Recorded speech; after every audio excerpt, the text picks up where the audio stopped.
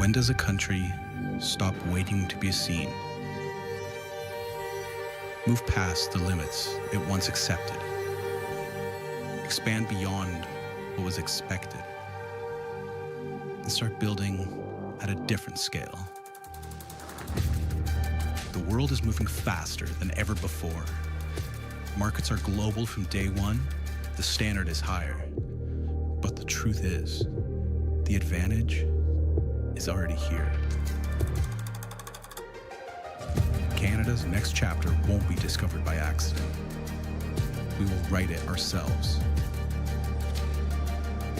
It's our time to tell the world that the future is being built here.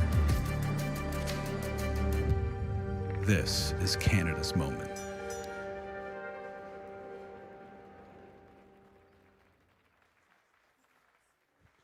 Good? Good morning, Toronto. Welcome back to Homecoming at Toronto Tech Week. Look at this fucking room. Honestly, this might be the single best sovereignty strategy we have as a country right now. If we haven't met, my name is Satish, and I'm one of the co-founders of Toronto Tech Week.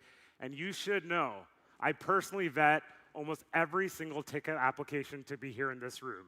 So if you're here today at Homecoming, you're building something of substance, of importance, of value, and you're given to this community. And we're so, so grateful to have you here in the room with us. Thank you. Nobody does it like we do in Toronto.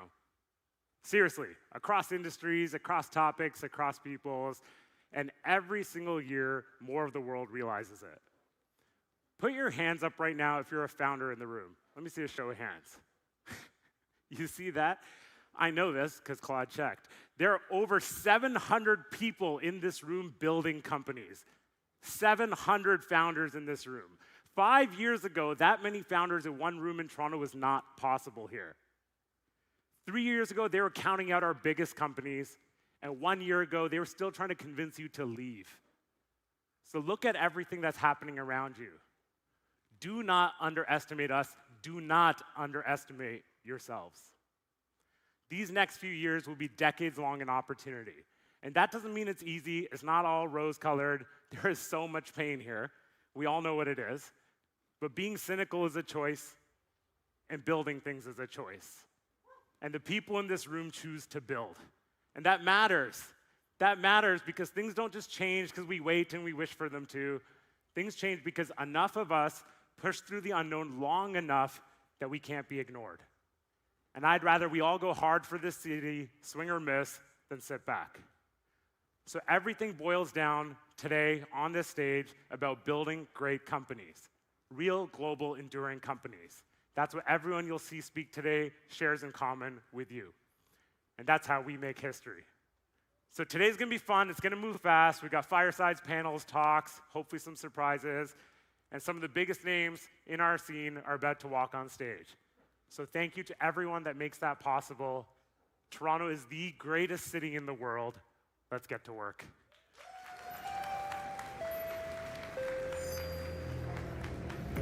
There's never been a better time to build.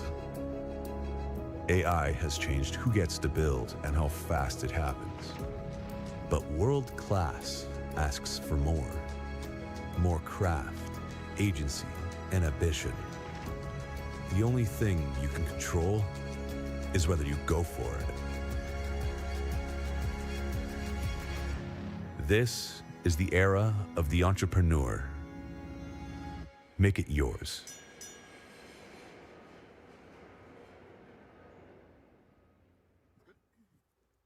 Hey. Hi, guys. Hey, everyone. Good morning. Hi, everybody. It's good to be in Toronto. If you say the second T, you have to leave. I think that's part of the rules. I'm Lulu Meservey. This is Toby Lutka of Shopify, and we're just going to chat.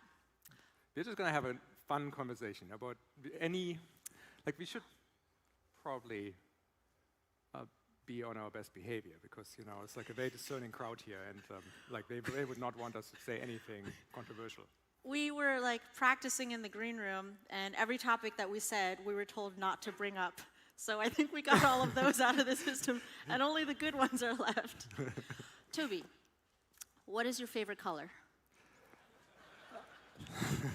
Wow, really going for it.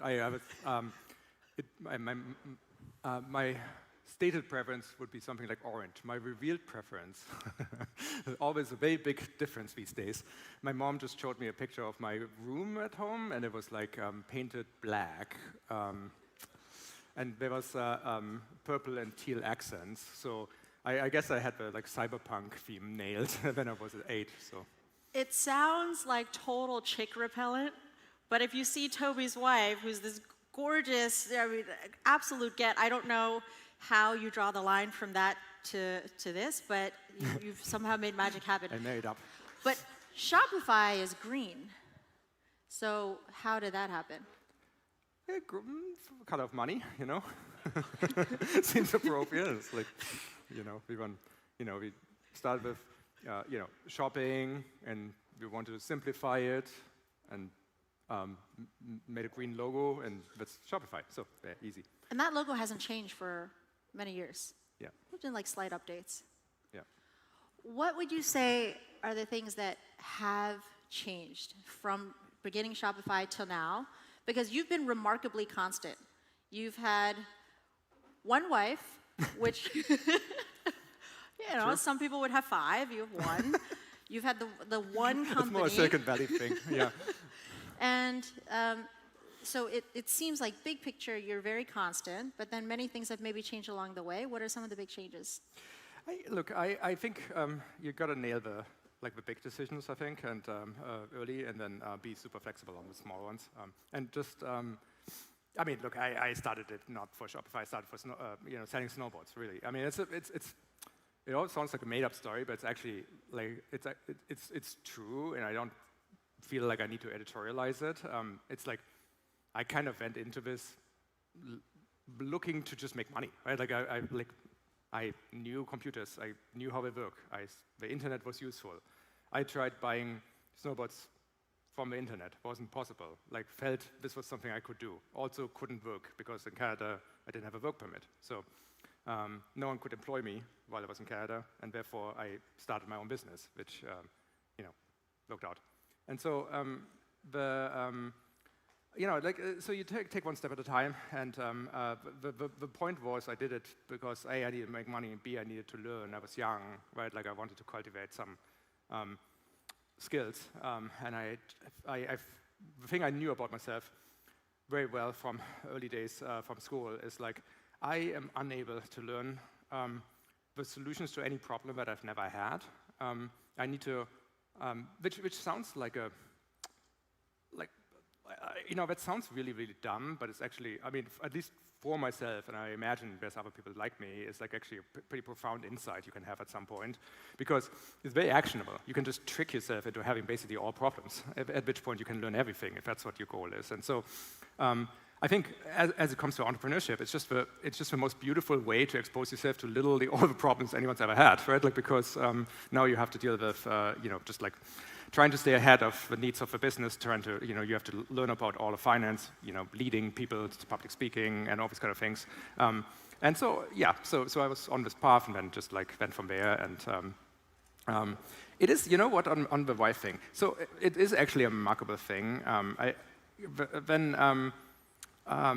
I mean, the early joke around Shopify, remember again, we launched in, we started in Ottawa, Canada. The early joke was the Shopify benefits package was marry a government worker and go on bears. Because that's exactly what, like all of us were on that trade. So that scaled until about 10 people. So It worked out. What would you do today differently? So a few things have changed. Technology has changed. The kind of environment for starting a company has changed. So if Shopify were born today, or for people who are starting companies today, what do you think looks different? just like, I mean, I think it's a, I don't think it's harder necessarily, but it's harder for completely different reasons than it was, right? Like it was super hard because it wasn't something you did, like starting companies really. There's no support network. There's literally, you could walk into like a Chapters or like a bookstore. There was no book on it. Like it was, I think Paul Graham's Hackers and Painters was also not about entrepreneurship, but accidentally talked about entrepreneurship, right? Like in a very real way. That came out in, I don't know, I would want to say 2006, maybe a little bit earlier. And so there was like basically a complete information asymmetry there. Like you, I only heard the term entrepreneur probably like 3-4 years into running a company, right? Like so, and so it's That's just what like, we've been doing. right. Like now this seems crazy because, especially because like not only was I an entrepreneur, I've already caused other people to be entrepreneurs and didn't know the term, right? Like I mean, this is partly potentially about me. What were you calling it? I just like you started a company, right? Like it's, and I was just like, you know. Then the whole thing became. I mean, the thing that pissed me off most was when I started talking to venture capitalists, and they sort of like described my company as a lifestyle business because it was making money. And apparently that makes you not a business, like in their minds. They had to rename us, and I'm like, I pointed out. You know, I'm of European descent. We have started companies for 6,000 years. You don't get to fucking rename like companies into lifestyle businesses here suddenly. So anyway, so venture. But then I figured out we were actually probably not a lifestyle business, and I guess they were right all along. So, Do you think now that the starting of a business, that entrepreneurship is like too appealing? Is it like attracting scenesters who are going to think that this is the way to be cool at the party, to talk about being a founder, and then they'll actually flush out of the system? Or do you think it's like generally good that more people are being drawn to this? I think that's clearly going on a bit, but I don't think it matters. I feel like I think it's very good to normalize making this easy. Like it used to be like you introduce yourself as entrepreneur and everyone heard unemployed, right? Like, so that's also not great. It still kind of is. Still kind of is, yeah. Mom, he's an entrepreneur. I love him. Like, okay, he's unemployed. So I think, yeah. Look, I think entrepreneurship is an enormous act of bravery. It's you're putting yourself out there. You're building something. You're making something for other people, right? Like society is as rich as how many members it has that are, adding something to the common mission of society, right? Like every country is a project. The core of a project is its economy. Its economy throws wealth off, which then can be gainfully reinvested in social programs and all these other kind of things. But it's the economy which is the engine of the entire thing. And so, like your society becomes richer by more people contributing positive and novel ideas or goods or services to the commons. And so the only way how services or goods are being added net is through entrepreneurship. And so it's a glorious act that we should celebrate vastly more than we are. And it also needs to be made as simple as possible and as convenient as possible, because I think it's really fucking hard enough. We're talking about sort of early days. The difficulty was obscurity, information asymmetry, and all these kind of things that were truly hard. And no one told you how to pay people. No one told you we didn't incorporate until someone told us you should probably incorporate, right? And then we incorporated with 2 shares, one for me, one for my co-founder, right? So, and we still have an incorporation document with a stamp and everything. It's hilarious. So 2 shares. And so, then we had to change that. It's amazing. So you make every mistake along the way, and there's something to this, but it's really like now you're like increasing the amount of shares that your company have instead of working on your product. And so now it's hard because there's so much competition, but that's not great for the people who are like obviously, it's the nicest thing if you find a niche that no one has thought of, and you have an instant monopoly, and or you're like Anthropic and just add like Canada's GDP in a quarter to your revenue, right? All these things are amazing, but that's not good for the consumers. We entrepreneurs get to play a game which is incredibly valuable and fun and full of learnings and all these kind of things. And what society gets from it is, again, goods and services that are novel, that it then can vote on. Right? It's like every single time someone purchases a product or consumes a service, comes to a venue like this, comes to an event like this, comes purchases an article of clothing, whatever it is, you cast a vote for not just that thing, but everything. Like you cast a vote for every single decision, every single meeting, every single idea that led to the event, the entire supply chain that caused the event to exist.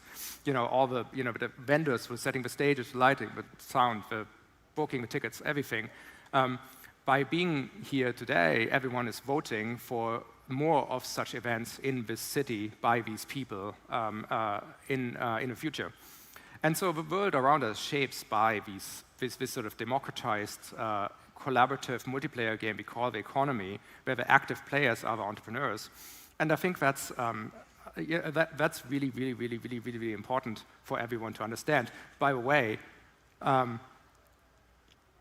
just to make this a little bit more spicy and fun, we all know this. School is like a conspiracy to get everyone to be utterly fucking confused about that's how it works, right? Like everyone's pretending that there's a fixed amount of wealth in the world that everyone else competes over. And, so it's just like even coming to the most basics, understanding of how everything works and fits together is at this point like a fucking gauntlet that everyone has to run when you're going through life. And so that makes it doubly hard. From a perspective of entrepreneurs, of course, you have all this competition now, and like it's every niche is identified. Well, no, not everyone. You'd be surprised how much open terrain there still is, but there is a derivativeness. I think the people you talked about showing up, the people who are here because entrepreneurship is now sexy right now, they tend to go for the this seems valuable. It's sort of a lean startup customer development that you usually see. It's like talking to a lot of potential buyers and figuring out their needs and then trying to fulfill their needs, which, okay, that's not necessarily a bad thing, but this is how you create slightly incrementally better versions of things that already exist, right? And what we actually, I think, celebrate most is sort of the novel, beautiful insight, right? Like the thing that no one asked for. In fact, the thing, I feel like the best thing that can be done is for people to just fall in love with some kind of problem. Like this happened to me early, and this is not my idea. This is, Karl Popper writes about this and talks about this, or talked about this, I suppose. He talks like the best thing in life is to fall in love, is to discover a beautiful problem early in life, like something you can fall in love with that you can then spend your career sort of toying with and playing with and acting in and trying to improve and solve. And it's the most unlucky of cases where you're so good at this that you might solve the problem, because now you need a new problem to solve. And the best you can hope for is that the problem has yielded a beautiful problem children that you can now dig into. But like that's, I think that's a beautiful idea, and so I highly encourage people to just go and discover the problems that would speak to them, and then just go as deep as you can. So can you try to choose the kind of problem you fall in love with, or should you try to choose? Because how much of it is fall in love with the right problem and choose the right problem because you are shaping society in the act of bringing this into fruition, and how much of it is wait for the lightning bolt to hit you and then just execute really well on whatever the thing is. Yeah, I'm a little bit sus of the lightning bolt moment. I actually feel like there's a. I felt. Okay, so just about my experience there is like, I felt a gravitational pull to the combination of using technology to sell things. And I know this sounds really, really trite here, but like, it just, like, to me, this was a beautiful thing, right? Like, it was like, I always tried, like, as a teenager, I bought things that my fellow, like, classmates were really into in bulk and then sold it at a profit, right? Like, it's just like... Like what? Like, I mean, again, I'm a child of the 80s, early 90s, so like, one thing was, you remember these like Magic Eye books where you had to like screw up your eyes and you saw like a 3D object? Like glasses? No, it's just like, it's like... I'm trying to imagine what there was like German a trick to teenagers it. are. You put your nose really close and move it away, and at some point Oh, you Magic saw Eye. it. Yeah, Magic okay, Eye. okay, Yes, yes. yeah. Look it up. And like, you know, just like there was these books, and we published them, and it was like apparently really fun, and I didn't like quite get it, but like I called like the publisher and bought like 100 of them for like $1 or $2 per thing, and then sold them for $8, and that was my. And then I had enough money to buy a new graphic card. You were a Magic Eye dealer. I was a dealer. Wow. I was a monger. Most kids is like chocolate bars. Yeah. Wow, that's extra. So you know, like I think, like, and then you know, like, okay, well, you do this a bit. Magic was a theme. I played lots of Magic the Gathering and so on, and made lots of money with that. And so, but like again, you realize, like that, you know, you can do this, but it doesn't scale. Like and the computer scale, the internet was around. This was not. Like stay with the problem, the thing that I wanted to do, and take it, like bring all your other unique skills into it, and I think that works well. What should people look around today and feel like, what do you think is missing from the world today that people should try to fill in with their skills? I think, yeah, I mean, like, Shopify is going to be the best idea I've ever had, so this is why I love, you know, building it, running it, reinventing it, whenever it needs reinventing, which luckily is very often, thanks very much to the tech industry, which constantly comes up with delightful new platforms that we get to re-explore. And so, what's missing? I think, I mean, we certainly need to fix media, right? Like we need better stories in the world. That would be worth digging into. We need, but I just think also like delight. Like, I mean, it's amazing that we've managed to get 10 minutes through this without talking about AI, which is like, I think that's a world record right now, planet Earth, right? So, so there's a lot of talk about what people are going to do in the future, and you know, like, here's, I find that really, really, really funny, because it's such a misunderstanding of how humans work that people think that there's not going to be enough jobs. The shape of companies is going to change, absolutely. Companies will be smaller, but there will be vastly more of them, which is amazing because, I think the world's actually deeply impoverished in terms of how incredible the products are and what we can get by the fact that there's only very few companies that could actually pay or create the environments for having excellent engineering. And engineering was the core ingredient of all the most important, most of the most important projects and companies of the last 20 years. But there's just not enough engineers in the world to come up, to follow everyone's ideas. And now this is becoming much more, everyone has a 7 out of 10 engineer on their phone right now for $200 a month. And that'll be $20 or $2 a month very soon. And so, this is becoming, I think the amount of creativity that can be brought in the world is just so vastly higher. And so first of all, we will have more companies. What are these companies going to do? And like, there's so many things that, like, the demand for interesting things, for delight, for products, for experiences is basically infinite. No, it's not basically. It's literally infinite. It's like there's no more certain prediction anyone can make that when people want more interesting stuff, right? And so that's just very deeply, that's like lizard brain shit. Like this, we are not talking about like this making a choice. This is like base load, right? Like firmware stuff, which is great. That's the best thing about humans. We are like infinitely interested in novelty and new things. My favorite jobs program in my mind is like Formula One. It's my favorite because it's like an entire sport named after a rule book. Like it's the only sport named after a rule book. There's, you know, one single team has like 1,600 people working, 800 people on the car, 800 people on the engine. They're flying around the entire world, all because we just decided to have a rule book. We are very good at coming up with jobs. And so there's going to be no shortage of people coming up with things to do. And I think we should do more of this. We should invent more things. There's the enhanced games right now. I love that we're trying this. So, you know, I think that this direction is... All of these are jobs programs for white guys, which we didn't think existed, but there are actually many of them if you know where to look. If someone is starting a company today, they need a lot fewer people because they have great technology to assist them. Yeah. You've said that sometimes the optimal team size is 1. Yeah. But you've also said Shopify is a team sport, and maybe entrepreneurship is a team sport. So when might somebody want people around them just for the sake of having people around them, even if you don't strictly need them to do stuff? I think from the first second. I don't think, like, the ideal team size might be 1, but like that's definitely not the right, like, life's too short for that. You don't believe in the one-person company? Or I don't like, believe. You can, but you shouldn't. I think one-person company is like bullshit. Is it possible to build a billion-dollar one-person company? Yes, it is possible.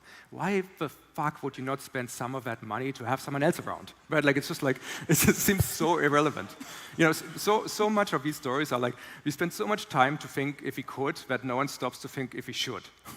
And so yeah, like I mean, get a couple friends in there, like, and then you're gonna have a much better time. It's like the best thing you can do is like do hard things that other people deem valuable, surrounded by friends, right? Like that's the kind of perfect configuration for life on planet Earth. So, but like I think the point sort of directionally stands that there can be billion-dollar 5-people companies. In fact, I think there are some now, and I think maybe not officially, but like you know, whisper numbers wise.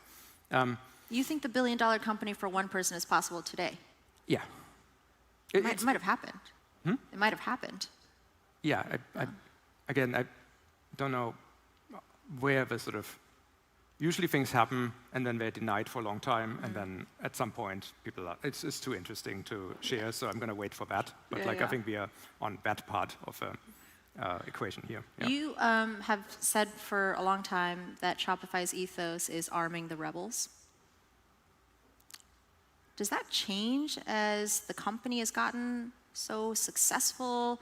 And there are people maybe starting today that feel, that look up at Shopify and think that Shopify has made it. And many of the merchants wonderfully have made it in some way. Like many of the merchants have become these thriving, successful businesses. How do you keep that rebel energy going? Yeah, so I mean, look, Shopify is, like, it's very important for new companies to not compare their opening chapters to someone else's, you know, fully finished first book in a hopefully infinite series of books. I almost called myself, my company, a finished book. That would sound horrible to myself, so I avoided that by making this a very least trilogy. Because like you know, I don't know, like people, as companies here, that of people that's many companies, in fact, that were started by people who used to be at Shopify, and those companies are very successful, and when I compare where those companies are on a on a timeline basis to Shopify. We're like growing 100x faster than Shopify did. Right? It's like, so it's just Shopify's old. And it's like 20, I started 21 years ago. And I just took it one step at a time, but like the thing I never changed is like the reason why I built the company, right? Like the reason why I built the company is because I'm deep, like I love the people we are building for. Again, I think there's not enough people looking after entrepreneurs. Like some people need to care about entrepreneurs, otherwise this is a fragile thing and might go away. If we can make it easier for people to be entrepreneurs, then this is a cause worthy dedicating your life to. And that was very small scale at some point, and happens now on larger scale. It's still entrepreneurs on the other side, and they are remarkable individuals. And being like one of the greatest assets of a company is that we have customers that we admire, right? Like we build for amazing people, and then the company is set up to, be like a little bit of a like, how do you say it? Like it's an island of misfit toys. It's like the sort of delightfully discontent. It's the people who are like, just care about things but want to make them better. We reinvent everything up and down, from internal systems to our payroll system to like it's just like we're an active player in the world of company building, right? Because companies are not that good. Like they all are just good enough for whatever their task is, right? That's where most people stop. And if you pursue it further, then you can have a lot of interesting discoveries, and it's all about discovery for me. So, I think you can keep it early by constantly trying to, reinvent it yourself, as dumb as it sounds, by staying very close to the people you're building for, and just really try to not lean into the sunk cost fallacy. Everything can be rewritten, especially now. Look, every existing piece of software on planet Earth is now just a prompt for a better version of that piece of software. I think like all the things where people say, like, wouldn't it be great if we could have this other version, or wouldn't it be great if we would have not made this design mistake, which Toby did 2004? Then we can now live in this counterfactual world, a couple $1,000s of tokens later. And not just like having to put our best people for a couple months into a room working on something that we already have in a different form, right? Which is actually really, really hard to get people to motivate for. So I think you can kind of like, there's so much you can do now, which is really, really awesome, and I think that's really fascinating. So, get started, take one step at a time. The thing that you can't do is never not be ambitious then. Like, you have to be the best in the world at something to do it. And so the important thing here is, like, this sounds too much, so you have to negotiate, right? Like, best in the world is really, really hard. Well, you can negotiate world, but this is important. You can't negotiate best, because that's what a lot of people do. And that sucks, right? Like, many people negotiate both of those things.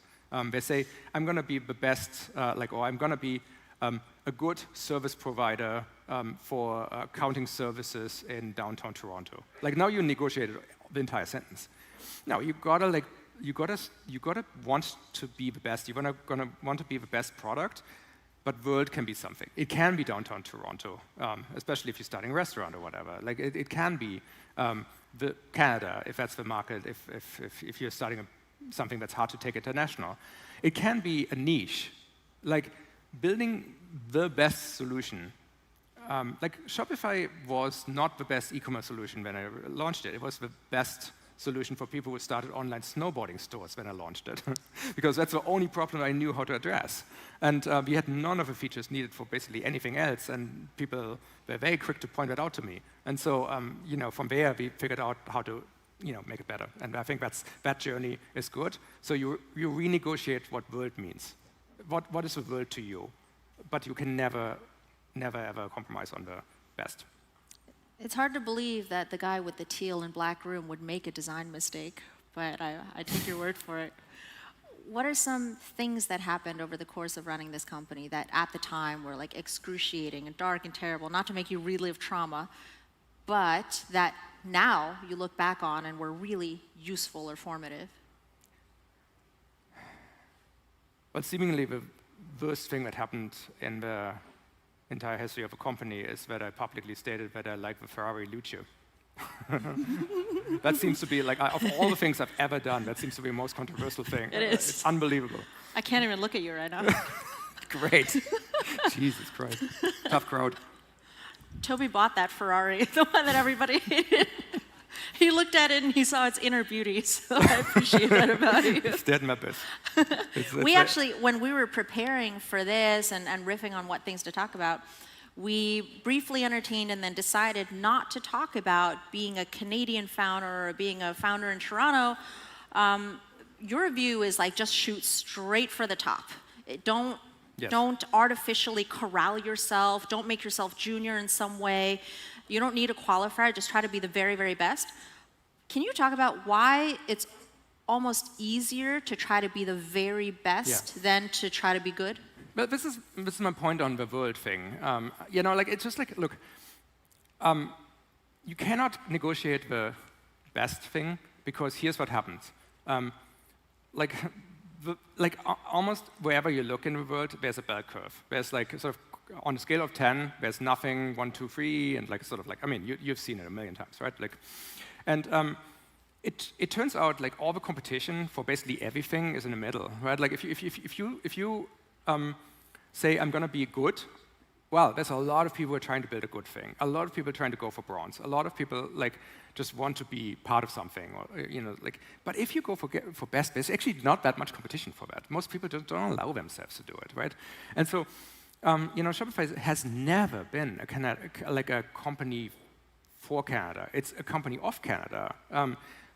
But Canada is like it's one of the best places on planet Earth to build companies, products, services for, you know, the Western world, and frankly for the entire world. It's just like there's a, like, the meta game of global companies exists, and you plug in from wherever you are. There are some places which make it harder. Canada is not one of them. And so I think I think this is the key. A lot of what I've seen, like, you know, Shopify has a benefit of having a front row seat to millions of success stories, and of course millions of discoveries of things that did not work with its shops. And the people who really like do really well, especially early, they're like, it's like the random little intersections of different products. Again, they renegotiated world. Their world was the people who wanted to wear jewelry that was Pokemon themed, and then they built the best Pokemon jewelry store on planet Earth. Right? And so, and frankly, I have some of the jewelry for the archives because that was an early store, and I'm not wearing it. But what I was really surprised by is like the quality of it. It was like legit, amazing, high quality work. It wasn't like novelty kind of thing, but someone really poured their everything into this. And I think is it like fine jewelry? Is it like gems? Yeah, it's sort of ornamented with like, you know, Squirtle made from sparkly stuff. Like it's like, I think it's cool. And so, like just aim high is what I'm saying. It's much less competition. Don't make a slightly better version of something that already exists. That sucks. The world has enough of it. Speaking of quality, it's easy to make things, but there's a lot of slop out there. In fact, the world seems to be trending towards slop. How do you resist that? How do you maintain craftsmanship? What is craftsmanship? I mean, craftsmanship is like, I mean, to me, it's a different family tree of life philosophy than academia, which is a very big statement, I think. It's like, it's more consequentialist. It's more about the thing that is created than value of a wall can be judged. It's not so much about ideas. Like, the difference between, I think, academic thought is that, and craftsmanship thought is that to academics, like a novel idea is everything. Like, again, academics dominate. Like, academic thought dominates the Western world, specifically North America, and therefore, like things like you can get a Nobel Prize for an idea, right? Like, which is like you should. It's great. It's very sort of industry way of rewarding each other. It's all good, but like it's over-dominated public discourse. We believe like innovation happens by people in lab coats saying eureka at some point. In reality, that's not at all how. Well, I mean that is part of it, surely, but like it's more. It's more blue collar, right? It's like it's more make things. It's doing reps. It's like put in your time. It's like make 1,000 of a thing that you care about, and you know the 1,001st will be better than the 999th. This is where like the apprentice to a shoemaker spends 10 years making shoes, and then they can be a master shoemaker. Yeah, when you and Europe, like I'm from Germany, which has like a Germanic region has, I think, carries the torch for the apprentice entrepreneur, apprentice journeymanship idea. Like this region, it's not just Germany, it's Poland, it's Czech Republic, it's Italy, and so on. There's a deep appreciation for the craftsmanship that goes into things, and I myself apprenticed as a computer programmer. And so inside there, like in a group, it's like people make their own tools to do a better job. But people wouldn't start building tools for doing the job until they have reps. And then they make tools, they give those tools to their apprentices, they start with the new tools, then they apprentices will eventually make their own tools, like eventually once they have insights. And this is another form of innovation. It's like, you know, like for instance, the West has outsourced all manufacturing. That's how deep the economy goes. All the manufacturing was sent overseas, and it's only now that people realize that when you send over manufacturing, it's not just that you outsource the stuff being built, which has some immediate benefits, you actually outsource the learning how to build better things, which is something you really, really wanted and you've forgotten about because everyone who's been doing this has retired now. And so I think there's more of a realization here that we actually like really need to think of like these things as equally important, two sides of a coin. Canada has this actually incredibly bad because like there's entire programs which luckily we're getting rid of, hopefully, this like shred these SRED credits that you can't actually get for doing anything. You only get money when you failed, when you had an idea and then you fail to implement it. If you succeed, it's no longer deemable as shred credits because it's not research, it's like commercialization, which is dirty somehow. So it's like you see this problem everywhere. You see it in how sloppy the North American cities look. Like going to, I mean, again, I'm from Europe. I'm not like a fan of Europe, in sort of, especially on an economic level. But like the wealth of easily accessible beauty everywhere there is incredible, right? Like it's just like people really make decisions to want to be surrounded by beauty, which can only come from craftsmanship. And I think this helps significantly create like a balance, which if Europe ever decides to stop being an open-air museum and actually like want an economy again, will be remarkable because we are currently deeply missing European contributions in the current new economy that's being built on top of data centers, supply chains, and AI. Yeah, there's intrinsic value to just making things beautiful for the sake of it. Yes. Maybe not with Ferraris, but with other things. Any websites, streets, and people need to think about that more. Yeah, we're getting out of a time of like. I mean, look, look. This is what happens really quickly.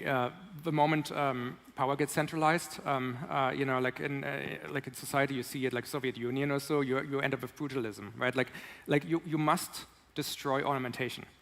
As part of it. You must push for pure utilitarianism. And I think this is the biggest misunderstanding about craftsmanship. Craftsmanship is not utilitarian. It's actually centrally planned, more academic abstract, which removes humanity from everything. And craftsmanship is deeply human. It's deeply in the moment. Ornamentation is actually not, it's not frivolous because it's like I mean, people say the entire, what's the purpose of life is like one of the really excellent candidates you hear is create beauty, right? Like that's, because that's gonna outlast us in a very, very significant way. And so I think making things for real human that actually are not quantifiable in spreadsheets, but like that you feel deeply is something that just like makes a real difference. The killer feature of Shopify in 2006 was that it looked beautiful. It's the only thing it had that was truly different from everything else.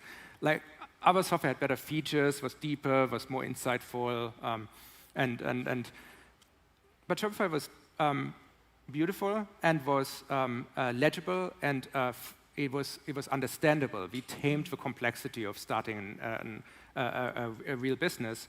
And some of this taming was not just like utilitarian taming or good language or good words or actually pretty graphics. It was a kind of ornamentation that invited you to explore.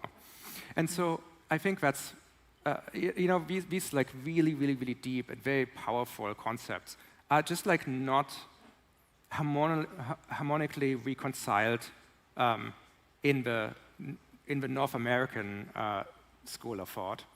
And I think that's impoverishing to a significant degree. So winding back all this entire stack here, all the way to like what should entrepreneurs do, we are all getting a huge amount of spare capacity here. Like again, like every individual is now the CEO of an entire data center worth of agents that can work around the clock.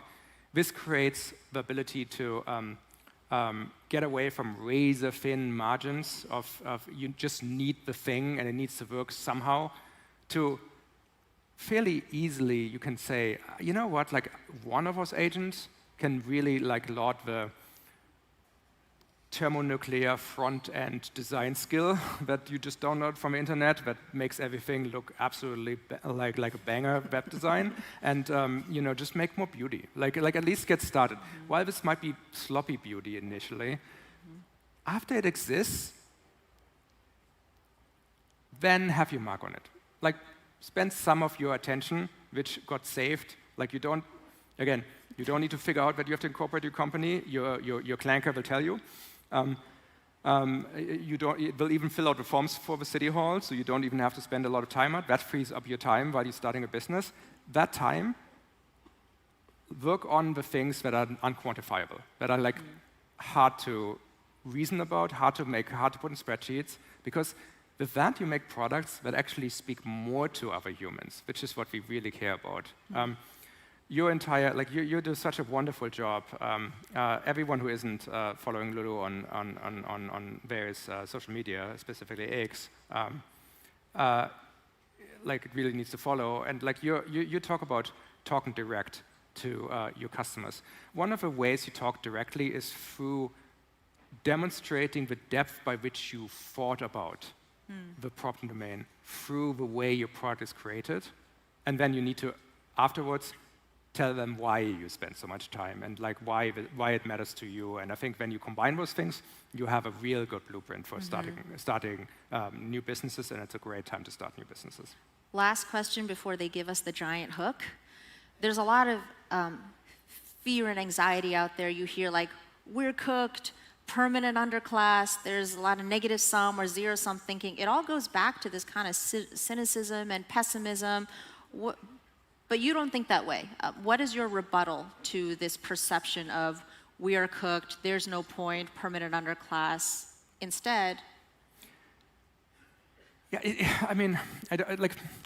that's a fun question. That's the last question when we were like, at 0, 0. I think, look, it's just wrong. It sounds smart, but it's dumb. And it's been dumb for, I can show you newspaper articles from 1935 where people argued that we've invented everything that we need to invent, and we will have to deal with a slower growth society, and we will have to figure out how to redistribute the things we have. It's dumb shit. There's infinite value out there. The marginal value of any beach is its weight in NVIDIA H100 chips. There's trillions and trillions and trillions of dollars of value we can bring into economies by just entrepreneurial action to remix the raw materials of ideas into things that other people care about, and then we vote for them through the beautiful concepts of money, and then the positive sum grew the entire pie. And by the way, the pie growing has no speed limit. We're already seeing several countries with 5% annual GDP growth. Literally every period of history that you can name, that people describe as a golden age where things were good, is simply a time where GDP grew 4% or faster. That's it. Like, humans are super happy when the economy, when they are part of something that's obviously growing, because that is giving evidence that there's lots of opportunity, which then encourages people to seek more opportunity, which then adds to the GDP growth. And so that's the entire thing. That's like, by the way, every time you spend time with politicians or media, remind them of that. And so there's a lot of this, and like there's no time as right now adding, because every single time you use an AI, you probably figure out something new it can do, and none of this is metabolized in the economies that exist, and all of it can be rephrased into products, services, open source projects, delights, gifts, whatever. And so it's a fantastic time to build novel things, and there's going to be brilliant businesses that will come out of this. So. Scarcity is fake. Fall in love with something, make it beautiful. Now is a good time. Thank you, Toby. Thank you.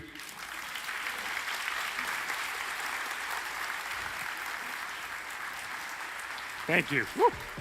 Almost fell. Thank you. Thank you so Thank you. much. Another huge round of applause for Toby and Lulu, please.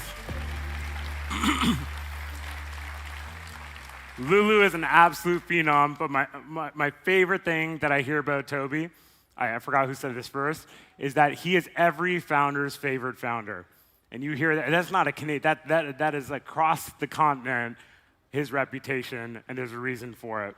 And I'm so grateful that he took the time to be here with us, and Lulu flew in to hang out with us too. Lulu from Scarborough, Toby now of Toronto, just incredible Canadian bench depth here. If you spend enough time on X, you know our next guest, Alex Danko. Alex has been called Silicon Valley's preeminent sociologist. I'm not actually sure what that means, but it was in his bio. And he's the editor-at-large at Andreessen Horowitz. But like half the things you love about the Valley, he's Canadian. He lives down the street. So for a state of affairs, please welcome Danko. Thanks, Steve. Hey, everybody. How's it going? Give it up for the opening band.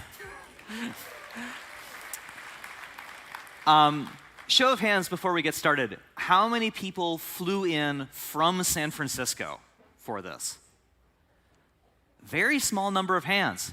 Okay, so this is both good and bad. It's good because, like Satish said, a couple of years ago, we would not have been able to fill this room with so many founders from here. So that's amazing. But also, on the other hand, this is going to be a metric of PMF that I want to capture for next year. And in the next 7 years, I'm going to tell you why. So Satish asked me to give a bull versus bear case for the Toronto tech scene. And I feel qualified to speak about this for a couple reasons. First of all, I find myself expressing both of them in my life circumstances. Right? My day job is I work at Andreessen Horowitz, which is not here in Toronto. But I live here by choice. I love it here. And the second reason is that I'm American, so I have an outside view on this whole Toronto tech scene Canadian malaise confidence problem. And I feel qualified to tell you, how would an American think about this situation and whether Toronto has PMF? Okay? So let's talk about the bear case, okay? Do you think we can handle it? It's tough. Can we do it? All right. If you are a young, ambitious person, the obvious thing to do is to go to San Francisco. If you are a founder looking for money and signal and people and proximity, the obvious thing to do is to go to San Francisco. The industrial revolution of our time is happening now, and the forefront is extremely concentrated in one place, and that is San Francisco. Our best people and our best technologies all go to the American AI labs and companies. It doesn't matter if we invented the future here in Toronto, it's slipped away. Is everyone frustrated and tired of hearing this? I'm tired of hearing it. I'm extremely tired of hearing it because it is missing something, isn't it?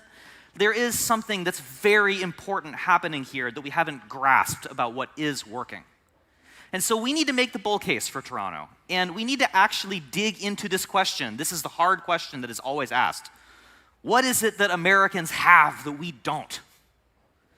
It's not talent. Of course it isn't. It's not opportunity. It's not motivation. It's not access to technology. It's not permission to build. There's this conventional answer, which is, oh, Americans are more risk-taking, right? They just go for it more. It's more celebrated. I don't buy this. I have never bought this. You know that the world's mining capital markets concentrate here by choice in Toronto? Those people are risk takers. Oh my God. Right? Like, that is not an excuse. No excuse. I will tell you where Americans are different. This was a big culture shock for me when I moved here. It's that Americans have an easier time expressing gratitude and generosity than we do. Now, I'm not saying Canadians aren't grateful or generous. That's not what I'm saying at all. But what I am saying is that Americans express it a lot more naturally and more effusively than we do. Because American culture is gift culture. And it's behind everything about America that works. The reciprocation, the mutual recognition, the ambition. So why does this matter for technology businesses and for startups? Well, we know a couple of things. First of all, over the last 30 years, technology has given us so much leverage lying around for free. What constrains founders and startups is, can you discover perfect little nuggets of potential? And can you get people to preferentially attach to them? The way that you achieve both of these things is by gifting what you have, and then finding out who gratefully accepts your gift as your signal for where to go.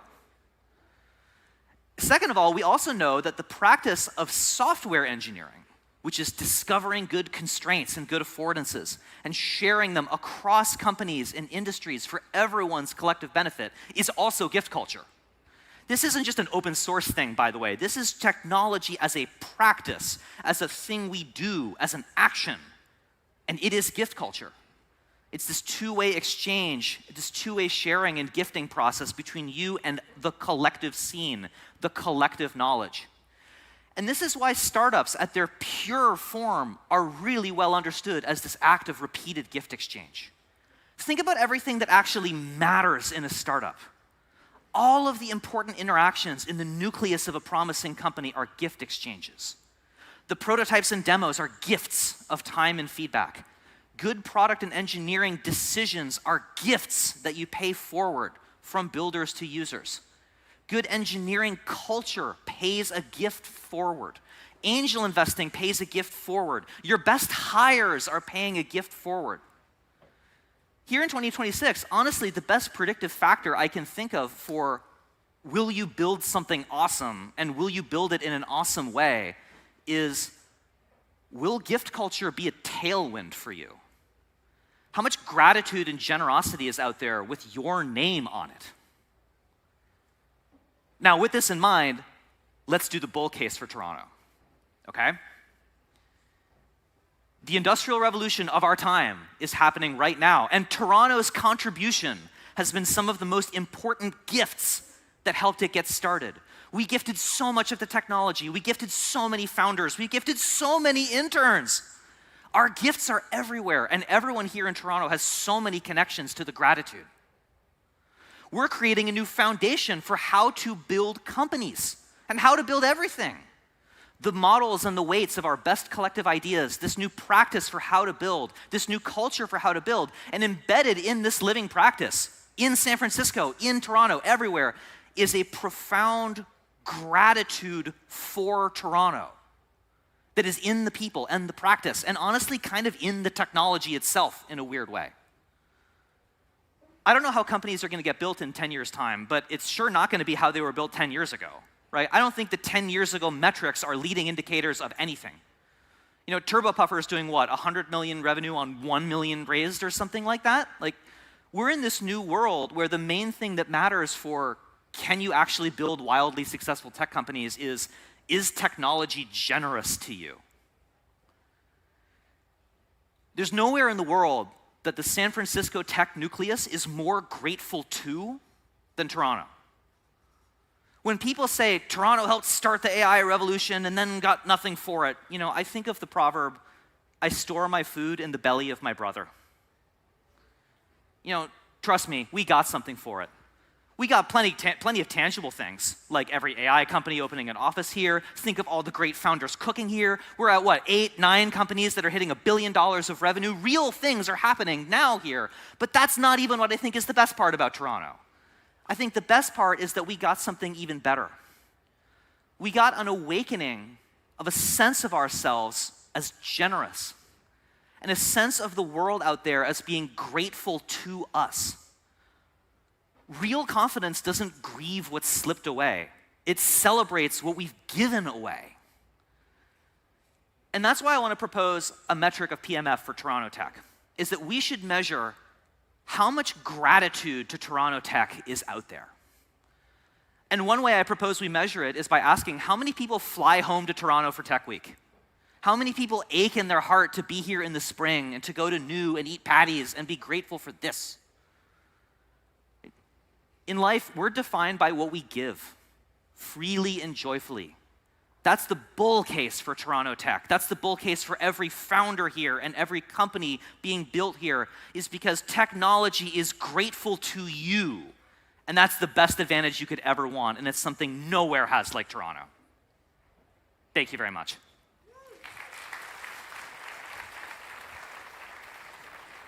Thank you. Amazing work.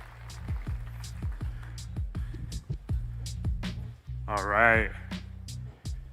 How much gratitude to Toronto is out there? I love that. I think the whole world right now is very grateful for Iceman. So we got a lot of Toronto gratitude. What we need is a lot of Toronto Tech gratitude. I'm grateful for Iceman. The answer to that isn't in any one moment. It's in the long game. And the next person we have on stage is one of the best examples of that in the country. I feel like I'm doxing him. Not enough people know this. 14 years ago, he was Uber's GM here in Toronto. And today, Andrew McDonald is the president and COO of Uber globally. He's built one of the largest mafias in Canadian tech. So joining us next for a conversation, please welcome Andrew.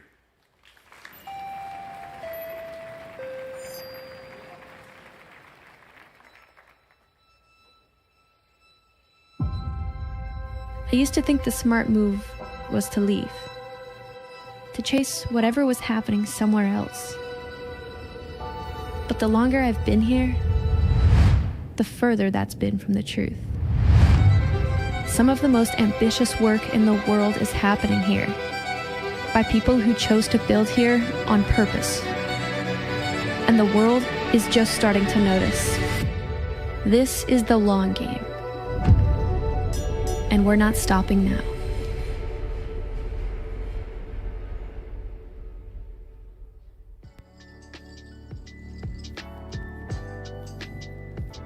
All right.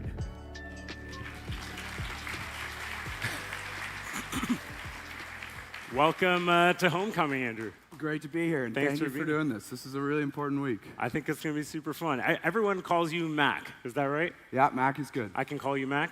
Of course, you can call me Mac. Hesitated. My 5-year-old calls me Mac, so No way. you can call me Mac. Tell me if I have this right.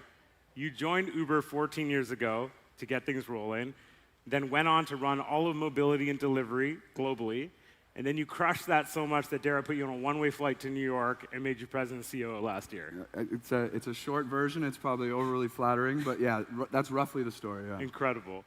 So take us back to day one of Uber here. What's been Canada's impact on Uber? Not Uber, on all of Uber. Yeah, I mean, this is, I think, probably not well understood, and I think more important than people realize. I mean, even going back to Uber's founding story, right? So Uber was co-founded by a Canadian, Garrett Camp, who's probably one of the most successful Canadian entrepreneurs of all time, but not necessarily a household name. Out right? west, right? Yeah, out of Calgary. And Garrett and Travis had the idea for Uber at Le Web conference in Paris when they're having a late night jam, a famous Travis late night jam. And I've seen the TV show. Garrett was a co-founder, stayed on our board, held significant equity in the company through IPO. And that was sort of the first moment, but not the only moment, where Canada had an outsized impact on Uber.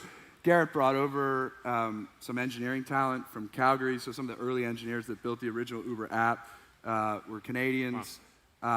Toronto was Uber's second international market, 7th city overall. But I think really a lot of firsts came from Uber in Canada. Really the place where we debuted the low-cost product. Folks may recall Uber launched as a limousine app. It was a luxury service. It was, we were proud of the fact that we were 40% more expensive than taxis. Everyone's private driver was the original mission, right? But Toronto actually was one of the first markets to scale low-cost products on Uber, so that was a big moment. Toronto was the first sort of international market to really battle for ride-sharing regulations, right? The U.S. embraced ride-sharing, I would say, earlier. It wasn't clean, it was still messy, but Toronto was one of the first sort of international battlegrounds for both the political and legal discussions that needed to happen. And our Canadian team, I think, did a lot of great work to make sure that ride-sharing was ultimately legalized in Toronto, and now it's gone global. And I think probably most impactful, though, is Uber Eats was really built in Toronto. And when I say built, Uber Eats as you know it, a marketplace where you can get every restaurant in the city, to your house within 30 minutes, that concept originated here. We were experimenting with some models of trying to get you, sandwiches from a cooler in 8 minutes in a few different cities, but we piloted the marketplace model here. And what's become known internally as the Green app, the Uber Eats app, was built here. It was the first market we got to profitability. And obviously that's a lasting legacy. That's now a $110 billion GMV business, basically half the company. Right. And the Toronto team really did the job driving that. So we claim Uber.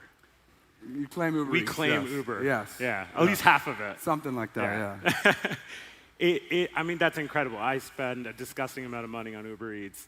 And so thank you, I think. I'm grateful for that. It's rare for people to stay on a path for 14 years. We're here talking about the long game, like building from that journey you're talking about 14 years to today.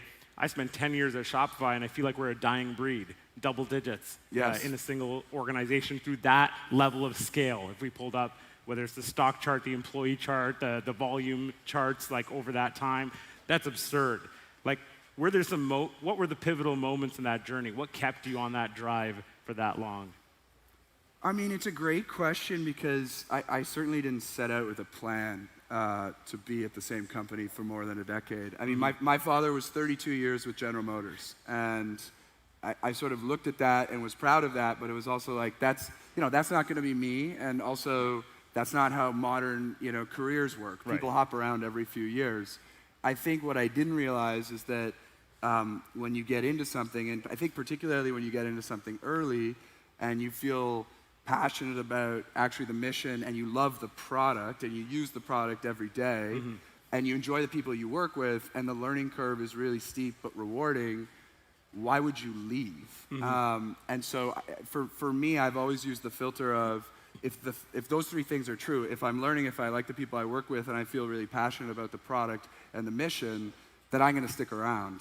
And I've managed to hang on. And I use the term hang on deliberately because working at Uber can be a grind. And building a company early on is a grind. And particularly at Uber, political and legal battles, insane funding. I think Uber in a lot of ways was sort of the face of the ZIRP era of infinite fundraising. And we were proud of being that face, but our competitors also played the same game.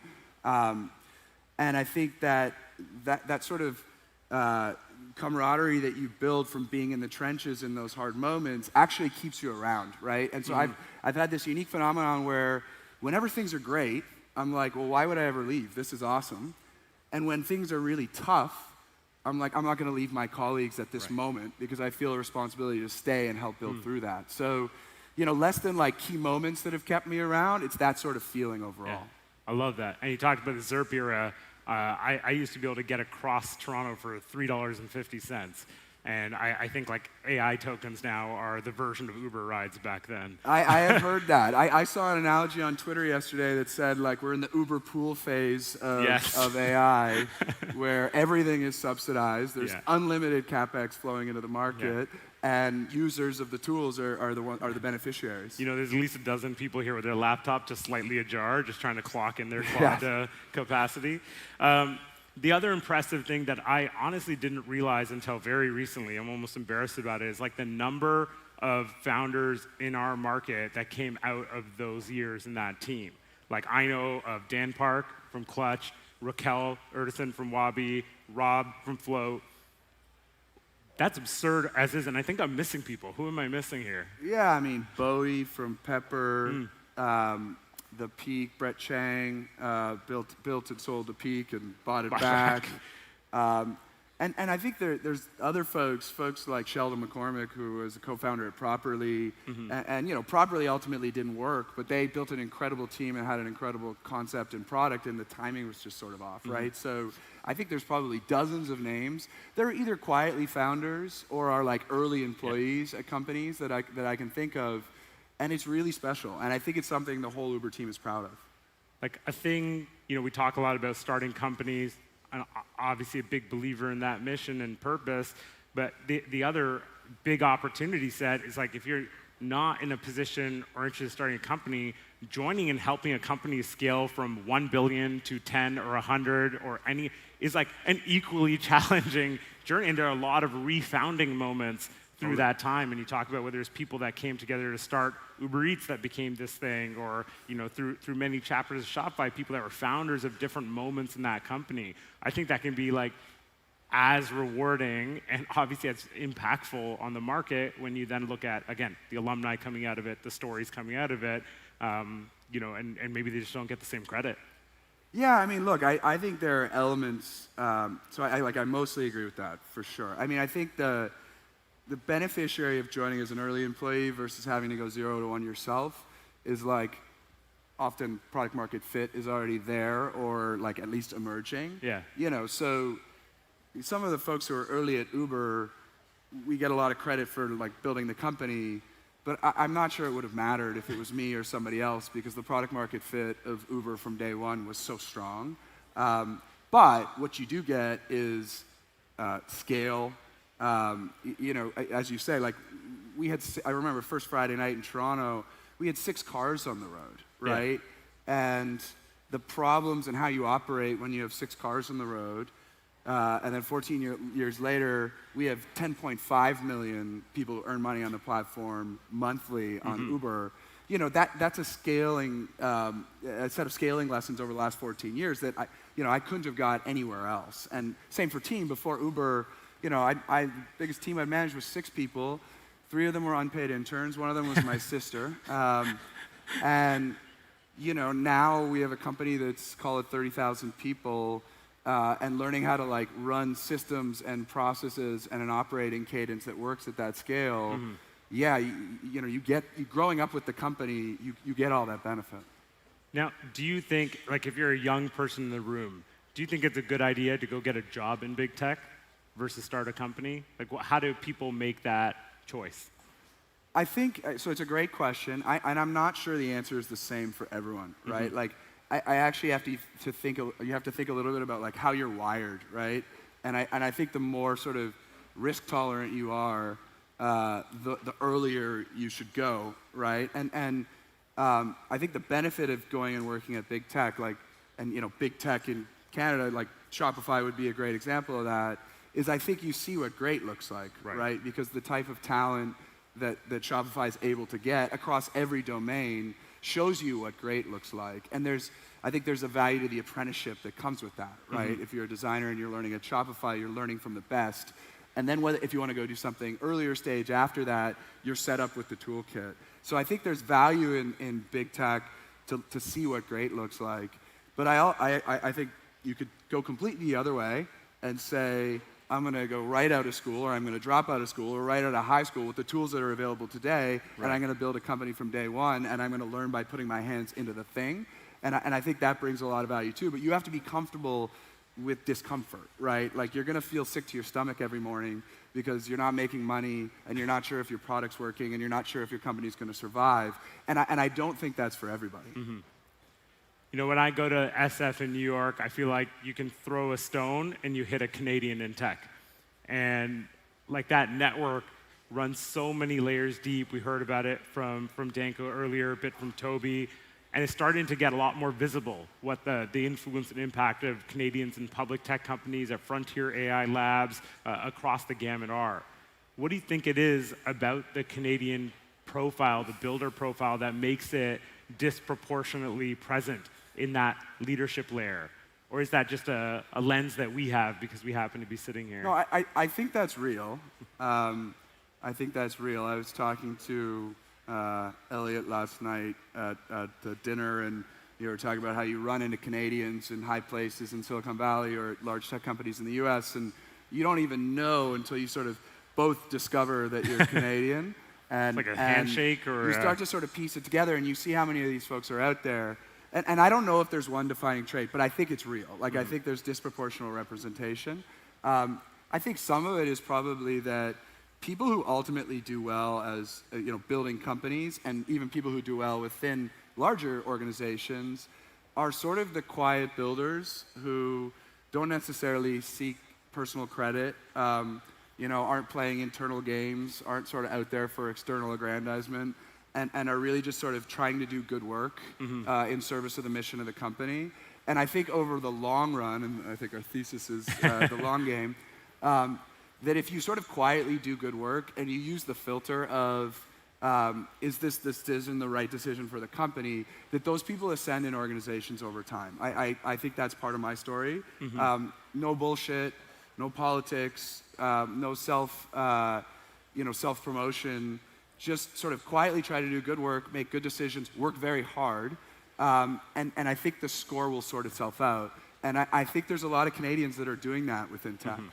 Do you think we need a bit of that, though? A little bit of stirring the pot, a little bit more vocal politicking? I feel like we have like a Skynet network of Canadians just ready to activate, but they're all undercover about it. I think if the substance is there, then yes. So, and what I mean by that is, I think the worst type of person who is all vocal, all flash, all sizzle, no substance. I think where we have substance, where you've got a great product or a great team or a great business or a great company, or you as an individual are truly doing great work, then yes, I think we need a little bit more chest pounding. Little bravado. And I think there is a moment for that, and I do think that moment is now. So yes, but I think the substance has got to be there first. So if you're a Canadian working in the Valley, in New York, in any of these markets, wear the badge, open an office here, hire the people. I think we're seeing a lot of that starting now. There's like a wave now of AI companies starting to open Canadian offices, and there's also, as Danko mentioned, is that a good thing or a bad thing? I think like every point of access, every point of opportunity for Canadian talent to stay here and have global impact. It's a valuable opportunity. Totally agree. It. And you're going to mint more talent. I mean, yeah. I've create the conditions that create more of this example of what the Uber Canada team Yeah, I done. mean, I've heard some sort of business prognosticators or tech commentators in Canada say, it's bad if Google opens an AI lab here. Sierra just announced they're opening a Toronto office. Awesome. I think that's amazing. And I've heard the notion floated that, well, this is going to soak up all the talent, which is going to make it harder for the startup ecosystem to get the people they need. But I think exactly the opposite. I think that it's going to mint the talent that will then seed the future generation of startups. And by the way, I hope it also mints the capital, right? Like, we need a bunch of people in Canada to get wealthy or semi-wealthy from tech exits so that they can fund the next wave of startups, or they can do their second act or their third act. And like, the ecosystem just needs to be bigger, the talent needs to be denser, and there needs to be more capital, and it needs to stay. And I think more is more and better in this case. Absolutely. So brain drain has been, a hot button topic for a while. Is that still the right frame then? Does that matter? I think it's a good question. I think in some senses, brain drain is understating the problem. I remember reading about brain drain like 20 years ago, and it tended, at least at the time, it was sort of about like doctors and certain professionals crossing the border because they could make more money, and that was a problem. I think we have a bigger problem today, which is that it's over the past decade, I would say, it's been not just brains that we're losing, specific skills. It's like the most highly contributing members of society are leaving. It's not just doctors. It's capital. It's entrepreneurs. It's trained senior executive talent. It's people who just want to like build the Canadian dream, but take that to America. And I think that's a problem, right? I think when you have people leaving because they feel like we've lost the plot a little bit here, not just in the domain of tech, but in just like general common sense, how our society works, I think that's a problem. And so I think brain drain understates it. The good news is I do feel like momentum is starting to shift on that front, and I think folks like yourself and Toronto Tech Week play a role in that. And so I'm grateful for that. Thank you. But I think brain drain understates the problem that we've been having for the last decade. I think something you said to me when we were talking about today was seeing the world through clear eyes is patriotic. I thought that was a really important observation on you obviously have a vested interest and value what happens in Canadian society, but that doesn't mean we look away from what's true or not. Yeah, I mean, I think this is true for companies. I think it's true for countries. I do not think that being critical or being self-critical is being guilty of negativity, right? I think it's a positive thing to point out where we can be better. I think the only way to improve is to acknowledge where you have deficiencies. And again, that's true at the team level, that's true at the individual level, I think it's true at the societal level and as a country. And so I have seen a little bit of the narrative at times be like, people are so down on Canada, right? And I don't really think that's real. Now, if you're down on Canada, but not actively trying to be part of the solution, then I think, yeah, there's a point to be made there, right? Like ragging on something, but not doing anything about it. Again, those types of folks are not the people that I want to be around. Yeah. But I think the folks who say we need to be better in these 5 ways, and here's how I'm going to personally contribute, those folks are most valuable to the country. Now, you did the drain. You moved to New York to take on this new role. How has that changed what you feel about this very topic? How has that changed your feelings about Canada? So I'll say a couple things. One is, I was very sensitive. So I took a new role in June of last year, and we moved the family in September. And folks will recall early last year, at the beginning of 2025, we had a federal election. And I've been quite vocal in my opinion of the way I thought the country was being run at the time and some of the changes that needed to be made. And of course, the government didn't change. We did get a change in leader, which I think is great. And I was sort of very sensitive to leaving Canada at that moment because I had a number of people reach out to me and be like, "Oh, you're fed up, so you're leaving." And I'm like, "No, I'm leaving because it's important for me in this role to be at one of our headquarters, and I would rather stay, all else being equal." I made the choice to stay the last 13 years in a global. I was voting with my feet, being here in a global role and not moving. But that wasn't sort of an option on the last set. So, but it was no statement. There was no like value judgment there that I'd had enough. It was time to go. It's the opposite. I want to be a part of the solution. What I'll say, being now in the U.S. and working in the U.S. First of all, there's no like major epiphanies. It's not like you walk around Manhattan. Didn't hand you a pamphlet that gave you a new set of values? Yeah, it's not like, oh, now I see it. There's not that. What I would say though, and I think it's important for us to have clear eyes on this. Like nobody is coming to help, right? And nobody thinks about us as much as we think about ourselves. We have this notion that the world is all looking at Canada and folks are like, "Oh, you're in the U.S. Like, what do they think?" Yeah. And I'm like, I don't think they think about us that much, right? Like humans are wired in this way where we think that people are. We're very conscious of what everybody thinks of us. Our successes, our failures, our virtues, our flaws. But people are so tied up in themselves, and I think this is true globally as well. Like, America has all sorts of challenges and triumphs that they are wrestling with or that they are proud of. They're not thinking about Canada too much, and I think that's true globally. And so what does that mean? It means we need to do the right things here because it's virtuous for us to do the right things here, right? We need to fix the problems. We need to celebrate the achievements. We need to get like a virtuous flywheel of our own going, because it doesn't actually matter what the world thinks of us. Yeah, being self-important is a trap in of itself. Thinking too much about everyone, yeah, we don't even think about you. Yeah, and also defining yourself by what others think of you is not something to aspire to, Yeah. right? I mean, there was a moment, our last prime minister said, a core part of being Canadian is that we define ourselves as not American. I think that's a horrible way to think about what we want to be as a country. We should aspire to be things. We should not aspire not to be like them. So you mentioned our change at government. Yeah, amen. You mentioned our change in federal government, and we hear probably what I would say is them saying a lot of the right things about tech.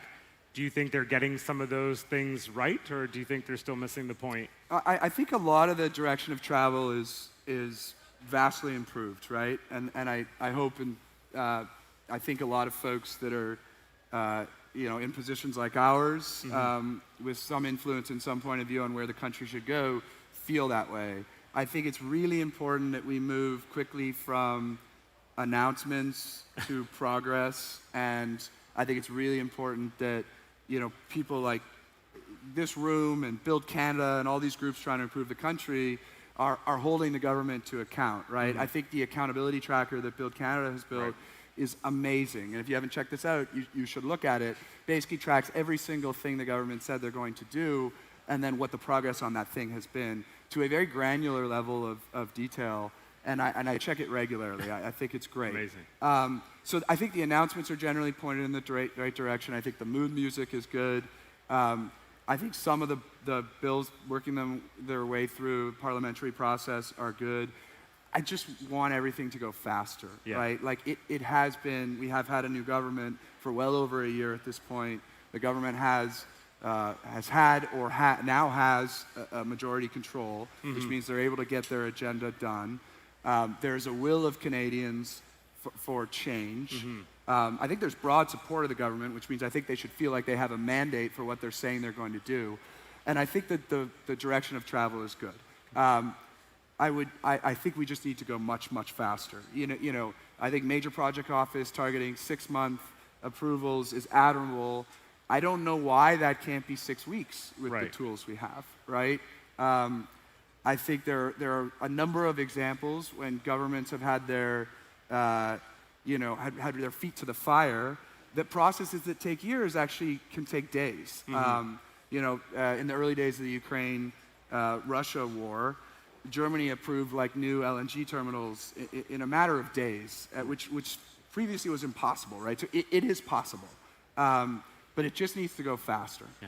Yeah, I think coming in with the mandate, as you put it, there's a window where promise of change is warranted and leeway is there to execute. I think that the need for actual change starts to compound. That window of, okay, we know things, we got to turn the wheels, we have to steer the ship, but at a certain point, that has to actualize. And an example I realized again this week is we're still waiting on an AI strategy from the government, from councils and other things in place. And I think we're talking about one of the most obvious sets of things that need to be done, and we're over a year later waiting for a published plan, yet alone what that plan will say about what then happens in what time frame. So totally I agree. think, just like when you start any job, it's not like here's all my set of responsibilities. It's where can I add value the fastest and start to build credibility and trust. Totally. And I think we need some of that. Totally. And look, on day one, right, you have the right to say, I've got a plan for a plan, on day one. Yeah. I think 60 days in, and this is the same at a company, right? If you're a new executive at a company, you get to be in the listen and learn mode for 30 to 60 days, and then you actually do stuff, and you have to put your name on a few accomplishments. And the risk is if you don't do that, you quickly start to lose credibility. And if 6 months in you haven't really put your name on anything, more often than not, it's not going to work out. And I think that's a problem. I think it took a lot for us to get some tailwinds. And it would be good to see that follow through. Yes, It's absolutely. hard to create that swing of momentum as a country, yet alone as a society and culture, and we're there. So Before we wrap up, I want to switch gears and actually just talk about the industry of Uber, because you're sitting at the center of a lot of interesting things. I think it'd be crazy to not ask about them. I think what everyone here is wondering most is when we're getting some self-driving Ubers in Toronto. What's the plan, man? Uh, How am I getting home today? We need a framework for regulation. No, I mean, there are real regulatory constructs that we've got to work through. And the good thing is, I think self-driving cars are so obviously and self-evidently good for society in the long run, that I'm extremely confident that we will get there, not just in Toronto, but in every domain in Canada and globally. There are certainly vested interests that are concerned about the impacts of self-driving, what's it going to do to this labor transition that we're going to go through with AI, what about traffic, what about this, what about that. But I think there are way more good arguments than bad arguments, and so that over the medium run, the regulatory stuff will sort itself out. I think Uber is actively trying to get partners focused. So Uber's strategy on AVs is we want to be the platform for deployment, right? Anyone who wants to put autonomous vehicles on our network, whether you're an OEM or you're an L4 software provider, whether you're a fleet that owns the assets, whether you're a financier that underwrites the assets, you put those vehicles on our network, you'll get very high utilization, your return on assets will be great, and for our customers, they'll get assets or access to the best technology. So we're actively trying to encourage partners to bring their tech here. We've got you mentioned Raquel and the Waabi team that are building self-driving tech for both trucks as well as passenger vehicles right here in Toronto, which is amazing. And hopefully we can get some Waabi demos going soon, because I think that would be inspiring for folks. So soon is the answer, but I don't have a specific date. I mean, I don't think traffic in the city could get any worse, and I've seen some of our drivers here, so I'm betting on self-driving as a better solution. You talked about the promise of AI. Dara's spoken, very, very broadly about the promise of AI and implementation and utility of that. What do you think happens to the labor market? You talked about the number of people that are driving income from Uber or depend on the network. Cast us out 5 or 10 years. What do you think the situation is in the industry?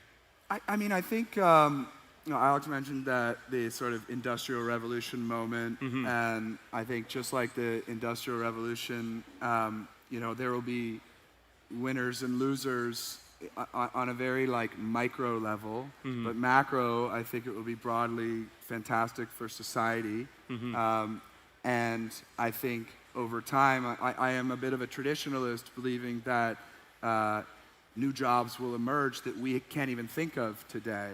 Totally. And that there will be sort of induced demand for labor because the economy will grow at a higher than baseline rate, because I think the promise and the impact of AI will be so significant. So I am optimistic.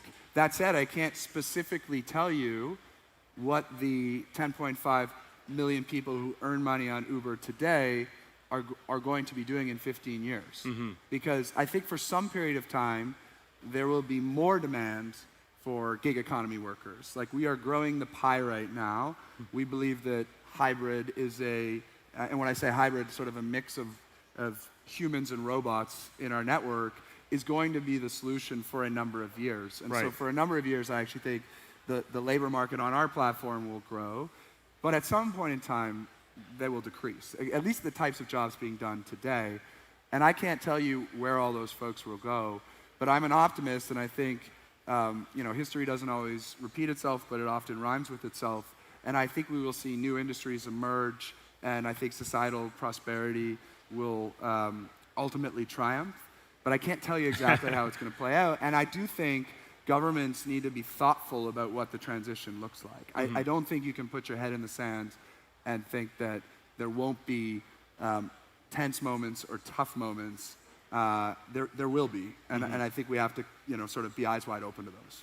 Awesome. You're at the center of some pretty cool stuff.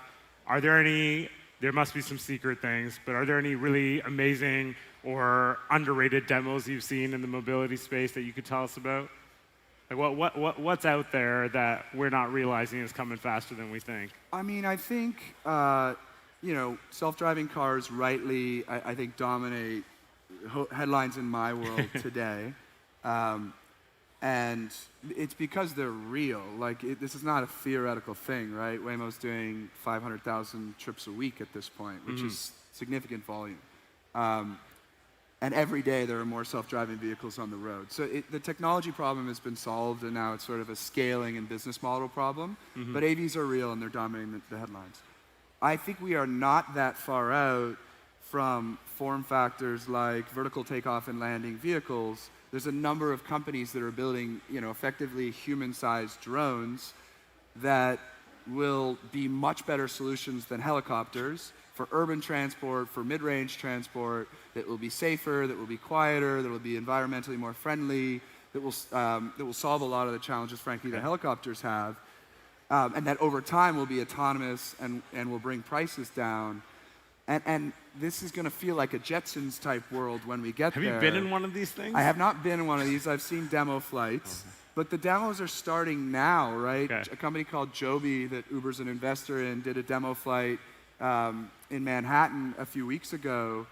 And we're not that far off from that being your airport commute from here to Pearson, right? And I think that's going to have like amazing knock-on effects for society. Like, think of the impact on real estate values if you can live what is a 2-hour drive outside of Toronto, but commute to work in an eVTOL in 20 minutes. All of a sudden where you can live, like the world just changes a lot. And I think it's going to be incredible. It's going to be safe. And people aren't thinking about that today, but I think in 20 years they'll be everywhere, and that's going to be amazing. Love that. We've talked a bit about the alumni already. So before we wrap, I'm curious, are there founders or builders that you're watching or investing in right now that you think are going to define the long game in Canada, that are going to be part of this next decade in a big way? I mean, if you're going to make me name names. Name names.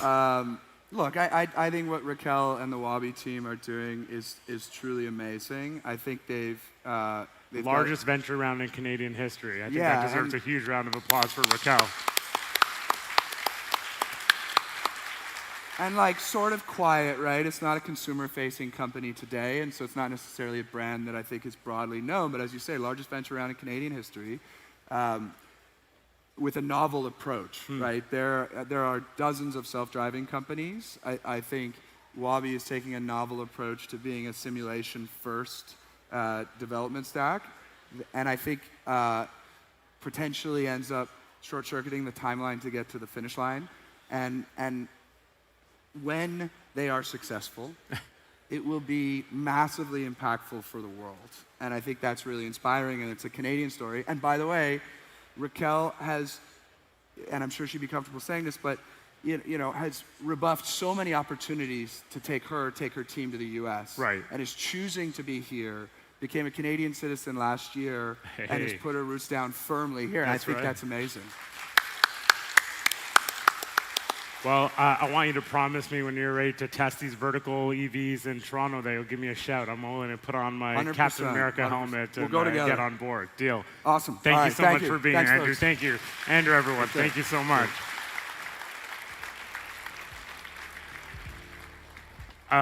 I think it's so incredible that people like Andrew come from this market and do the kinds of things that they do in the world, because they bring back so much lore and so much opportunity back into this market. It's unreal. We've got our first panel of the day coming up before we take a break. And I appreciate everyone's attendance. This incredible group of people speaking. And I told you, we're going to go fast. We're going to go hard. We have lots to cover. I have never read, heard, and written the word sovereignty so much in my life. And it's a really hard word to spell. I don't think I've gotten it right once, and I don't think my Mac autocorrect understands what I'm trying to say.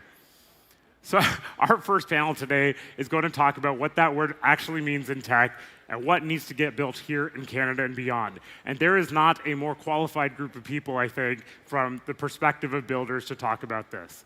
So hosted by Build Canada's CEO, Lucy Hargreaves, please welcome, it'll be Nick Frost, co-founder of Cohere, Elliot Pence, the founder of Dominion Dynamics, and Mina Mitri, the co-founder of Kepler Communications. Next on stage.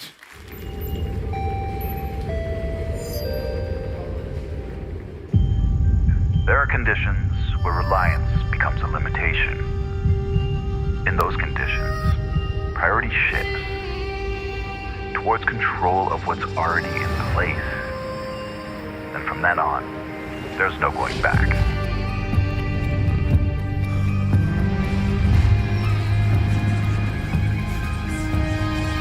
We define what comes next, on our own ground, on our own terms, starting right now.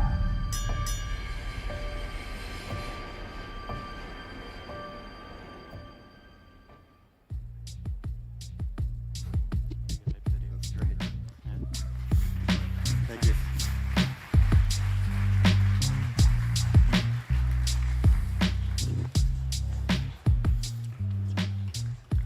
Wow, amazing. So great to be here, everyone, and thanks so much for coming out. I feel like we have had some incredible conversations already this morning. It's a bit of a tough act to follow, but here we are to talk about sovereignty. And really, like, if we were having this panel 3 years ago, I think this would have been primarily a policy conversation.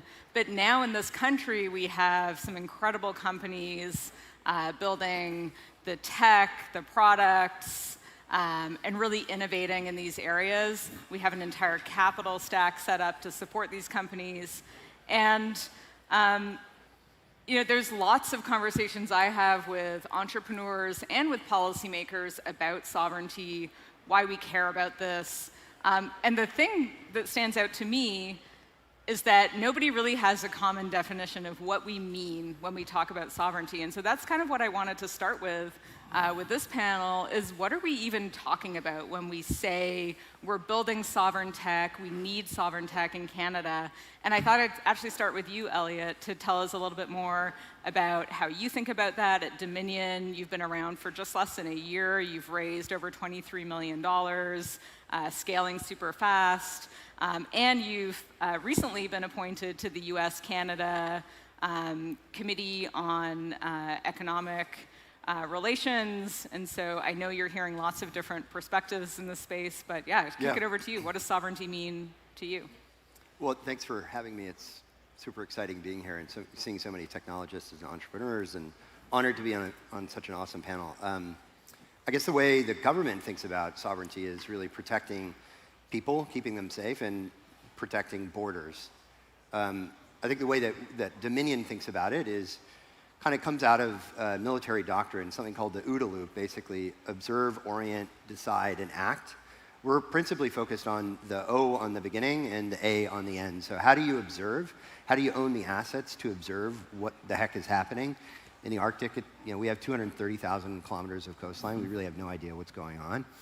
And then how do you act on what you observe? And technology has massive roles to play on both of those. The orient and decide is principally a sort of organizational, political thing, but we're focused on the kind of bookends of that. Great. And Mina, Kepler Communications is doing a lot of innovative stuff in the space sector. How do you, when you think about sovereignty and building a sovereign company, what does that mean to you, and how do you think about that? So I think the way we end up seeing it with a lot of our government customers, sovereignty oftentimes quickly turns into a question of control and freedom of action. Those are kind of the two priority areas. Can I do what I want to do without any encumbrances? And do I have the opportunity to control my assets, control my space? And those are the two kind of bookends that we think about oftentimes from a sovereign perspective. And there's a lot of these concepts from sovereignty that doesn't come down to, in fact, ownership of physical goods, assets, or hardware. And we've seen sovereign mechanisms at play, because ownership of everything is just entirely impractical, where people go out and have contractual mechanisms. A great example of that is DPass ratings in the US, where you go out and you can prioritize a program. They can hit a button and say, this is DPass rated, and you need to prioritize the delivery of any of your goods and services to us first. And it's interesting, like when you look at a company like Kepler, in fact, and we were talking about this backstage, you are building a lot in Canada. You recently launched with SpaceX's Falcon 9 in January. And so we're not, when I look at Kepler, I'm thinking this is a Canadian company doing some amazing things in Canada, but you're not only building in Canada. You are relying on other elements of the global supply chain. Yeah, it's completely impractical for us to kind of own everything because to replicate the reliability and reuse of a Falcon 9 rocket is just something that's going to take you 10 to 20 years to go do, and you'll be prioritizing the whole of your business around that. Or to replicate the incredible lasers and optics that they built out in Germany, that's something that'll take another decade to produce. So you have to be practical about it from a sovereign perspective and really narrow it down to control and freedom of action. And from our perspective, we end up finding that a lot of customers are pretty comfortable. If you can show them control, show them freedom of action, then they get pretty confident. But we have a factory still here in Toronto where we manufacture satellites in downtown Toronto because we need that for our own control and freedom of action. And Nick, we've got you here with Cohere. Congratulations on the recent deal with Aleph Alpha in Germany. When you think about sovereignty, I'm curious to get your perspective. I mean, AI is obviously a topic that is on the tip of everyone's tongues. When you go to Ottawa and you're talking to policymakers about AI, there's lots of different perspectives. I think a lot of excitement and energy to, to support and build up companies like Cohere so that we can have sovereign AI and control over that in our country. When you're looking at it from a builder's perspective and what you're focused on at Cohere, what does that mean to you? Do you view Cohere as a sovereign company, a sovereign tech company in Canada? Yeah, I think sovereignty is fundamentally what we provide. But I think about it maybe a little broader than some of the conversation already. Like when I think about sovereignty, really I just mean agency and autonomy.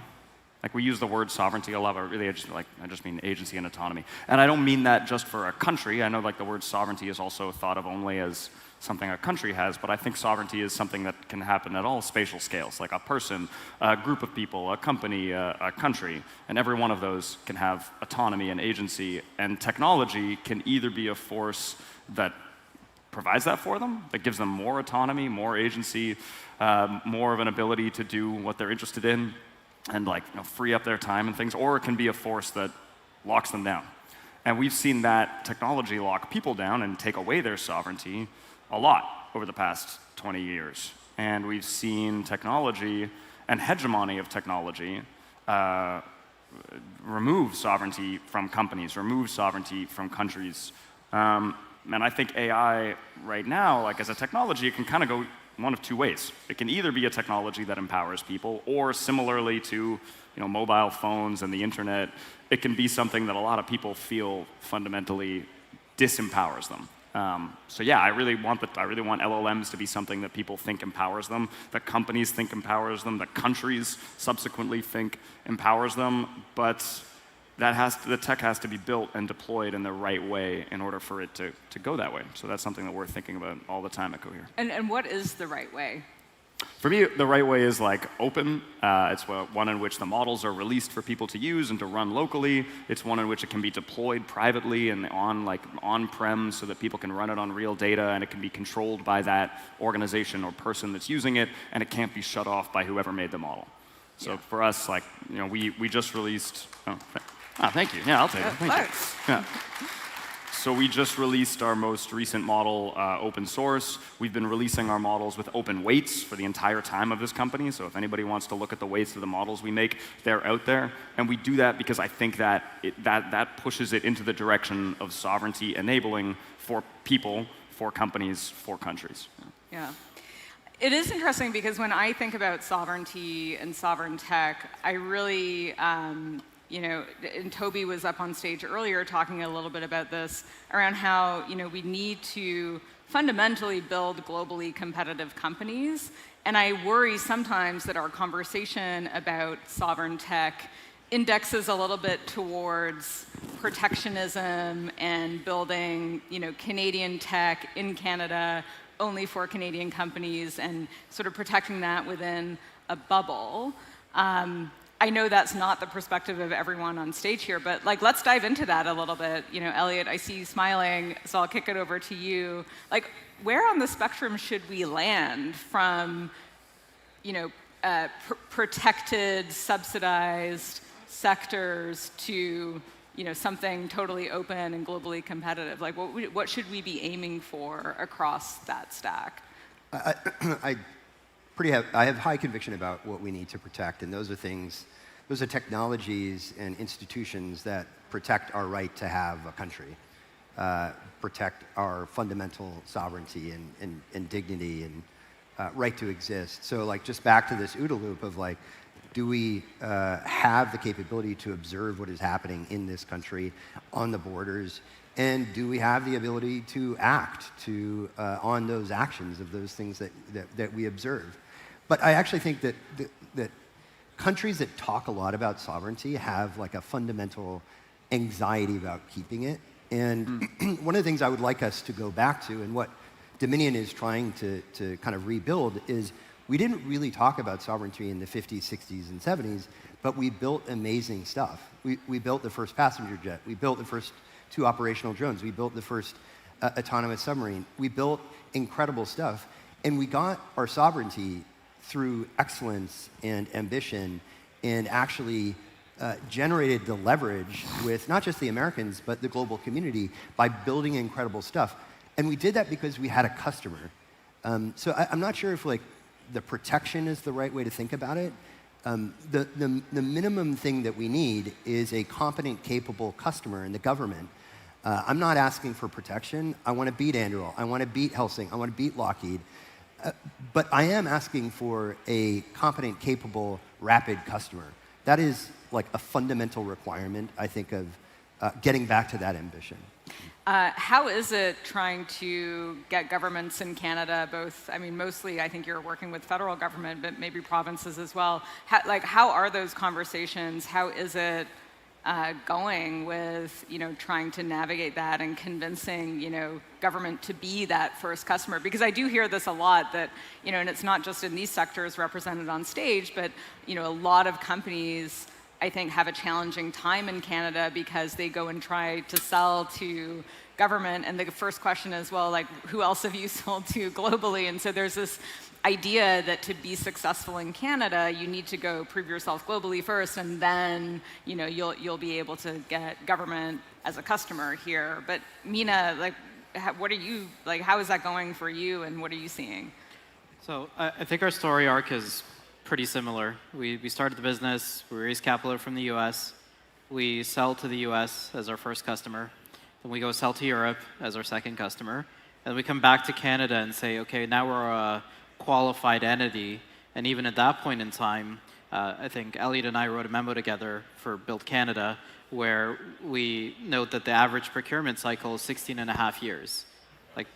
So 16 and a half years. 16 and a half years? Yes. So, yeah, so if you even think about that conceptually, that's beyond the lifespan of any company starting up to ever care about government as a user. This just becomes like an afterthought that maybe sometime in the far-off future, they can become a user. And that procurement reform is live and vibrant in both the US and Europe. We're seeing some early innings of it in Canada, where there's willingness to make change. But I think by default, because of the nature of the environment we're in, we have to be globally competitive. Like the US Space Force has to pick us above local domestic company, and it's a performance orientation above anything else. The Europeans who have a well-regulated economy also have to make that same decision. But if you're performant on a global basis, then they're willing to work with you. And we have to see some of that same reform happen in Canada, because otherwise, founders in this room are just not going to care about some project that's going to take 16 and a half years. They'll go find another problem that's going to be interesting to them. So do you think overall that Buy Canadian policies are helping or hurting? I think it's way less about Buy Canadian policies. I think it's all around, having these competent customers, like Elliot mentioned, in government who come in and say, hey, I'm willing to buy a good from you.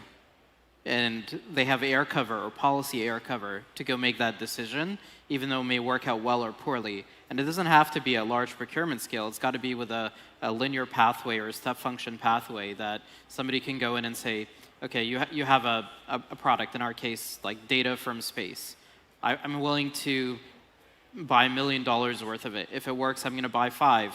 If it works, I'm going to buy 10. If it works, I'm going to actually put you on this pathway towards a many $100 million program with us.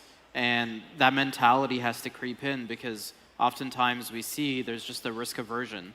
Like, even if I spend $1 million with you and it doesn't work out well, like that's going to be, that's going to compromise my next promotion. And that mentality really has to shift. Yeah. What are you seeing, Nick, in your conversations around procuring AI within government? Are you seeing a shift in that mentality, or is it sort of more status quo? Yeah, I think 16 years is the average procurement cycle. That's crazy. I didn't know that. That's crazy. We're not seeing that. I think I'm seeing in the government right now and in public institutions a lot of interest in trying to get the benefits of large language models. This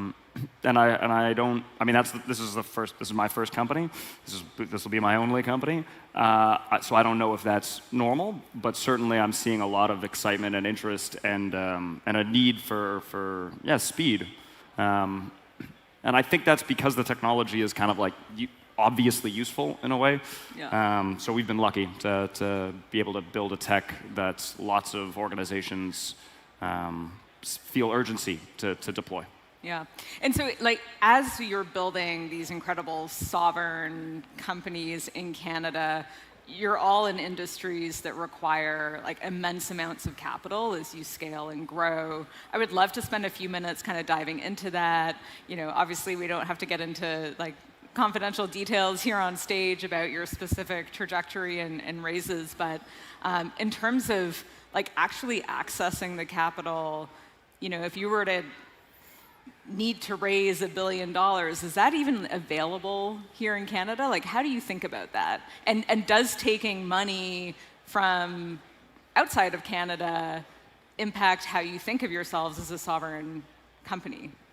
Can I just jump back to the last question? I think we need to buy Canada. I get what Mina's saying, but every other country in the world that wants to have a defense industry buys their own stuff. It's just such an obvious thing to me. The Americans privilege it, the Israelis, the Koreans. The reason the Koreans are selling us stuff is because they bought their own stuff. So we have the capacity to do it. We have the desire. We have now the leadership to do it. I think we do have to buy our stuff. And maybe it's not going to be world class today, but the whole point of buying our stuff is that you generate the incentive systems so that it's world class tomorrow and the day after that. So I think we really do need to buy our own stuff. And it doesn't mean, and that is not a synonym for buying things that are not world class. We have built world class stuff. We can build world class stuff again. On the capital stuff, we have, the top 8 institutional investors here are the same as the Americans, $2.5 trillion. For the life of me, I actually am not really sure why we don't force them to buy stuff from Canadians. We should. It's obvious, again, that we should tell the pension funds to invest in Canadian companies. That's what successful countries do.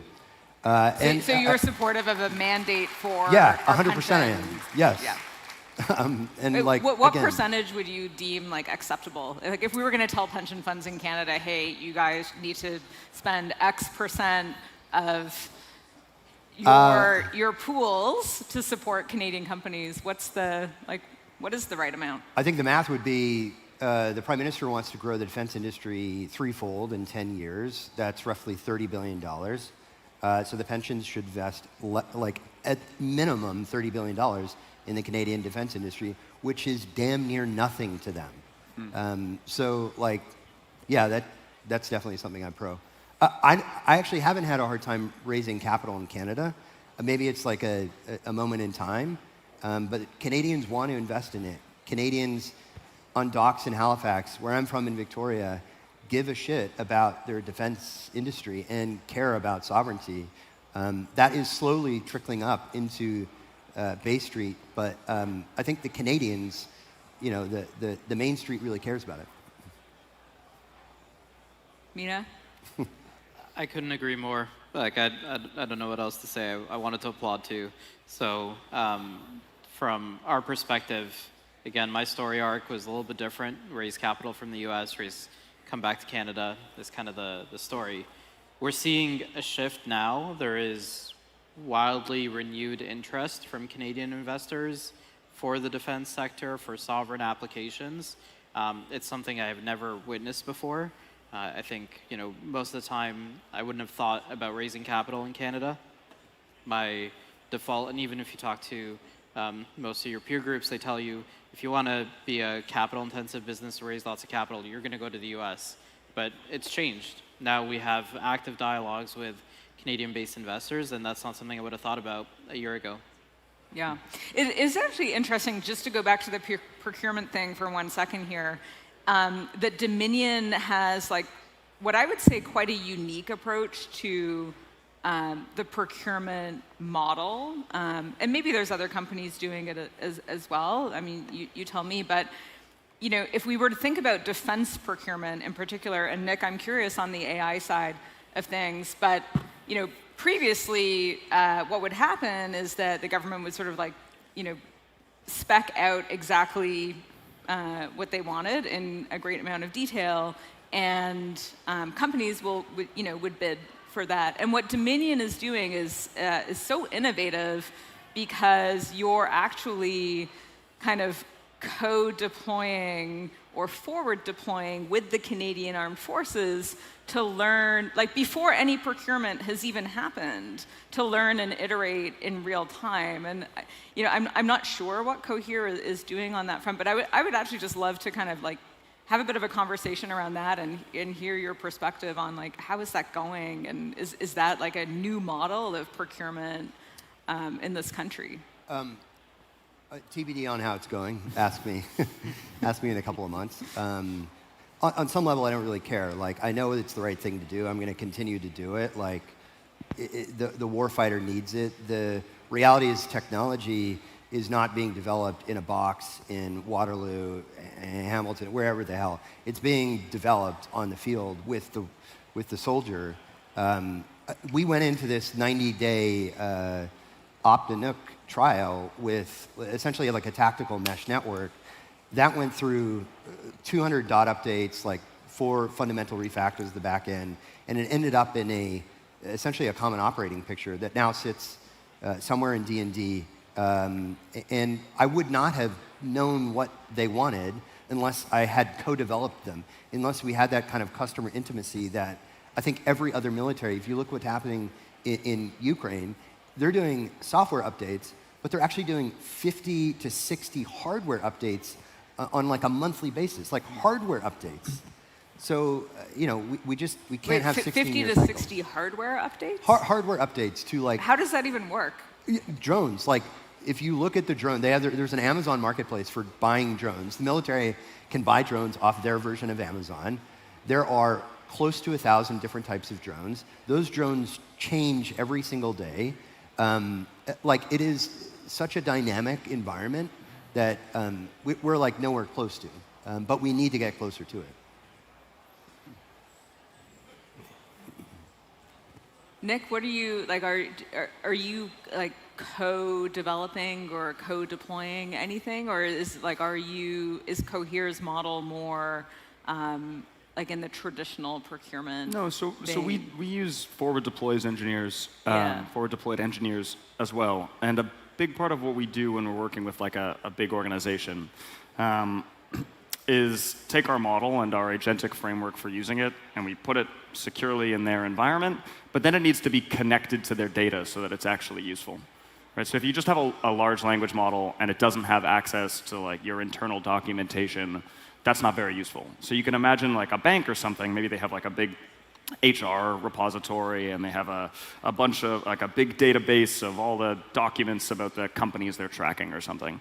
And when we deploy into an organization of that size, we'll have some forward deployed engineers come along and write little connectors so that the language model can access whatever data it needs to in that environment in a secure way. And so that's a very standard part of our playbook. That's a little bit like co-developing, right? We're figuring out, hey, what connectors are particularly useful for this environment, and then we figure out, hey, what does the model need to be better at in order to be particularly useful for this administrative task or something. but it's not quite the degree of of hardware updates being shipped every day. Yeah. And we talked about capital from external sources outside of Canada. If you just did a deal with acquiring a German company, like how do you think about that as you're building a sovereign AI company in Canada? Like how do you think about partnerships globally and capital globally, and like does that impact how sovereign you are as a company, do you think? Yeah, I mean, so we've raised... It's not a trick question. No. Just, like, we've raised a lot of capital. And training large language models is enormously capital intensive. Yeah. That's true, and the reason for that is you have to pay for compute, you have to pay for data, and you have to pay for a very talented and rarefied group of engineers. So it's enormously capital intensive. We have raised a lot of money from outside of Canada, the vast majority of it. But we have had lead investors who have often been Canadian. We've been really lucky to work with PSP, with Radical, with Inovia, with a bunch of great Canadian investors who are often ahead of the curve. So there's a great investment community here, and there is a lot of capital, but a lot of it is deployed elsewhere. And so even as a Canadian company that has always been here, that will always stay here, we have had to go all over the world to raise the capital that we need to train models. I don't think that makes us any less sovereign. In many ways, that has given us roots into the rest of the world, and the rest of the world is increasingly interested in getting technology outside of China and America. So we have a presence in Asia, we have customers in Europe, in the Middle East, like all over the world. And in part, us raising money and being out there has given us connections, and then that has helped facilitate those commercial relationships. And that has enabled us to build a better Canadian company grounded here. So no, I don't see those two things as a trade-off, but it is an interesting situation that a company that is, our roots are here, I live here, we all live here, we're solidly Canadian. Yeah. There's no way for us to build what we're building without raising a huge amount of money outside of Canada. Yeah. I mean, when people think of Cohere, I think they automatically think like you're Canadian, you're Canadian first. I'm actually, I was not aware of like the scale of your global footprint, so it's super interesting to hear about your customer base. Yeah, all over in Asia all over and the Europe, world. and yeah. Yeah. And increasingly, I mean, with the Aleph Alpha thing, we're increasingly having a presence in Europe, and that's something Europe is very interested in. They're very interested in having more technological partners and people to buy from outside of the technological hegemony of the world. Yeah. Is Kepler finding this as well, Amina? Yeah. So we're also pretty capital intensive, just from the perspective of building, launching stuff into space, and we've got the majority of our investors are American or European, with a few, I'd say, outliers that are Canadian. And I think in our context, we have to be a little more cautious when it comes to things like security clearances. So to hold security clearances in Canada or in the US, there's a kind of a process loop that you have to run through to be successful there, and that implies you have to be selective on the investor base. And make sure that those investors are seen as NATO or allied nations that support the work that you're doing. Yeah. So what I'm hearing like very clearly from like just to tie it all together here is that sovereignty doesn't come from protected industries or protected companies or overly subsidized companies. What we're really talking about is building world-class, globally competitive companies that can not only serve Canadian customers, but that can serve global markets as well. Yeah. No, I think it comes from privileging. From what, sorry? I think it's a timescale thing. Like, you don't want to protect shitty companies. Nobody wants that. But you want to privilege young companies that have ambition, have talent, have capability like these two. Like, hell yeah, I will sacrifice my pension return to make sure that Nick and Mina grow $10 billion companies, and I think a lot of other people would do that as well, because I know it actually isn't sacrificing return, because they have the talent, they have the capability. But privileging in the beginning, I think, is really important. Privileging, yeah, I like that. What's one part of the sovereignty stack in Canada that, from your perspective, nobody is building that we should be building as a country? We just need more nuclear power plants. Nuclear power. Yeah.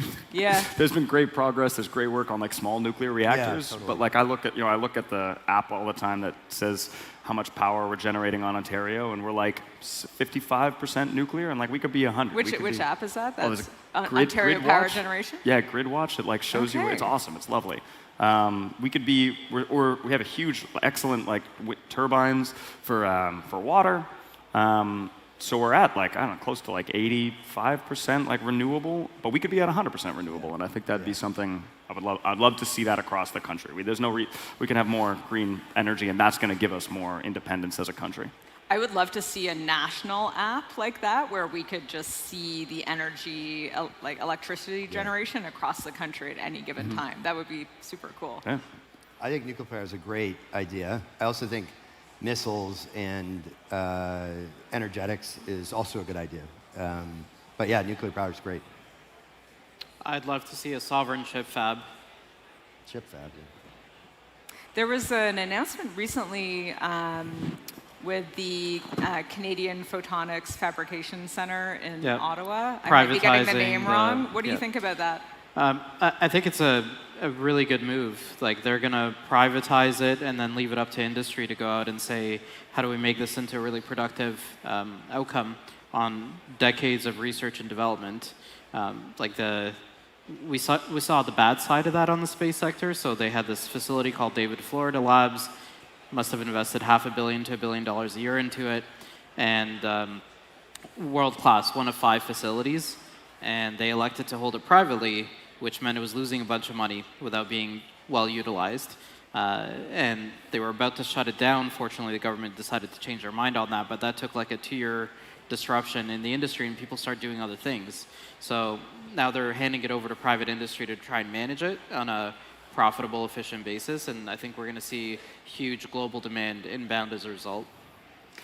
If we were, I know we're kind of running short on time here, so I'll maybe start to close it here, but if you were sitting in this room 3 years ago, kind of knowing what you know now, what is kind of like one thing you wish somebody had told you about building this kind of company in Canada? You know, whether it's about customers or capital or procurement, working with government, you know, like, what do you wish you knew sooner that you've maybe learned along the way? 3 years ago would have been better not to be in Canada, which is the unfortunate. I think that's it's true. I'm sorry, but I think that's my take on it. It's different now. Now I really believe, like firmly, it's a huge advantage to be a Canadian company. I mean, yeah, I wouldn't have done it. I would have waited until Carney, basically. The only thing that comes to mind is a bunch of technological things, but like I wish I knew about the data efficiency of reinforcement learning. But that's Yeah. I don't know if that's quite the answer you were looking for. All answers are good answers on this stage. I'm not looking for one particular, but cool. I think like the last question I had, maybe just for each of you, is just like looking for one sentence each on, you know, one bet that you're making in 2026 or over the next year that most people in this room are not thinking about or not aware of. Like, what's one bet you're making in your business? What was the question, sorry? What's one bet you're making in 2026? I thought I went first last time. I need time to think of something smart. You know, I mean, one bet we're making is we're open sourcing our models, right? Like we just released an Apache 2.0 model. Nice. Thank you. And that's certainly a bet. Thank you. I love that. And the reason for that is that when we took a look at our customers, like we're the deployment of the model, the connections, the agentic framework for using it, the search stack, all the stuff we sell to make sure the technology is actually really useful, is a huge value add. And the model itself, although it is the main thing that we're delivering, it's by no means the extent of our value add. So we're confident that allowing people to use it and build on it is going to result in more business for us. And it's going to enable people to trust us to build more sovereign, providing technology for them as people, and to like understand the utility of the models we're building. So that's definitely a risk, And we've been doing it for research purposes, but not an Apache 2 yet. So we'll see how that goes. But I'm feeling quite good about it. Yeah, I'm excited to see how that goes for you guys. Yeah. I'm making a bet on Canada. Like, I don't care about anything else. I hope Canada takes a risk on me. Yeah, we're building a company to rebuild the defense industry in Canada so that we can be a global leader and that we can engage in geopolitics, that we can engage in warfare, that we can engage in anything that comes in the future with more leverage, more capacity, more leadership. That's the bet we're making. So I think we're making the same bet that it's Europe and Canada will be the priority markets, not the US for us in growth. I love it. Those are some great bets. They're ambitious, they're bold, they're Canada first. And so I think that's a great place to end it off. Thank you, everyone, for all of your work and for the conversation. Thank you, Lucy. Thank you.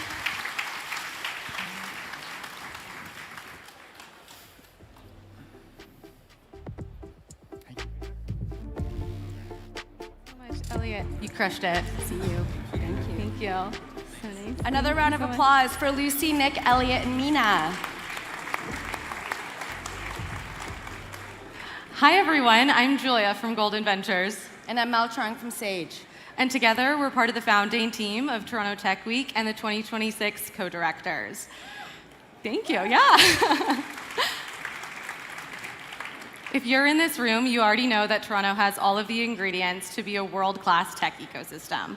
We have incredible founders, talent, researchers, investors, operators, and builders. There's so much creativity and ambition in this city.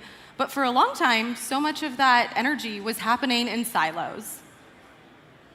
And that's really where the idea for Toronto Tech Week started. What would happen if for 1 week the ecosystem came together? Not around one company or stage, but across the entire city. What would happen if founders opened their offices, investors hosted dinners, communities organized meetups, and students could walk into rooms where they wouldn't normally have access to? And honestly, seeing what's happened over the last 2 years has been pretty incredible. Toronto Tech Week has grown into the largest grassroots tech gathering in Canada. And this week alone, there are more than 600 events taking place across the city. But what's been the most meaningful isn't just the growth, it's seeing how many people have shown up for each other. You can feel it everywhere this week. People making introductions, sharing lessons, opening doors, taking chances on new people and new ideas. And I think that's what makes Toronto such a special place to build. There's a real willingness here to help one another succeed. So we wanted to take a moment and just say thank you to every founder, organizer, volunteer, speaker, community member who helped make this week possible. Thank you for building alongside us.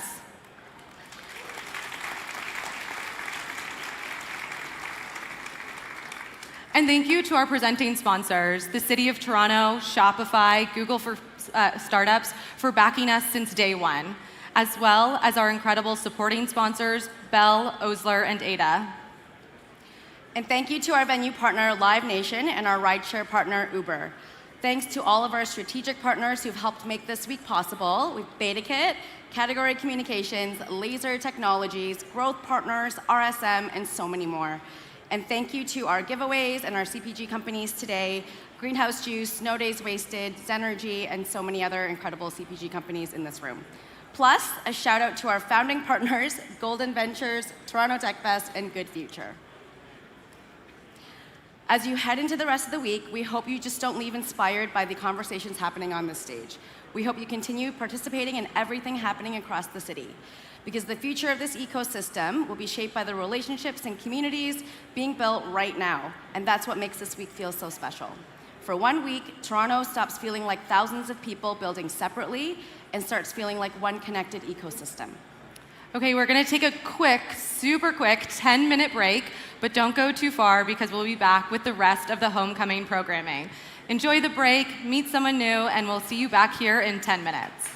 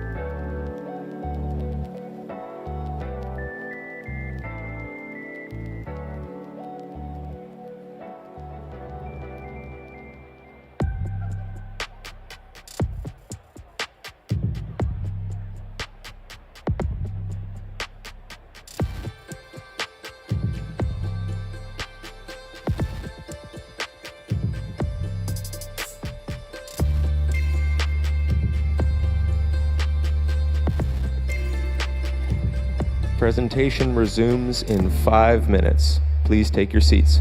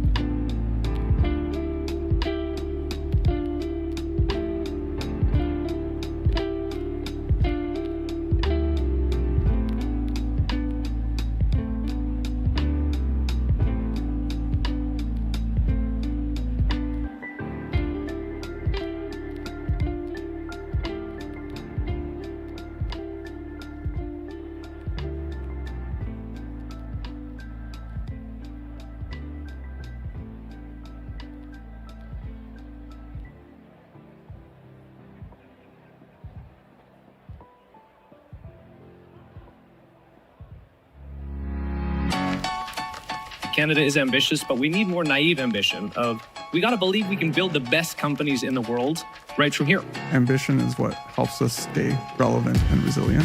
I am consistently blown away by the people that I meet here in Canada that are building world-class companies. We have such amazing talent in this country, innovators. But sometimes those innovators were being scooped up and taken away. If you have someone charting the path for you, you end up building like an ecosystem where success follows for lots of companies. It's really about how AI technology and physical AI make our lives much better. It's about doing things that will matter most to Canadians, but more importantly, it's about being able to take those concepts globally. Carpe Diem, seize this momentum, become a champion, grow and have unlimited ambition. We need to build for our country, and that takes a deep commitment and deep ambition. Canada needs to do this, and we love being here in Canada.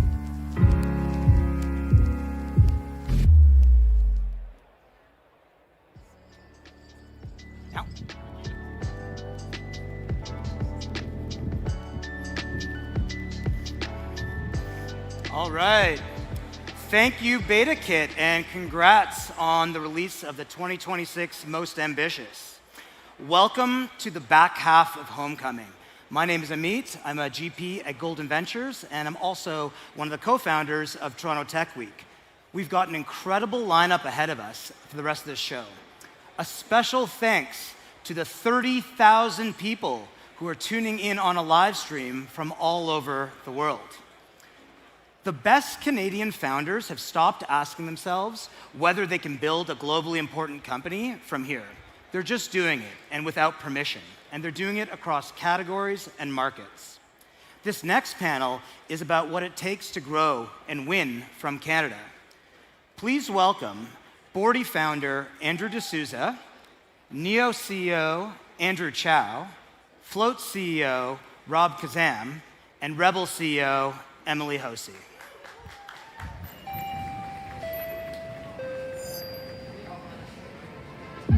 There's no playbook for this anymore.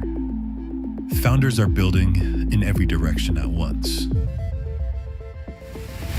Being Canadian has more dimensions to it than ever. It's not one path or another. Every one of them counts. It's up to us to choose how we're going to win.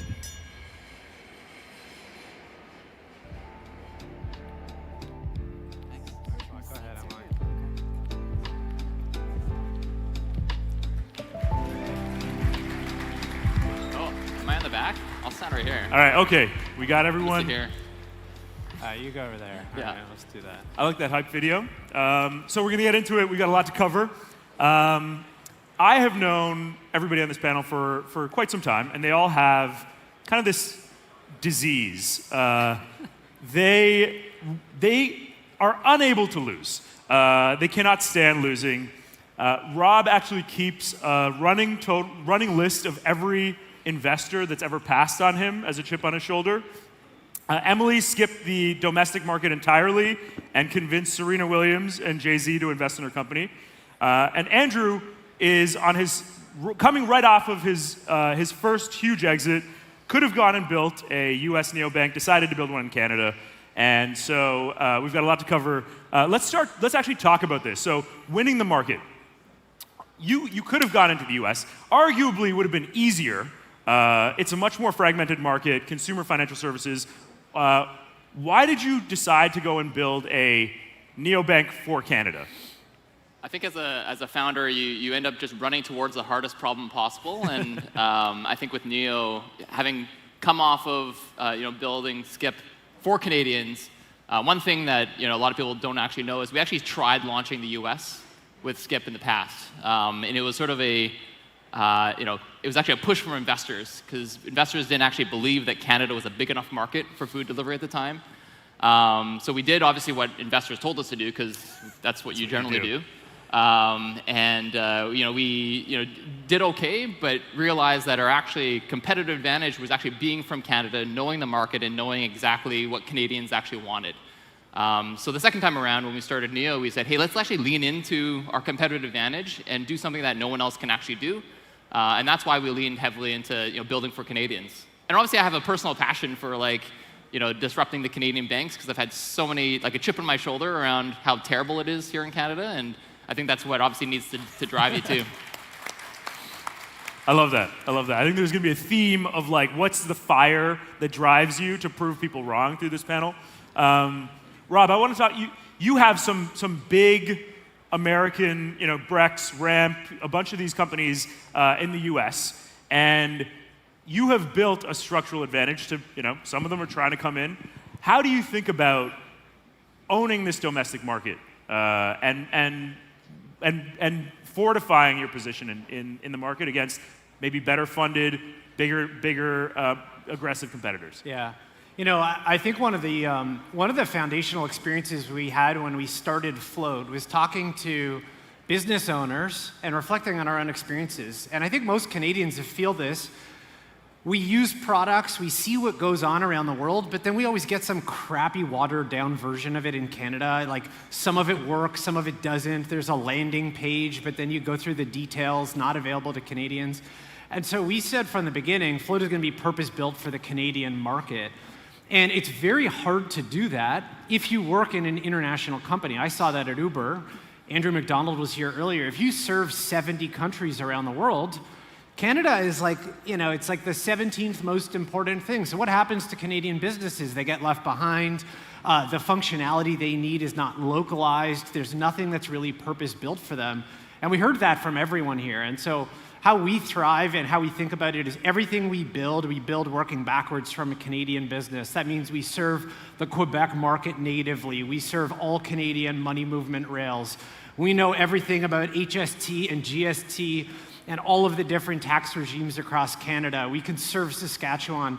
And ultimately, I think that's the thing that has enabled us to be successful and the thing that we bring to customers, which is we don't care about any other countries. I'm not going to Boston or anywhere else. Emily's a customer of ours. Andrew's a customer of ours. Mm-hmm. They're the most important people that we serve. And so I think that focus is what drives ultimately the best experience. I love it. I love it. Yeah, serve Saskatchewan. And okay, so Emily, I find this fascinating. You skipped the domestic market. You went straight for the U.S. I remember, so Daniel DeBow was one of our early investors at Clearco, and he told me we were going to launch in Canada. And I was like, no, we have friends here. And he's like, no, go to the U.S. It's going to be harder, and you're going to thank me. And it was harder, and I thanked him. And what was that like, right? Because you're from here. You could have just built for Canada, but you decided to do the harder thing. Walk me through that decision process. So maybe not many people know, but we did have a little bit of a business in Canada. So we had no choice but to we wanted to build our team in Canada. I am Canadian, and it was COVID. So there wasn't an option to travel or to even cross the border at the time that the company started. And we started building the business in Canada, but we are a retail business, a marketplace, and we rely on supply and demand, and our supply is mass volumes of consumer returns, and there aren't major mass retailers in Canada. So the Canadian business became like 3% of our total business, but it was taking up about 30% of our team's time. So we ended up leaning aggressively into the United States, and it was purely just because that's where the supply can come from at the volumes that we need to be able to grow to be a billion-dollar business. Nice. And would you make the same decision now, like years after? Would you go after, start in the same geography, target the same geography that you did? Yes. Yeah. For our business model, consumers in the United States is where we can really lean into and grow. But I will say our team is based in Toronto, and the talent that you can build to build your business is exceptional in Canada. And we're very fortunate for that. Nice. Robbie, Andrew, same decision? Target the domestic market first versus try and go international or global first? No, absolutely. I mean, that's sort of what we stand for and what we're building and who we're building for. So yeah, I mean, still same geo, same Canadian focus for us. I wouldn't change anything. People keep asking me every week. People ask me, like, when are you going to do this? And I'm like, we're not. We actually operate in 5 different business lines across Canada already. We're just getting started, so focus matters. I love it. I love it. You guys all have this, so you've all built, so Robbie was at Uber previously, Andrew built Skip. You guys have marketplace experience.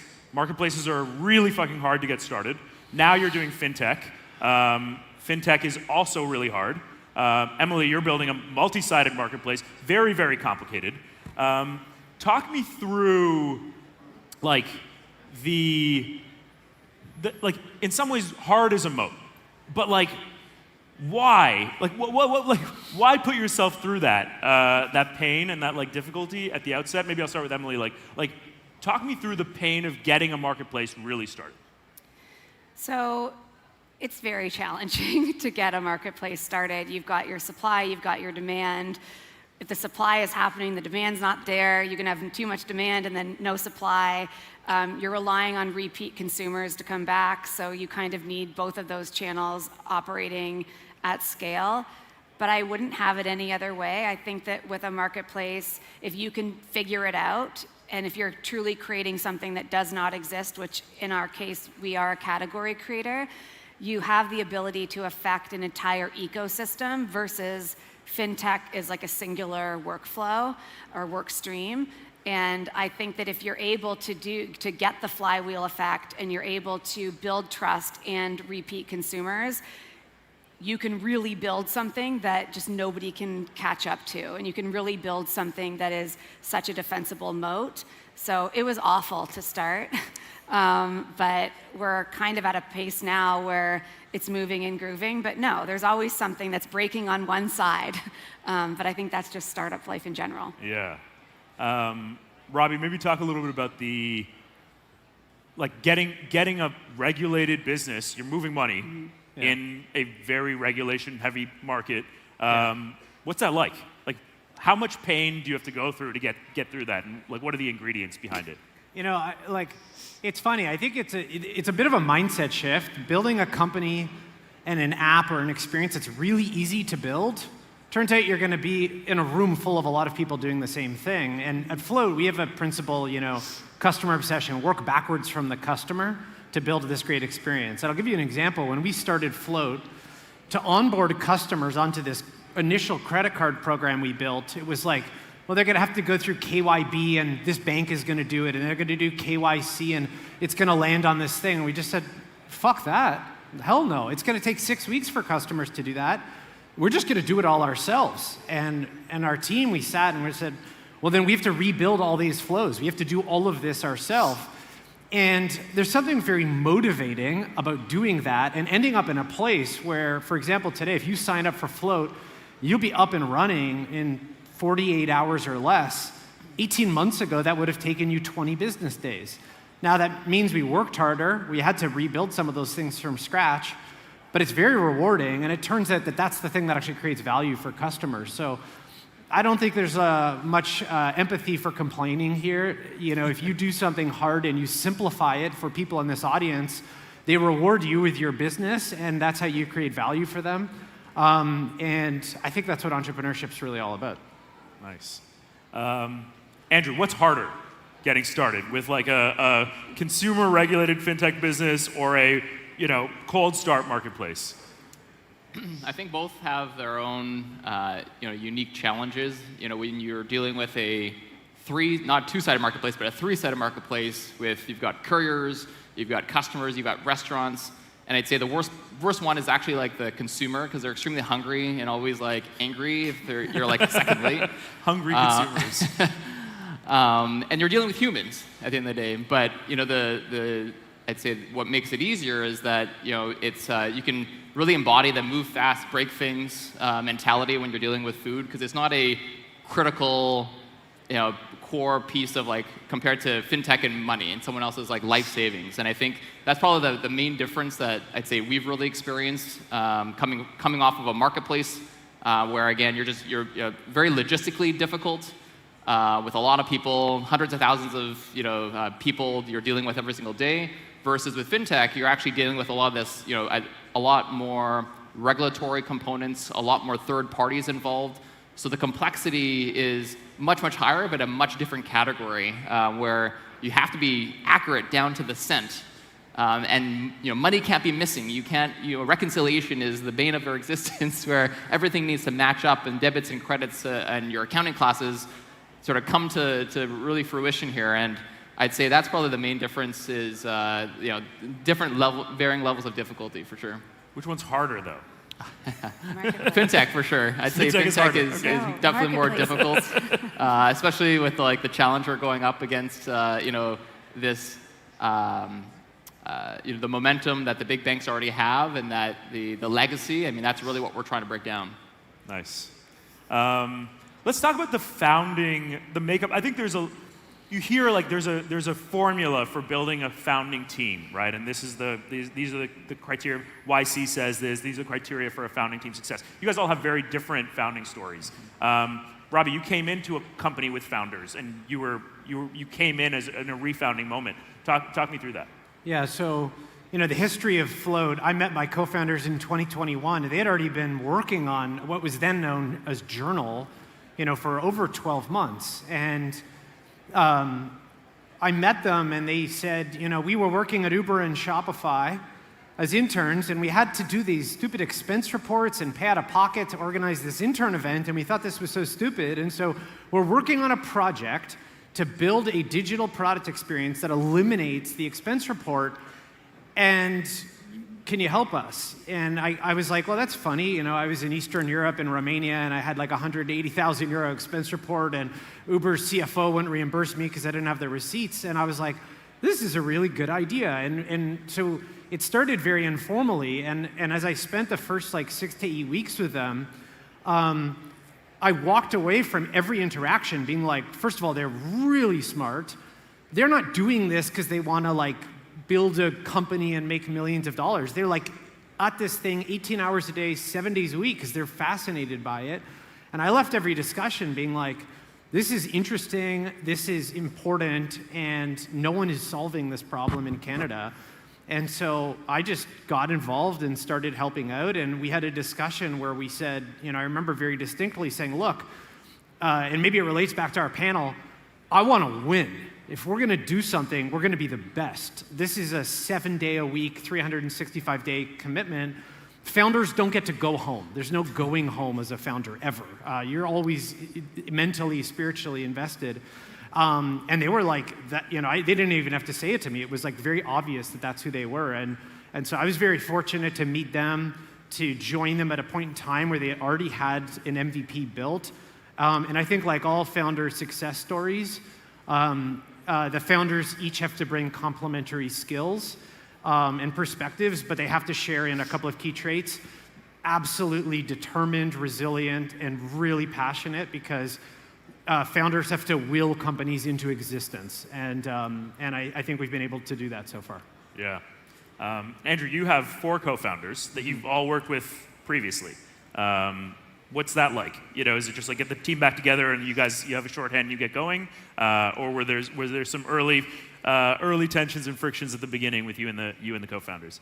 I think we're definitely atypical given the number of co-founders that we have in the founding team, but I think it's worked out, I'd say, well for us in the sense that we all have, to Rob's point, we all have our, I'd say, definitive areas that we all focus on. So whether it's business and finance, whether it's the tech side, whether it's the sales side, and that's really, it's worked out well for us. And I think the fact that we had worked together in the past is that you sort of skip over that, forming, norming, performing stages, and you're just jumping into a different idea. And I think that's where, for us, we sort of know what the other person's already going to say. We already know how we're going to work together.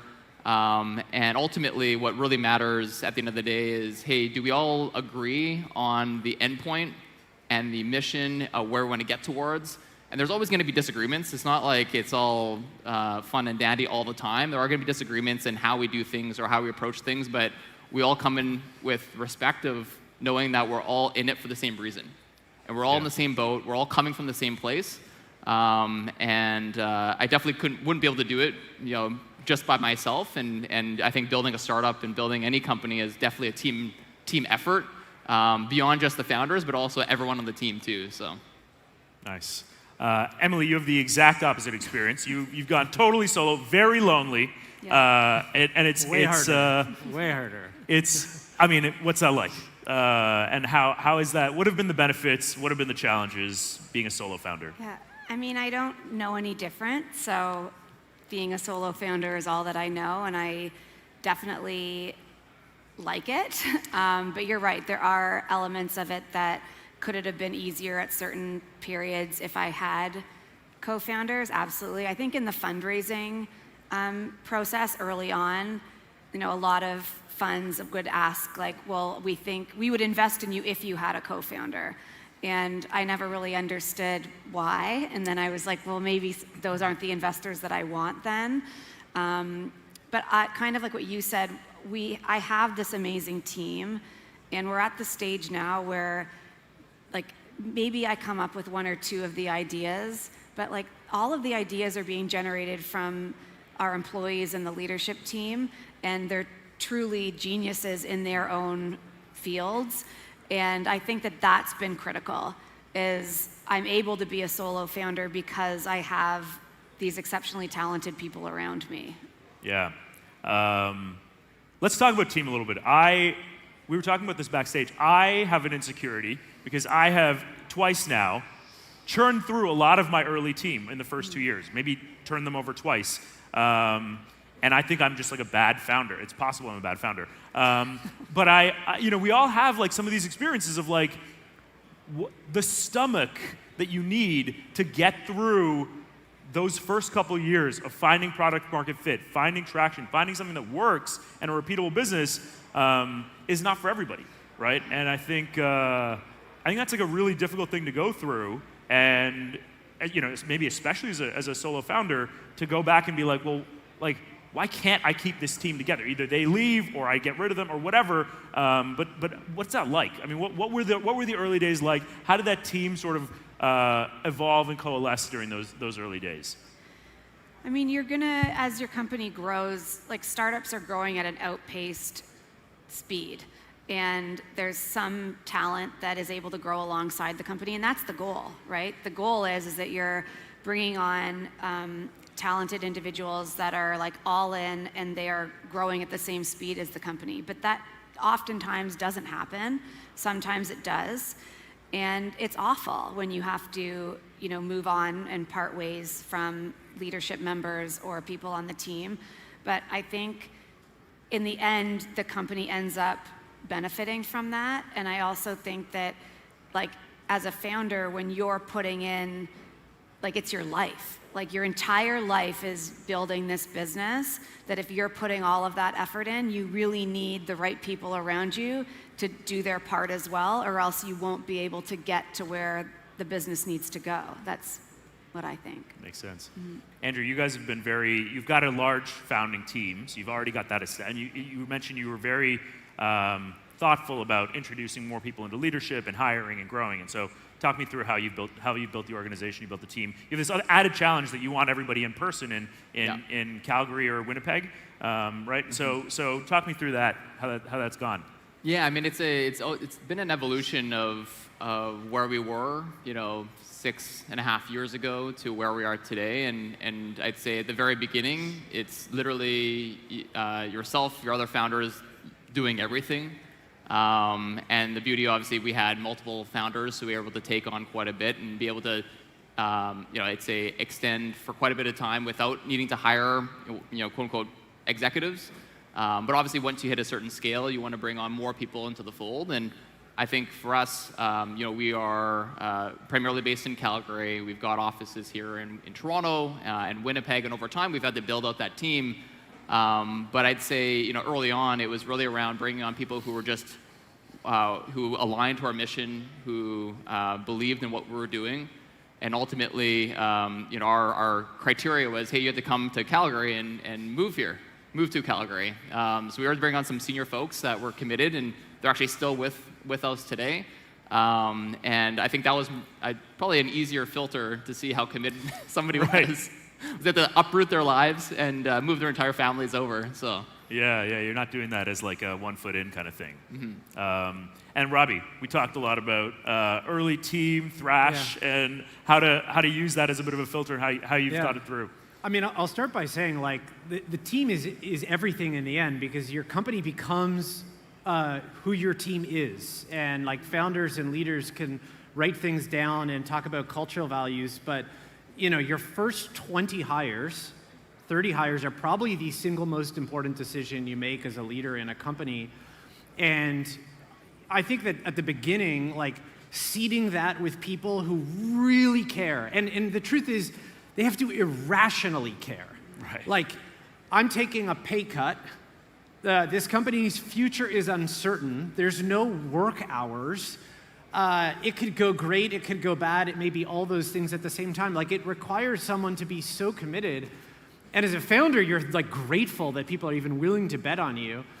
And at the beginning, it's like tactical urgency. It's like there's no strategy. It's like literally lists of things, be in the office. There's not a lot of role definition. Engineers are on calls.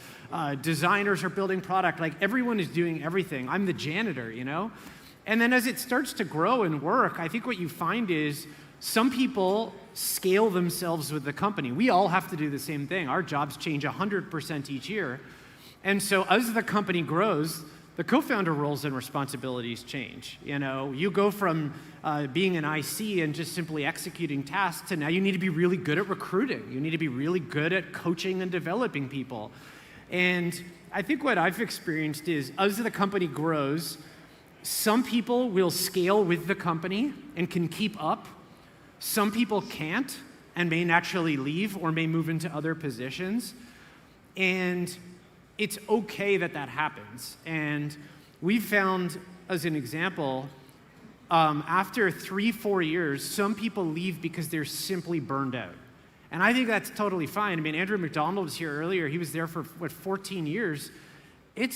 5 years at a place like Neo or Rebel or Float that's like 10. So if someone says, you know what, I'm at a stage in my life now where I need to cool down, I'm like, totally get it. I'm proud of the fact that I think we have 6 or 7 ex-employees now who are founding companies. And they came and told me they were leaving, and I like cried and was like, oh my God. And they're like, I've got to pursue my passion now. I want to build a company. And I'm like, well, if someone's going to leave Float and go build a company, other than them staying here, that's the best possible thing that could happen. And so I do think companies are built in stages. Everyone in the company, from the founder, the CEO, right to the front lines, has to evolve with the company.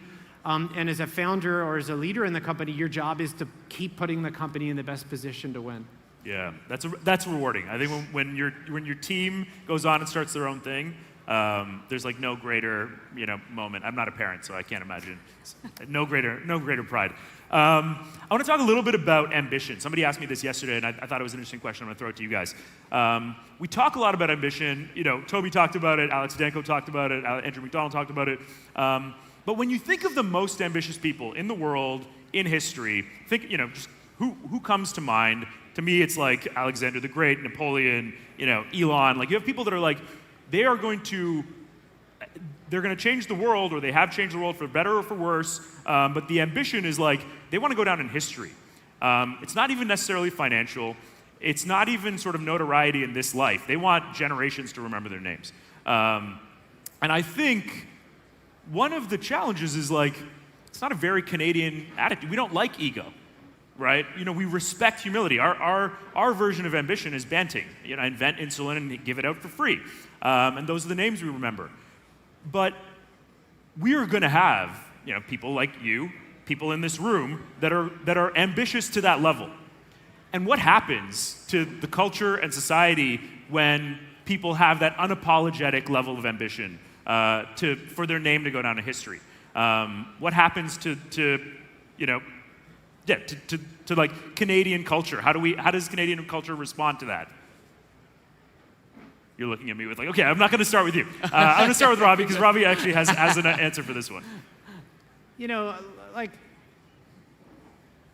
I think there's some truth to this. And, Canada has maybe more of like a collectivist mindset. But I think in the end, it doesn't matter. Like, no one cares. No one gives a damn, ultimately, about whether it's hard or easy, or you work in a community or a culture that's supportive or not. Just go do the thing. Like, honestly, I actually think the one thing every single person in this room and in this country should know is that anyone you know, including all the people on this stage and the people you just talked about, no one is smarter than anyone else. They're actually just like yeah, that's going to be hard, but how hard can it be? So like ambition actually is a choice every day to say, it's not that I'm confident I'm going to achieve this goal. I'm scared shitless every day when I come to work on, oh my God, can we achieve it? It's just, what's the worst that's gonna happen? Like, let's go for it, and if it's hard, we'll deal with it. And if we fail, we'll dust ourselves off and keep going. And I think that that's infectious. Like, I come to work and I see people at Float that are like, I wanna win, I wanna do this, and I go home and I'm like, well, I gotta push myself further. So I think it's really important in this community, in this room, people not introspect too much on this and just go, I'm building something, I believe I can do it. There's doubters in this room, there's doubters that maybe don't invest in my company. I'm gonna prove them wrong. And you know, there's that great saying in your 20s, you think so much about, you care so much about what people think about you. In your 30s, you stop thinking, you realize, you know, like, I don't care what other people think about me. And then in your 40s, you realize no one was thinking about you in the first place. So I think that that's the attitude entrepreneurs should have. Go build it, and you'll be surprised. It's actually easier if you have that attitude, because most people won't put in the time and the effort. Yeah, yeah. I like that. I like that.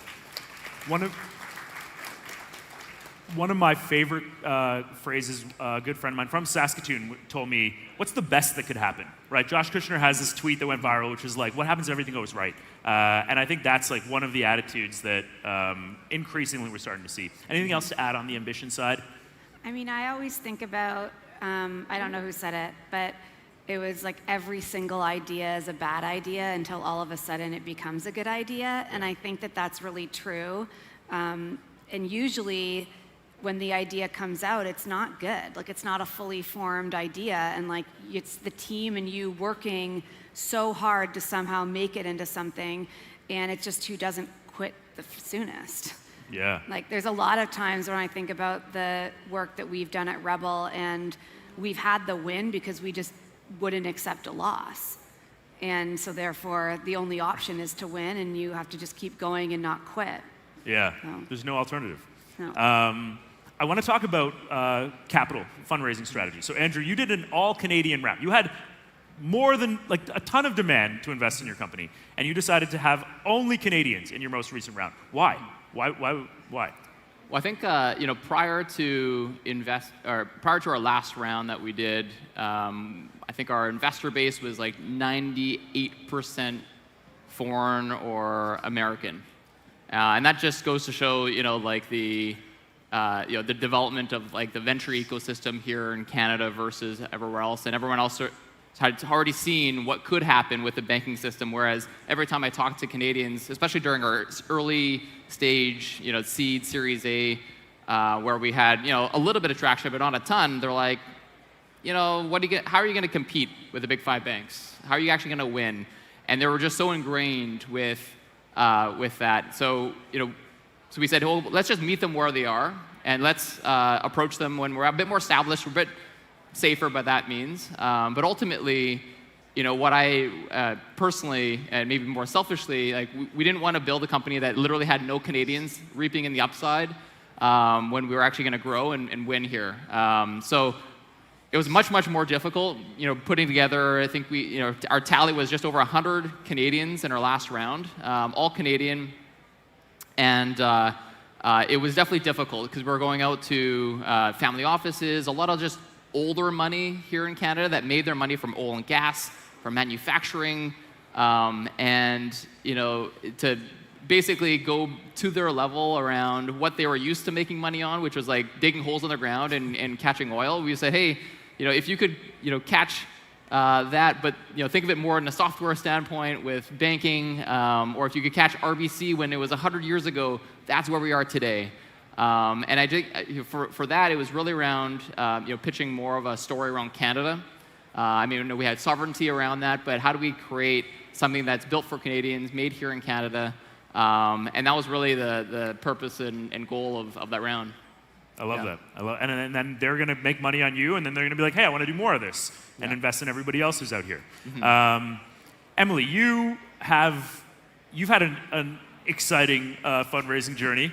Talk me through the journey, and I don't know. I want to know about like the Serena Williams, the Jay-Z. Like, what was that like? You have all these crazy celebrities on your cap table now. Like, what was that whole process like? I mean, crazy. Yeah.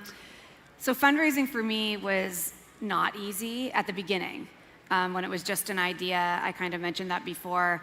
Not many people necessarily understood what we were trying to build, or had not many marketplaces had been built in Canada. But once the business started working out and we did our later rounds of funding, it was a lot better. If you build a good business with good metrics, then people want to fund it at the end of the day. And yeah, so Serena Williams, Jay-Z's funds came in. And how did they come in? What do you mean they just came in? They're like, hey, we want to... reached out. They reached out and they were like, Serena FaceTimed me. And I was like, what is happening?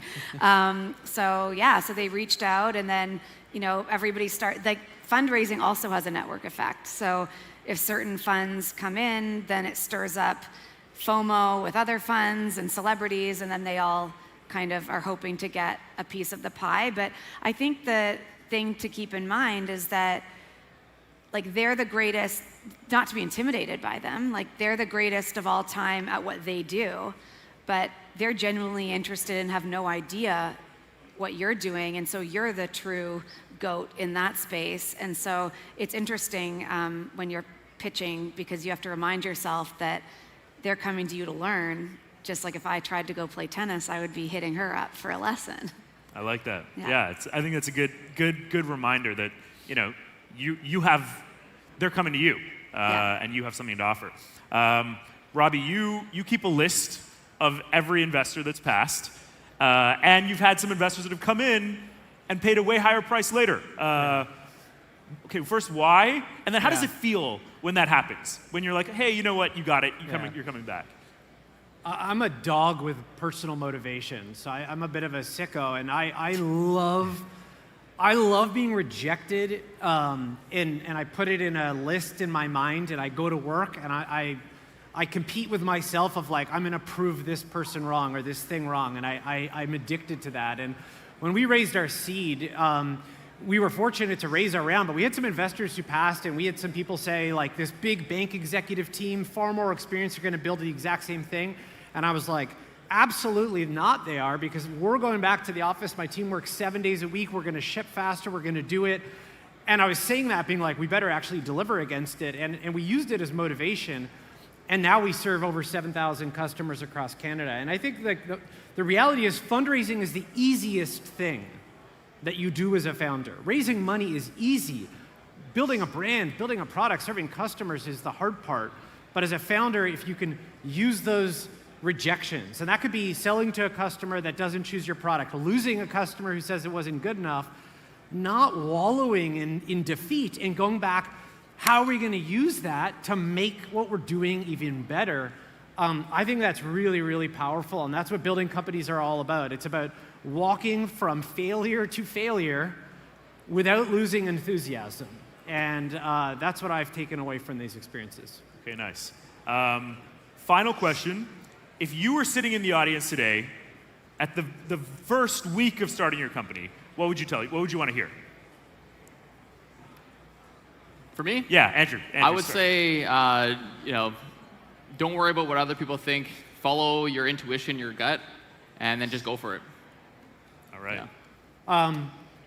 This is a mental hack I firmly believe in. Make a list of everything you need to do to start and do something with your business. Write down the deadline. Maybe it's next quarter, next month. Go back to the office right now and get it done next week.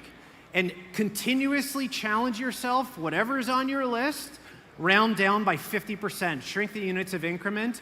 Measure yourself daily and weekly on getting things done. And you will achieve in 1 quarter and in 1 year 10 times more than you thought was possible. And it will build momentum that you can build confidence on and build a foundation on. I love it.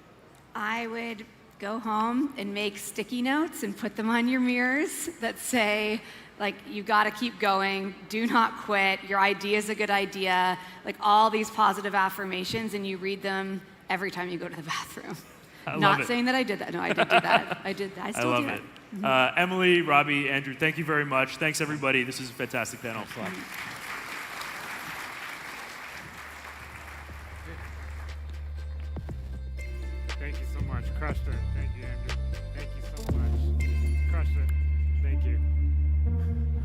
All right, another big round of applause for the winners that just got off stage. Amazing. Next up, I think it's really important that we celebrate what we want to see more of, and the people who believe they will win because of Canada and not in spite of it. Jocelyn Murphy is one of those people. She's one of the OG brains behind Socratica in Waterloo, if anyone's been to Symposium, and now she's a co-founder of WIGO. So here to talk world building with us, welcome Joss.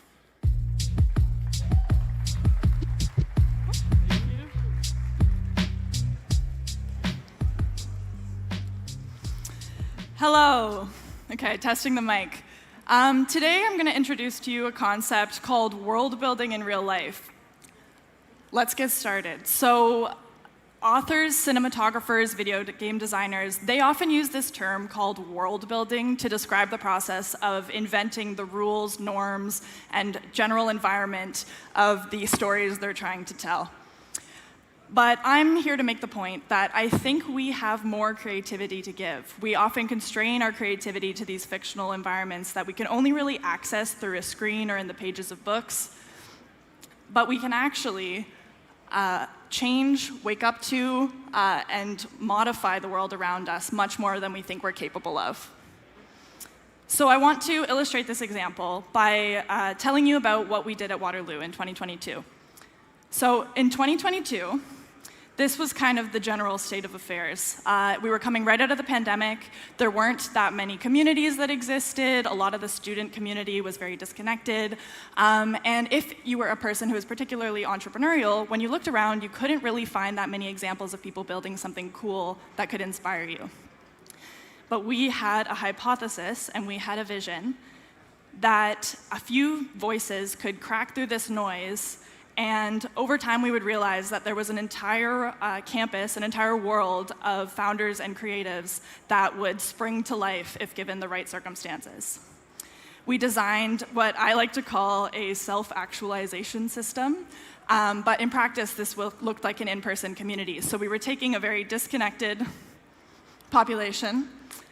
We were funneling them through our system, which essentially introduced the concept that a founder is potentially someone who has ever once had an idea about the world and how it could potentially be different in any way.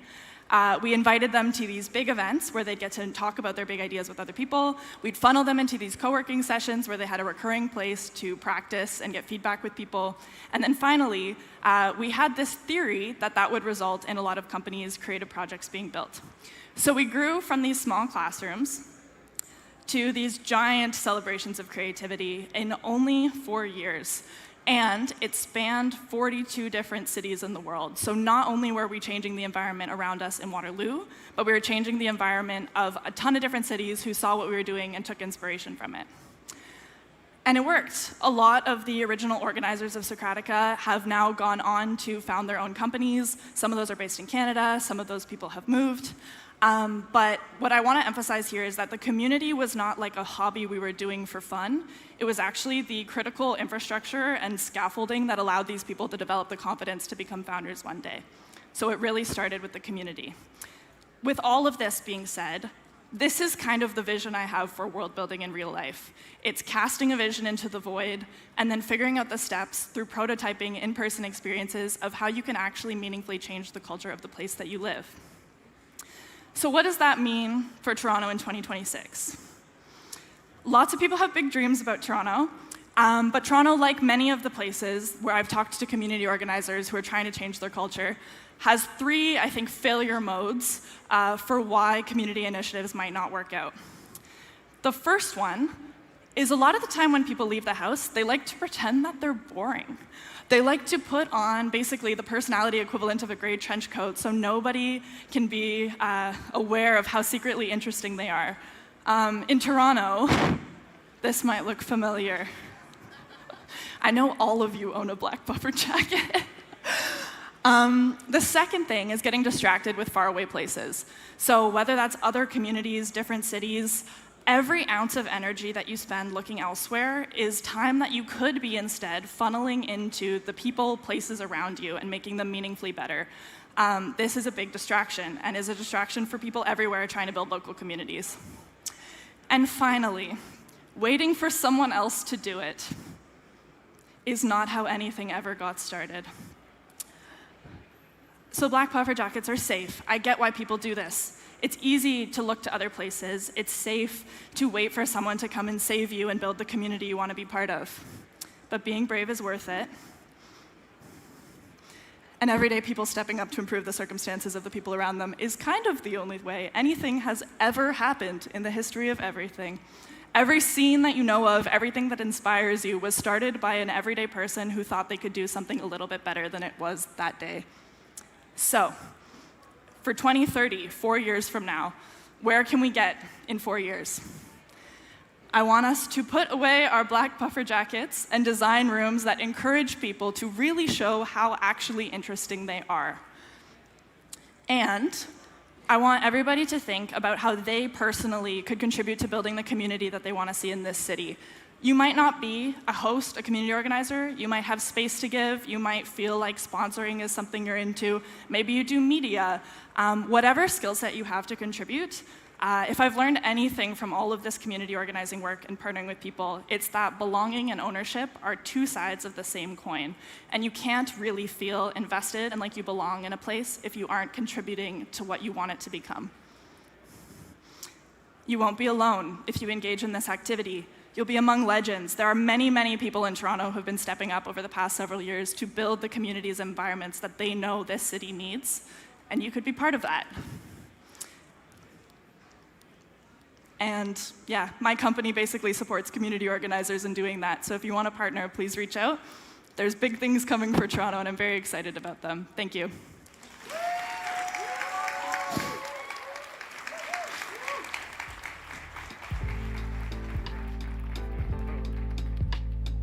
Amazing. Another huge round of applause for Joss, please.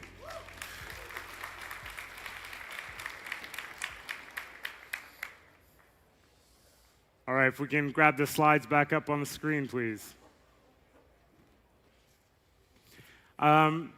So we are going to switch gears for a second on these next two panels. We've got two back-to-back panels going deep on AI. We've talked a lot about what the impact of building inside the country is, what the opportunity is, but we need to narrow in on the technology of the moment. And the first place we want to start today is about agents. It's about what is actually happening in enterprise and in industry with AI out in the world. And we are the birthplace of modern AI, but our two guests joining us on stage are two Canadian expats who've raised over $150 million between them this year. Moderated by Google DeepMind's Amit Vadi, please welcome Gumloop co-founder Max Brodeur-Urbas and Simile co-founder Elena Yellen.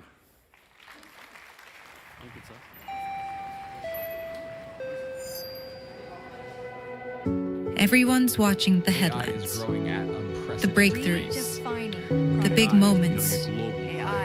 But the real story is underneath. In the system no one sees. In the work that doesn't get attention. Where AI becomes useful enough to disappear.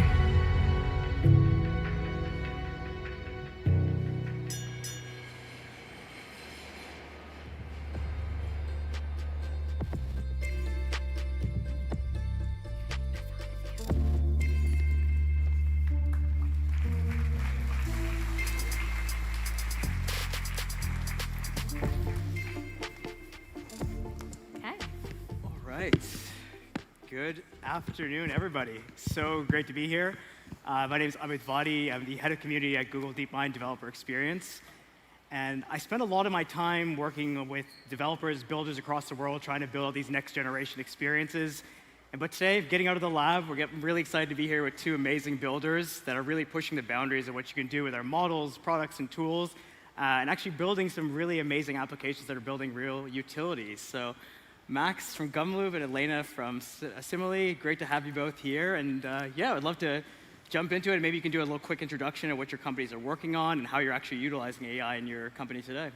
Cool. Do you want to go first?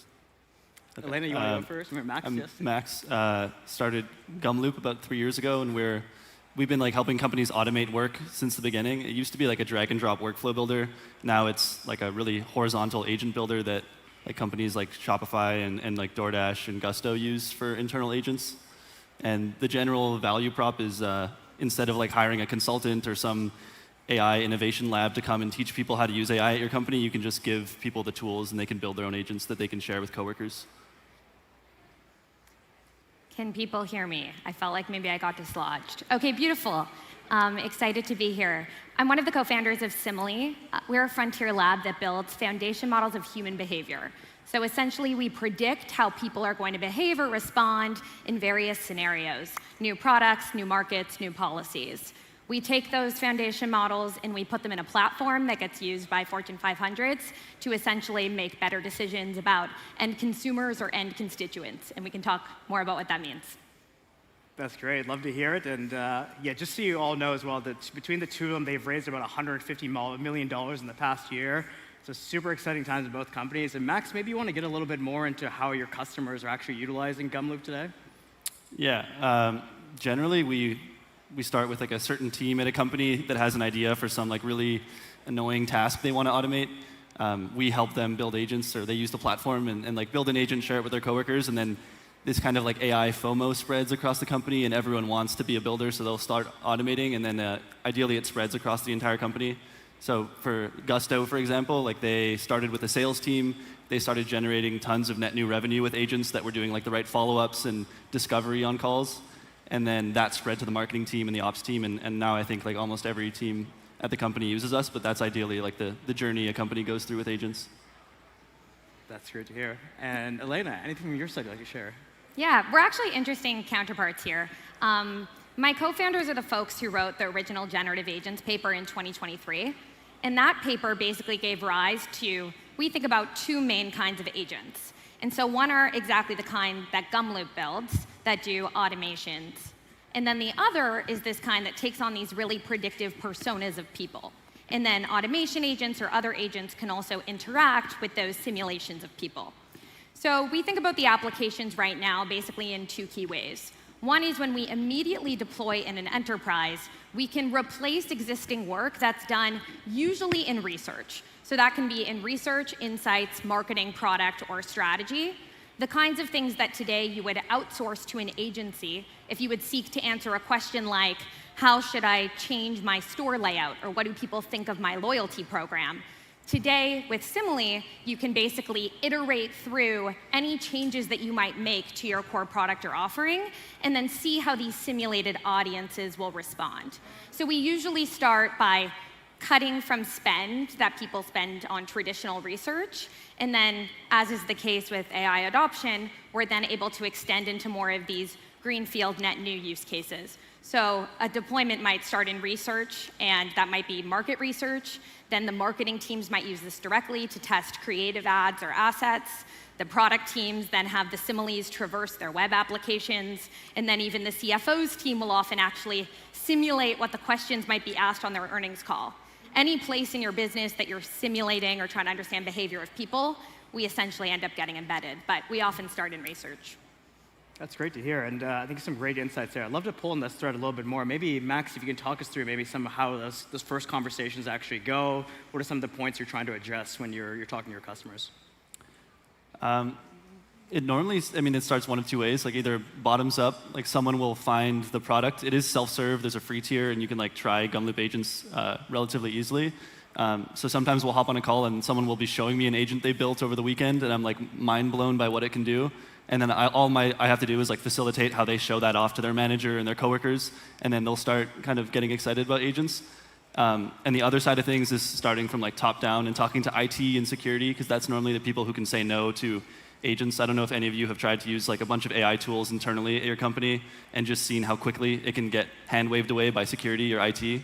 Like they will be the ones to say no. So oftentimes our conversation is with them first, talking about where the data is going and how it's being used, and then we can go to the actual use cases. But I'm always asking people about like what's the most painful part of their job, what is the thing that frustrates them the most. Sometimes like I'll say like if you could wave a magic wand and automate anything at your job without understanding what's possible or what's not possible, like what would that be? And there's like nuggets of truth in there that we can just go deeper on and find an agent that blows them away. Yeah, it's great to hear. Just to pull on that a little bit more, is there any like common threads you see or themes that you see around painful points that people are having right now when adopting agents in their workplace? I mean, the access to data is the biggest thing. Like I think a few other speakers have mentioned this before, but like if your agents don't have access to your internal data or to your Salesforce or Gong calls or Granola, like whatever you wanted to use in your agent, they're useless effectively. So that's the biggest hurdle. And the whole self-serve idea of using Gumloop for free and the bottoms-up approach doesn't really work if you can't connect to your really sensitive data sources. So that's the first blocker. And then there's always a bit of a problem with imagination. People don't even know what's possible or what they can do. So we have to kind of be their like sparring partner where we're talking to them about what's possible and what we've seen. And then like it starts to work. Love it, Max. That's really cool. And Elena, from your world, I know you've done some amazing deals with CVS. Can you talk us maybe through a little bit more of the details there of how this customer journey is evolving on the Simile side? Yeah, I'll speak to the broader customer journeys. It's interesting because the first 6 to 8 months that we were going to market, we were still in stealth and had no website. And so we were talking to some of the world's largest companies, and then their IT teams couldn't find us online. But that really showed us that there was so much demand coming out of the papers that this was a market worth going after. And that pain was really pervasive because the cost of a bad decision can be really expensive. Launch in the wrong market, choose the wrong core demographic. And inversely, the benefit of a great decision is the kind of thing that can be really trajectory changing, depending on what that decision is. And so in terms of our buying cycles, we were just talking about this in the hall, if a company hasn't successfully deployed a few AI tools, it's unlikely that they're ready to adopt simulations in their enterprise decision making. If people there aren't yet fluent on use of Claude Code, for example, if there's still really hesitancy around how non-deterministic systems can behave in decision making, then those are companies where I typically actually say, like, let's talk about this again in a couple of months. However, enterprises have really been surprising me insofar as the fact that those who are a bit further on their adoption curve have already adopted something like a Gumloop are actually coming and saying, okay, I now have an end-to-end automation flow for my product research. And I want to automate my research. And in that flow, instead of going out to the market every time I have an incremental iteration or decision, then I would rather simulate how an end audience will behave against that. What we've seen with the emergence of a lot of AI tools is there's a proliferation of generation. So I had a CPG company call me and say, we used to be able to field 12 concepts a month. Now we're generating, using AI tools, 400 concepts a month, but then we're still hiring a company like Nielsen to go out into the market and test those with people. People are still the bottleneck. And then the other piece of it is you actually always want to keep talking to people, period. That's like a firm belief that we have. All of our simulations and models are grounded in people. But just given cost and scale, you can't involve people in every single decision that you make because you just wouldn't have access to this whole room, for example. So it's about how do we put people into more decisions. So early days, companies found us, typically through the Teams paper. It always surprised me. Today, it's a combination of top-down and bottom-up. But it's been interesting watching enterprises over the last few years because whereas in 2022, most enterprises, it was their first purchase of an AI tool, and they didn't have AI governance around this. There was really no status quo. Today, most companies that I speak to, the CVSs of the world, the largest pharma companies in the world, there is very clear governance around how AI tools get purchased and brought in. Love that. Thank you, Elena. So many great insights there. And the fact you didn't have a website for so long in stealth mode just sounds it's not a like proud mark. Interesting time. And it's great to see the journey of how far you've come. So congratulations to you and the team. And Max, I'd love to dive a little bit more, I guess, into your journey as well. As you mentioned, you started the company in Vancouver. You've now moved to the Bay Area. And kind of how has that journey been? And like as the theme is agents among us, it feels like the Bay Area there's agents everywhere right now. We're really top of mind for a lot of folks. But how are you seeing that kind of development kind of percolate across the world and Canada and other markets? I think it is a bit of an advantage to have started and had the perspective of like Vancouver, for example, that wasn't as like AI pilled as San Francisco was. I think there's a bit of an echo chamber happening in San Francisco where everyone's thinking about it all the time. You step out of your front door, there's like 10 billboards and 2 buses passing by telling you that you're behind and agents are taking over the world. But then you go to another city and you realize like no one's used any of the tools that you're talking about all day. So building with that perspective has been really great, like knowing that we're actually helping the rest of the world catch up and making Gumloop accessible to people who have never used Claude Code or don't know what AI can do. Like that's the real market we're after. Like bringing them up to San Francisco's speed, but maybe not as like nauseatingly AI forward as San Francisco is. But yeah, started the company in Vancouver, and we have an office in Vancouver, and going back is always a great experience to just like step out of the bubble for a second and just focus on first principles building. Love that. And Elena, from your side, like moving from stealth to this like really hyper growth moment, how are you thinking about kind of the global landscape? Absolutely. We came out of stealth in February, and that's when we really started to more aggressively take to the market. For our use case, international markets are interesting because frontier models, in addition to underperforming at predicting behavior, you can think about it that there's 2 real frontiers to what we see. AGI, general intelligence, super intelligent at math in ways that are way smarter at math than I would ever be. Then there's simulations of people and behavior. That's be bad at math in uniquely the same way as Laney. Different training, different prediction set, different behaviors. So frontier models themselves don't do well at this behavioral prediction. But then an extra layer here is what's not trained into the models by way of cultural nuance and language. So at the core of what we do, we actually conduct one-on-one AI-driven interviews with people in addition to other forms of data collection, behavioral data collection. And we use those to create these models. So for example, if we're working with a multinational CPG company with presence in Thailand, that means that we've actually spoken to tens of thousands of people in Thailand to do that data collection. We actually see the gap between frontier model performance at those types of tasks and what Simile can do to be incredibly wide. And so international markets are interesting because frontier model performance is behind and will continue to be. And then also, the cost of entering a new market is incredibly high. So if you can simulate how people in that new market will respond, then that has a lot of value by way of the time to market and what you actually prioritize. Selfishly, one of my favorite customers is a Canadian retailer that we work with. Their case study will be coming out soon, so then I can talk more about them. And I have also selfishly been looking at if the difference between Canadian and US consumers, while both English speaking, can be wide. I think we see, depends on the sample and who you're representing. But international markets have become a large part of our deployments. We do work in LATAM, EMEA, the UK, and EU. So it's definitely something that we've been increasingly focused on. I 100% agree. I think Canadians are by far the best customers and builders, so definitely resonates with me. And yeah, some great insights there. And Max, I'd love to turn it back to you. I guess how you're thinking. I know you're at the forefront of all this right now. You've seen some amazing growth in the start of the year. Like, how are your priorities for H2? Anything you can kind of share with us on some of the roadmap things that your team are working on?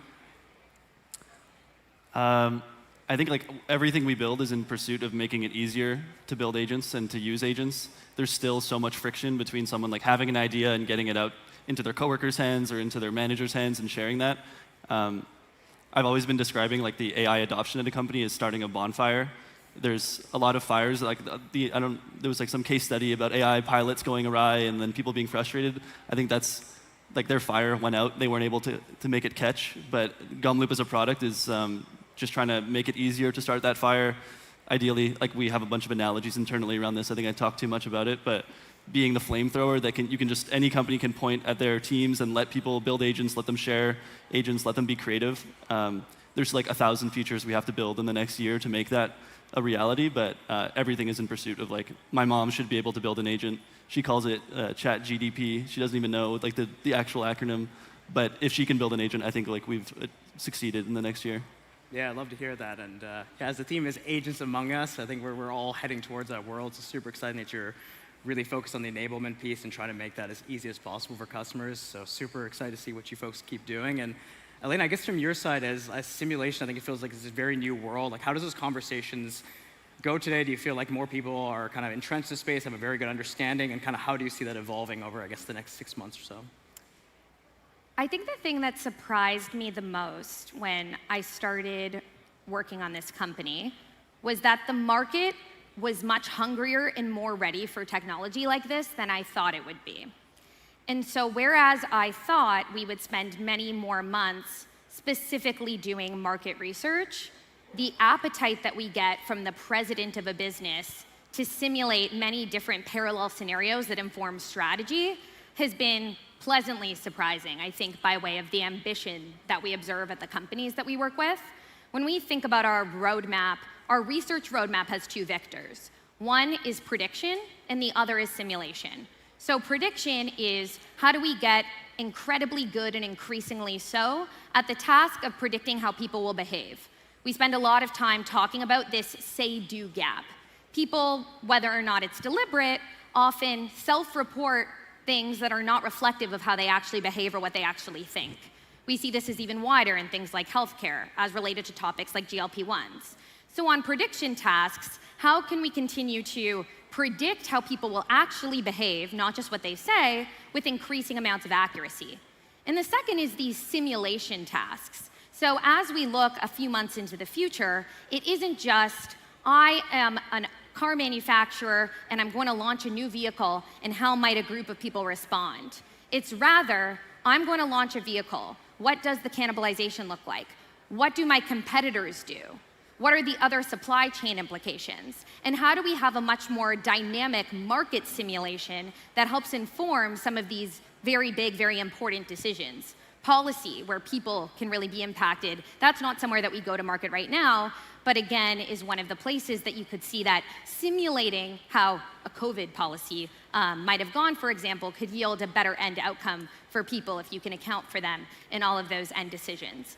And so those are two frontiers on our research side that the modeling and research team go after. And then on the product side of our house, I get to work with some very talented folks who come from the likes of the Figmas and Notions of the world. I think our designer is actually in the room and is from Toronto and works here. But we're doing lots there by way of what are the interaction patterns with these simulations and predictions. So everything from how can you put the simulations into virtual spaces and see their interactions, UI, UX iteration, these more dynamic market simulations, what the form factor and interface for that is, also has a very ambitious roadmap. So many vectors that our team is firing on, and it's a joy to work with the customers on it because they keep surprising us with what they ask for. Love that, Elena, and I think you pulled on so many interesting areas there that, first of all, UI, UX, I'm super bullish on these like new form factors that are gonna be emerging over the coming years, but it's great to see that there's such a big appetite for these novel solutions as well. So really excited to see you folks keep pushing the rock up the hill. And I know we only have a few more minutes here, but I'm curious, if we do have the crystal ball behind us here, if you're looking out maybe 12 months, any predictions for folks in the room, how you starting to see things evolving in the agentic era? I don't know if I can predict 8 or 12 months in the future, maybe like 60 days or 90 days. But I think the biggest trend I'm seeing internally at Gumloop is, like, we use agents for everything, so I like to think we're like 6 months ahead of where the average company might be with their adoption. And we've seen people go from messaging agents to do work for them to agents messaging you. And that switch has been really interesting. Like, I wake up in the morning to like 10 DMs from agents that have already done work in the background, or that are notifying me about things that are going on in the business I wasn't aware of, like proactive customer success metrics, or like this customer, their usage 10x yesterday, and had already investigated it for me and wrote a follow-up email to like talk to their procurement lead about updating their credit contract. Like, all of those little details are handled by agents. And I think that trend will continue. Like, agents will continue messaging you, and eventually they will stop messaging you, and they will just be handling work in the background for you, like your best teammate does. Like, you're not getting pinged by your favorite coworker all the time. They only message you if they really need your help or if they want to show you what they did. That will continue, I think, for the next 12 months until we're like working alongside agents like you work alongside coworkers. Love it. Elena, any thoughts from your side? Yeah, we often do say with Simile to think about it more like flight simulator than crystal ball. So rather than giving one predetermined outcome, how is it that we can explore many potential outcomes and counterfactuals? So we spend a lot of time thinking about the future on various time horizons. I think to echo Max on some of this, when I go between SF and New York, I interestingly feel like I go from like a few months in the future and then I touch the proverbial lawn, which is concrete. And I think what we're expecting more of is more proactive systems. So not leader comes with a business question, they want to know how this change might impact their loyalty program, but there's always triggers and more proactive simulations that can be running, more parallel simulations. And then similarly, something I'm hearing a lot more of and expect more of is what do these more end-to-end autonomous systems look like? So where can agents interact with the right data sources, end-to-end complete these workflows, and then trigger something else at the end? So more proactive, more autonomous. I think that the thing I spend a lot of my time on is for all of this to really work in action, it still requires so much change management and business cases and all of the stuff of days past. It'll be interesting to see how some of these AI native services companies, as they emerge and compete, what that will look like. But the Fortune 500s, even with also the best autonomous and proactive agents, it still takes internal real champions and change makers to make those matter. And so in addition to some of those forecasts, I think an ambition that I have is that more of those change makers will push the boulders uphill over the next month so that people can actually realize a lot of the gains that are available in the tech today. Great insights, and I think we'll have to meet in another year's time to see how this all plays out. But I'd be remiss if I didn't ask you both, as we are all coming from, we all grew up in Canada, we all moved abroad now. I'm based in London, Max is in San Francisco, and Elena spends her time between New York and San Francisco. I'm curious how you're thinking about, as you're coming back to Canada, how you can empower this ecosystem here, but also any advice you have to founders that are maybe thinking about moving abroad to build their own startup. I love Canada. I love coming back. I definitely will be back like full time at some point. But I would always recommend to any founder, whether it's Canada or not, like there will be 100 people telling you not to build the idea you have. Like the number of people who told me, like, why won't Zapier do this? Like, what do you think? OpenAI will just crush you. Like every turn I took, there was someone doubting us, basically. And the question goes from like, why are you doing it over and over from all of your friends and people doubting you, and then it'll transition to how did you do it once you achieve some sort of success. But I think Canada is a really supportive place to build like the actual safety nets and just ecosystem here, and community is great to just go for it and build something if you can. Be ambitious. There's no reason to like limit yourself proactively. So yeah, I would recommend just like open your laptop, start working on something you care about, that you're excited about, that you want to talk to your friends about all the time, and then everything else will follow. That's great. Elena, any advice for the founders out here? Yeah, I think I'd echo that the main learning and thing I come back to on being a founder is just not giving up. And I think the difference between companies that succeed and don't are whether or not you ran out of stamina. I, too, am a proud Canadian. People hear me say sorry on calls a little often, and it's a clear tell. But I also surround myself with many talented Canadians at work. And I think I do, when I meet a Canadian, I often am like, that makes sense. Like, there's a beautiful like sparkle and ambition that I think fills this room, and we see quite a lot of. But I think, yeah, the main advice I would have is find the boulder that's worth pushing and push it uphill. And so long as you keep pushing, I think wherever you're operating from, as long as you find customers and listen to them, there's a great path there. Amazing. Well, thank you both so much. I think you've seen some great and heard some great insights here. And there's truly never been a better time to be a builder. And I think Elena and Max both sum up this amazing builder energy that they brought from Canada to across the world. And super excited to see what you folks continue to do. And to all of you out there, we're all really excited to see these Canadian startups and founders continue to emerge. So at the DeepMind side, we're going to keep pushing the rock up the hill, keep creating the best models in the world, and I can't wait to see what you folks build. So thank you all for your time, and we look forward to the next session. Thanks, everyone. Thank you for being here. Thank you so much. Thank you so much. All right. If you are here at Homecoming, come grab a seat.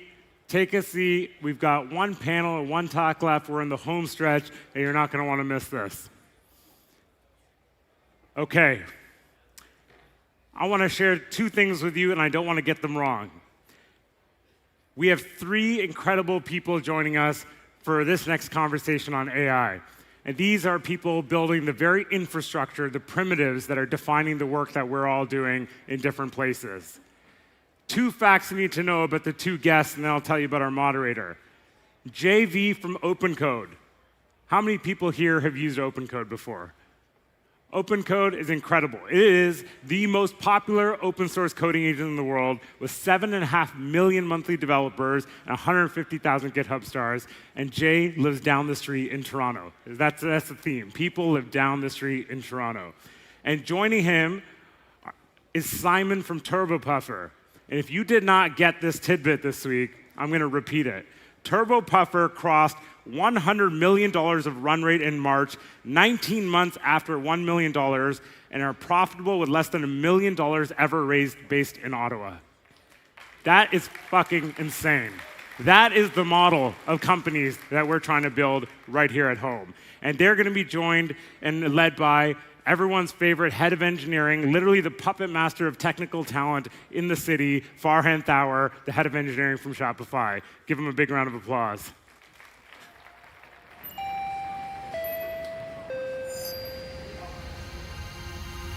There is a side of AI most people never see. A thin layer between us and something much bigger. Behind every interaction, a vast system is at work, operating at a scale nobody predicted, powering people, platforms, and products worldwide. A new foundation for an agentic future. This is where the future gets built.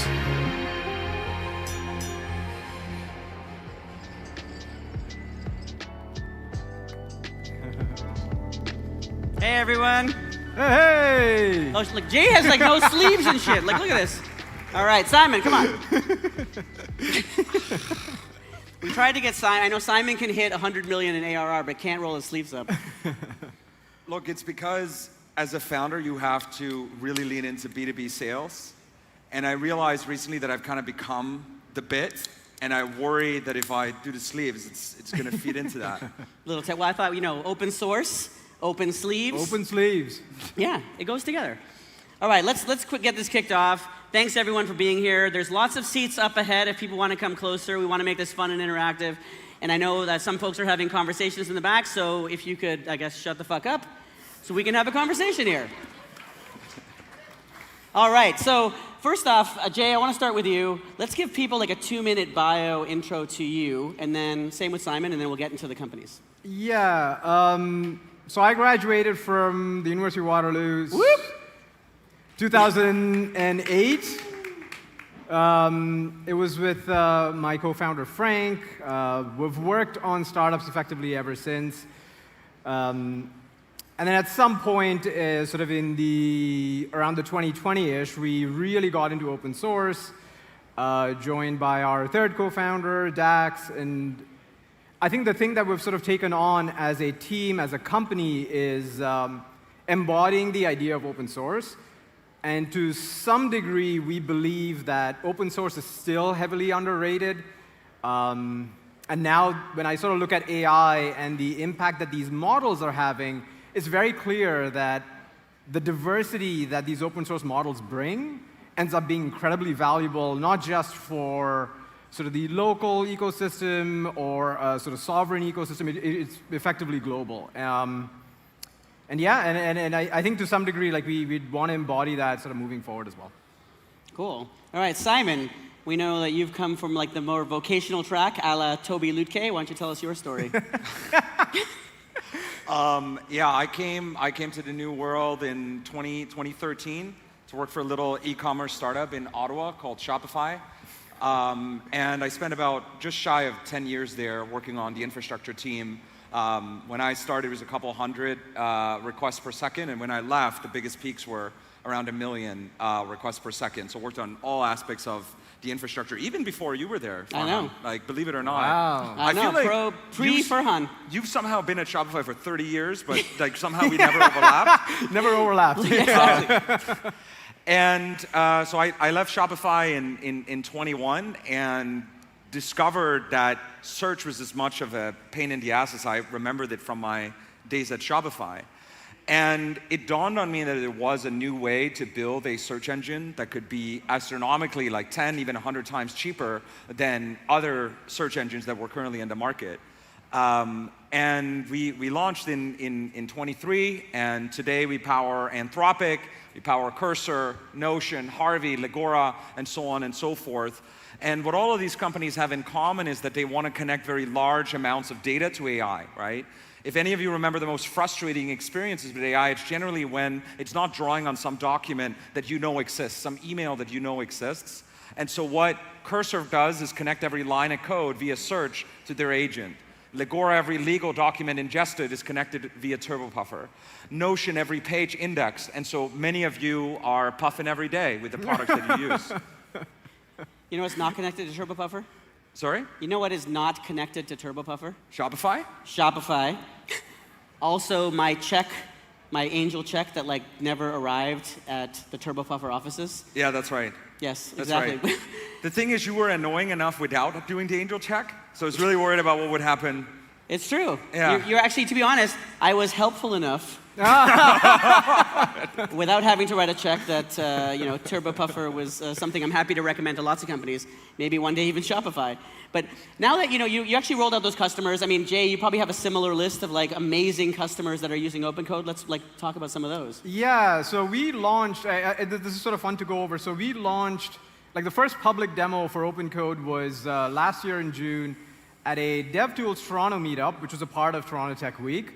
I think we had maybe 20 or 30 people in the room. Since then, obviously, there was some sort of numbers sort of shared, but I think we're close to sort of 8 million monthly active users. I think it was downloaded 6 million times last week. Jeez. We process close to 5 trillion tokens a day. That's about, in terms of some perspective, we're maybe about 20 times smaller than all of Gemini.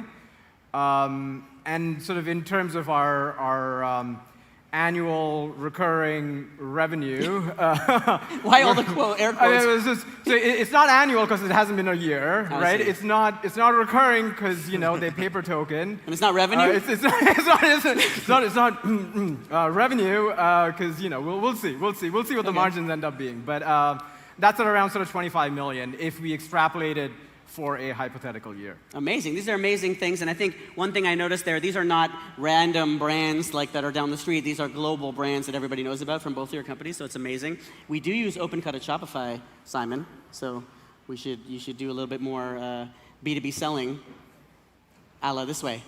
Okay. Yeah, there you go. Yeah, why are you not puffing? Why are we not puffing? It's a good question. Actually, we bought a search company a year ago or so. Also, you aren't paying us. We are not paying you. It's also true. Hence the revenue quotes. Hence the revenue quotes. But actually, one thing I do want to hit on, because you guys are both founders. I'm a founder, right? My company got acquired by Shopify.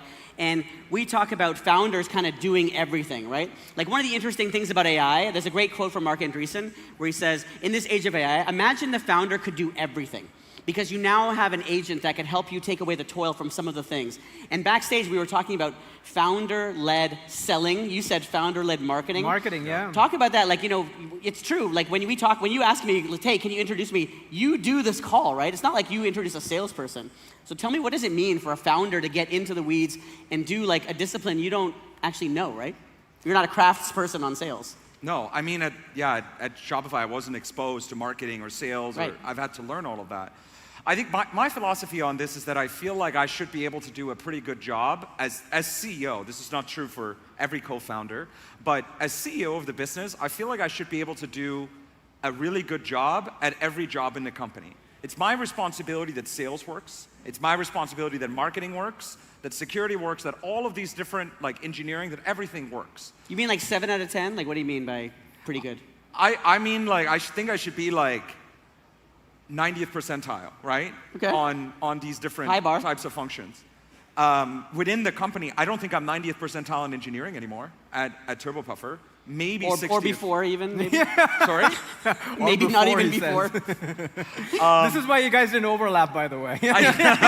We did overlap. We did overlap. We did overlap. Simon was in my team. But then I left. Then you did.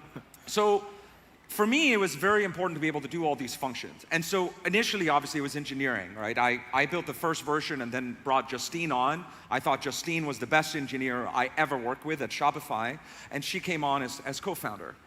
And it was just the two of us. And then someone had to go and do pricing. Some of us had to go start doing the sales calls.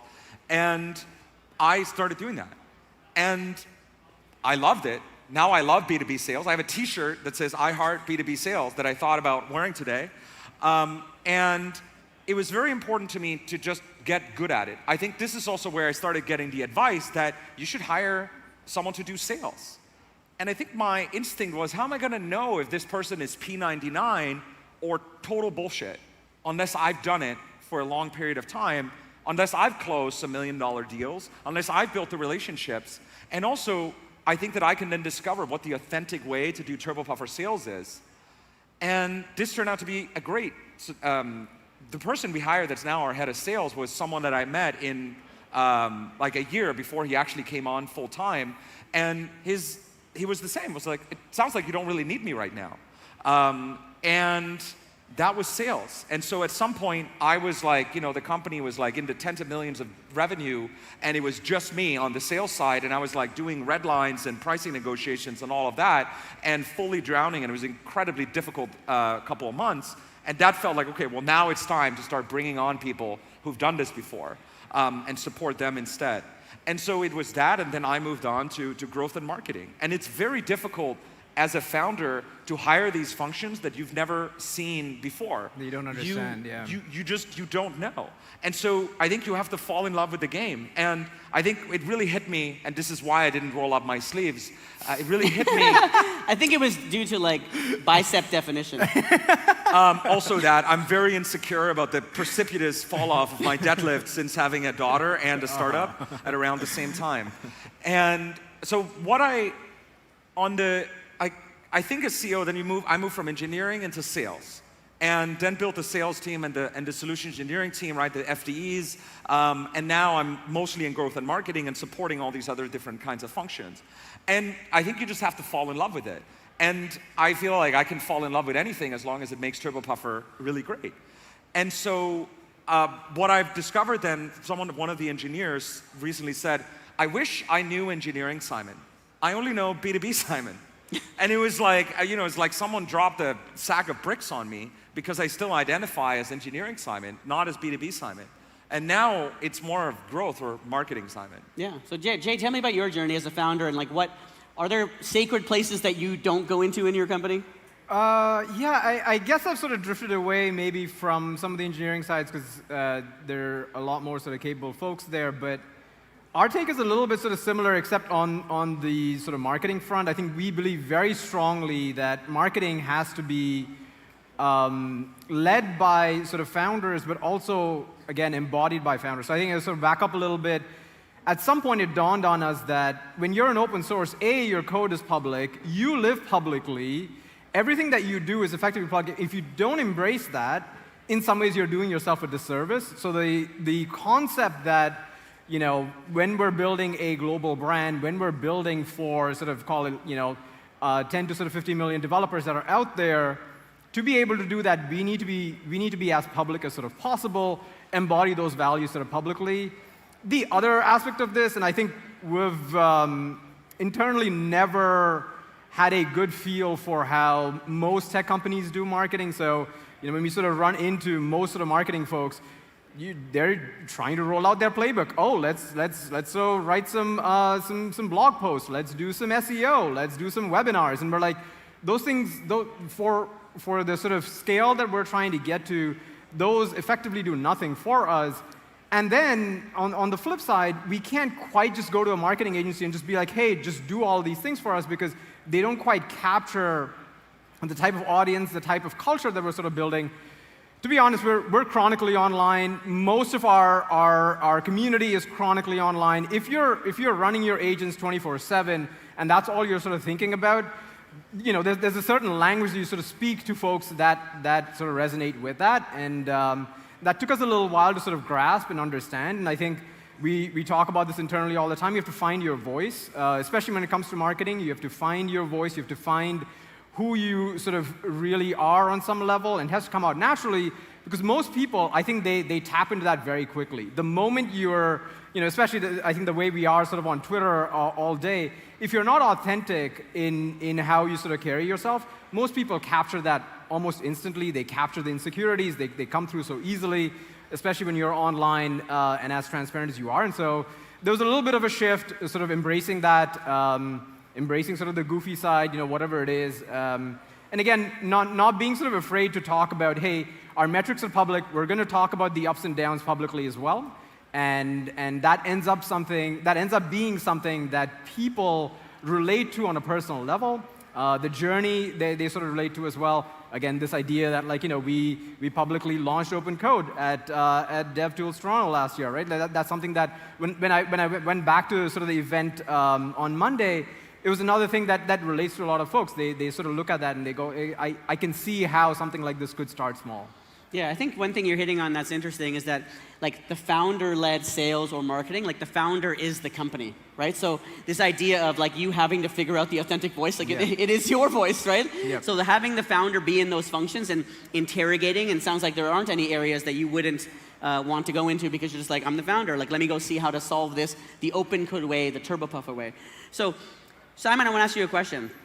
Why is TurboPuffer in Ottawa? Because I'm in Ottawa, and the founder is the company. Look, I think Ottawa is great. It's an incredible city to raise a family in, and there are no distractions. It's just you and the internet and Eastern time zone against the world. I go to San Francisco maybe. Sorry? That's a great way to put it. I go to San Francisco every maybe 2 months. I go to New York probably about every month, where we have a large team. And what our customers care the most about is how we show up in Slack. That's where this era of sales is done. Oh, you have customers in your Slack. That's very true, yeah. Exactly. This era of sales for the native, AI native companies is done in Slack and showing up to your customers as if they're part of your team. So I live where I can get the most focus and where my family is, and I think Ottawa has been phenomenal for that. Amazing. Jay, why Toronto? Yeah, it works. I think so. We're roughly 24 people now. We're all over the globe at this point. It's funny, a couple of days ago, I was spending some time we've got 2 folks in Australia, and just understanding a little bit of Australian culture. This, I think, comes back to this notion of, again, being sort of open source. We hire from the open source community. We're building something that's sort of global.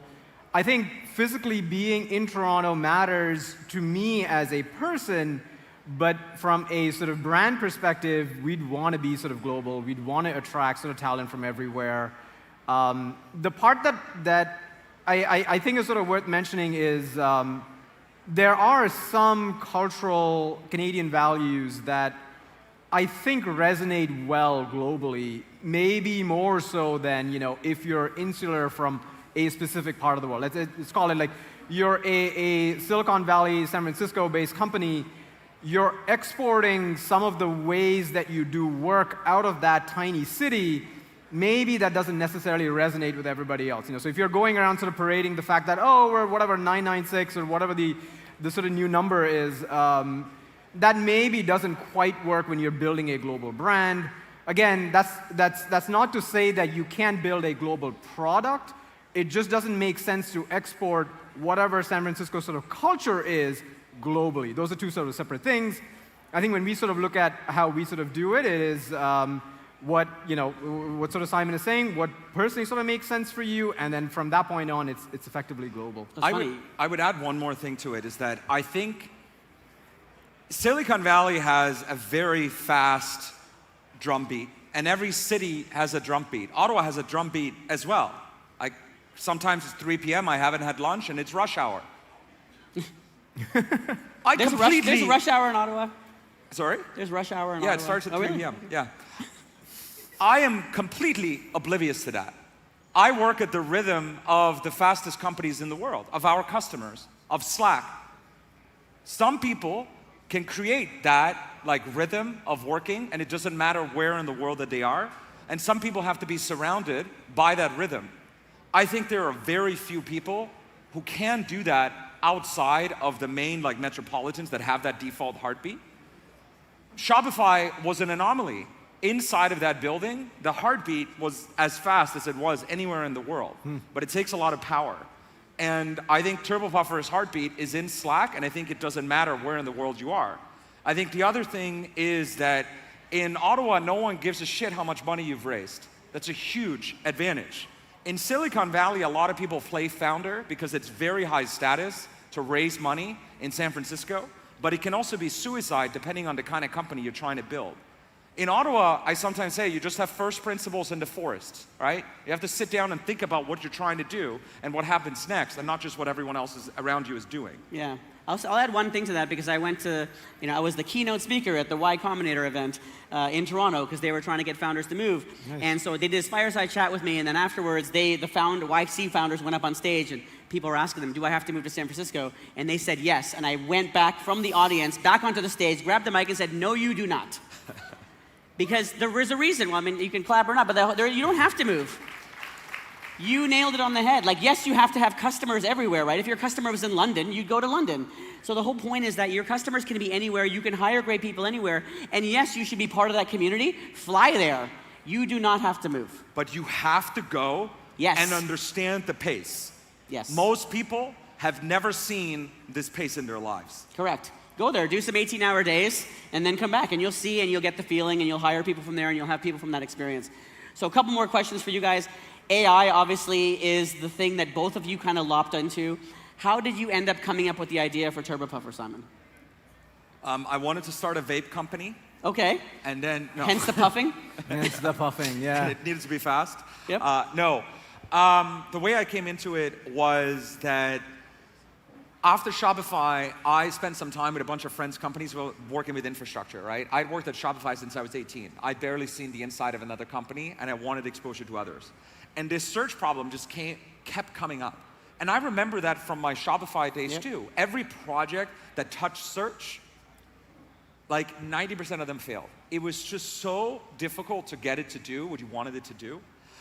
And then I discovered this other source of pain where it was just so expensive. I was working with my friend's company, actually Toronto founder, and we were gonna search everything and do recommendations on it. It was gonna cost them 30 grand a month, and this was a company who was spending 5 grand a month on all their other infrastructure combined. So they just didn't do it. And I couldn't help myself but to sketch out a new architecture where everything was on object storage, and it had this architecture that TurboPuffer has. And it felt like it was possible to make a new set of trade-offs that you couldn't have made 10 years ago when I encountered those problems at Shopify for a search engine that would do this workload for $400 or $1,000, not $30,000. And I just got completely sucked into that project over the summer of 23.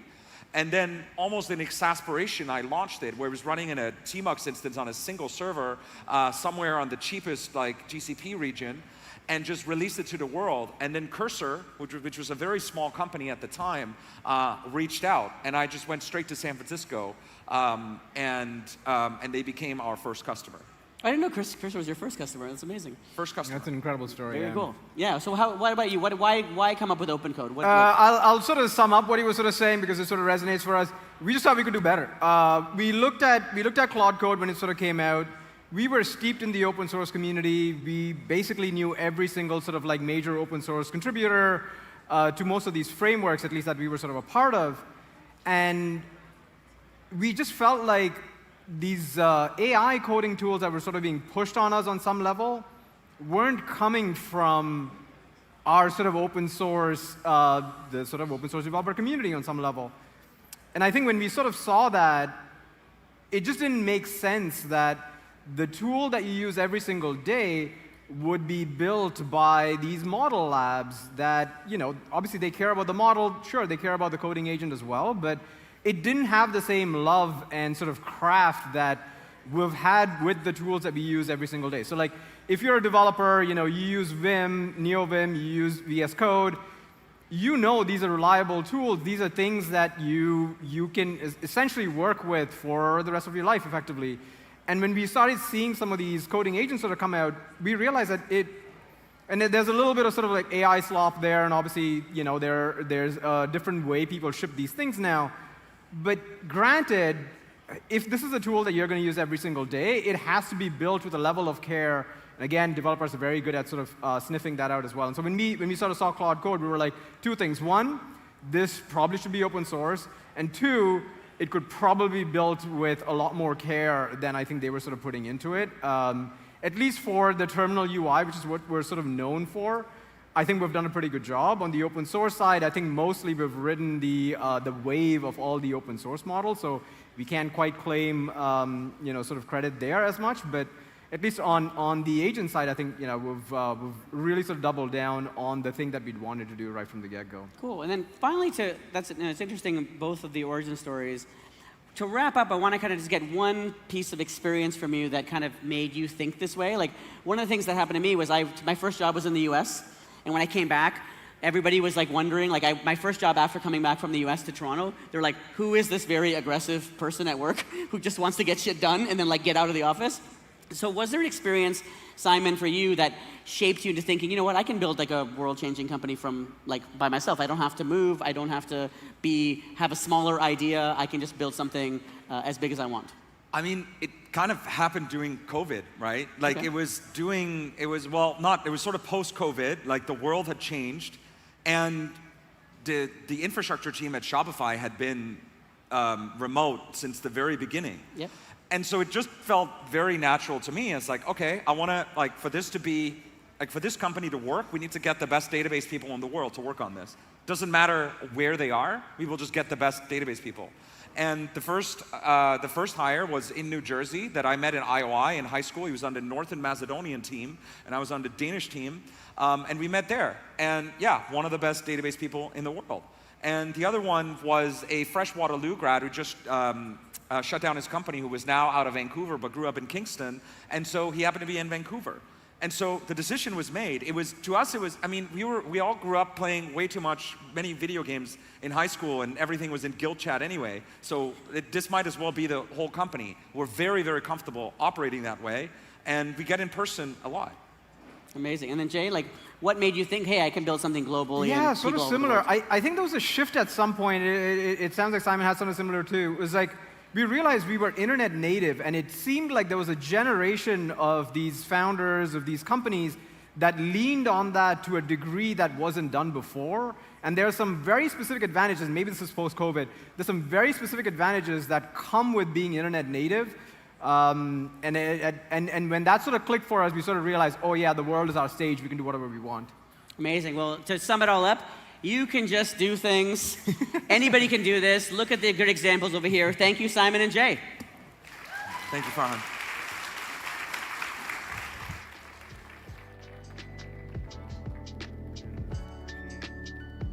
No shirt was the way. Thank you. All right. Another huge round of applause for Simon, Jay, and Farhan, please. So for our last talk of the day, we have spent a lot of time on what AI can do. But I think the bigger question is still, what happens next? What are all the changes in the world that come from AI? And joining us from Way is Sinead Bovell, who's going to zoom out on how AI is reconfiguring the entire system of work. So please welcome Sinead.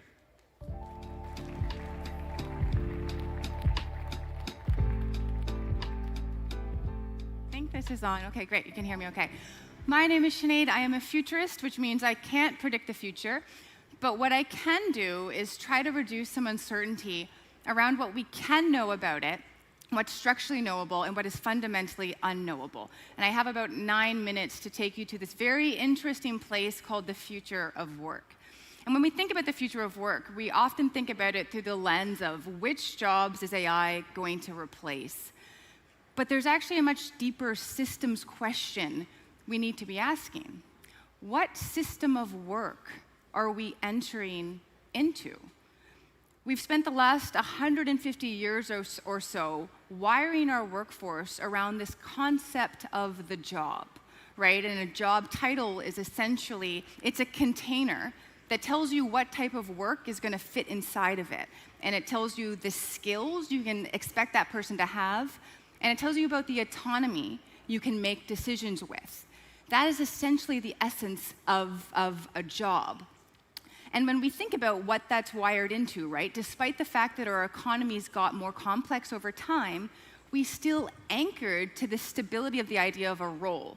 And things moved slowly enough in an industrial era that we could stack those job containers laterally and form what we think of now as the career ladder, because we could make this assumption that usually held that your experience stacked vertically over time. The more time you spent in a function, the more patterns you saw, the more problems you've solved within that domain.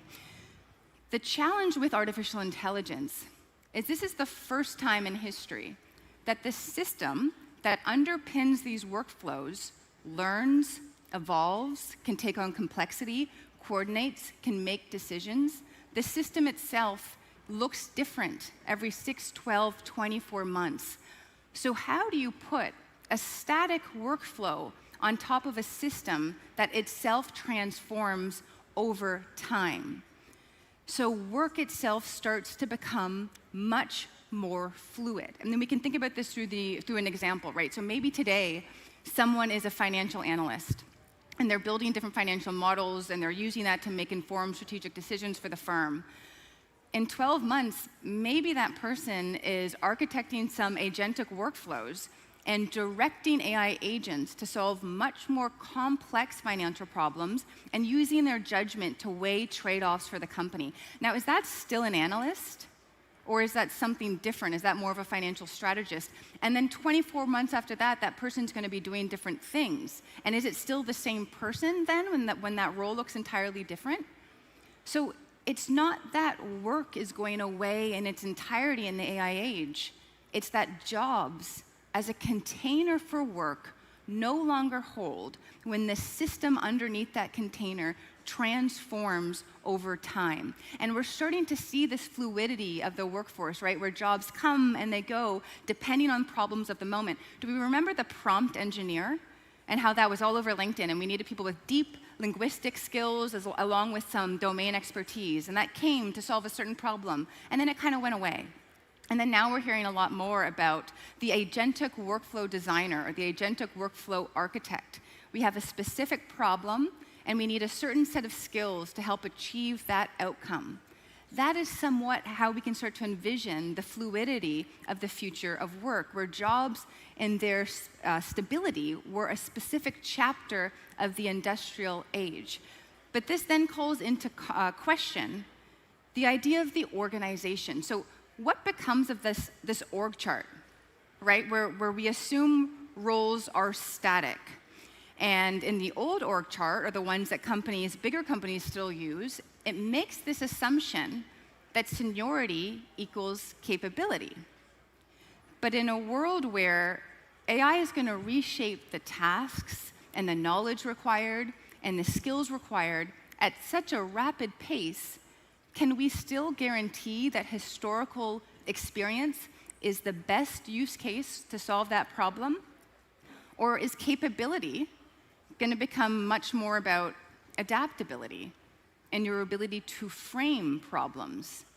So we are likely going to see a compression of the org chart in the age of AI, where we don't move vertically, we move laterally, where it's not necessarily about seniority, it's about pairing based on skills regardless of tenure.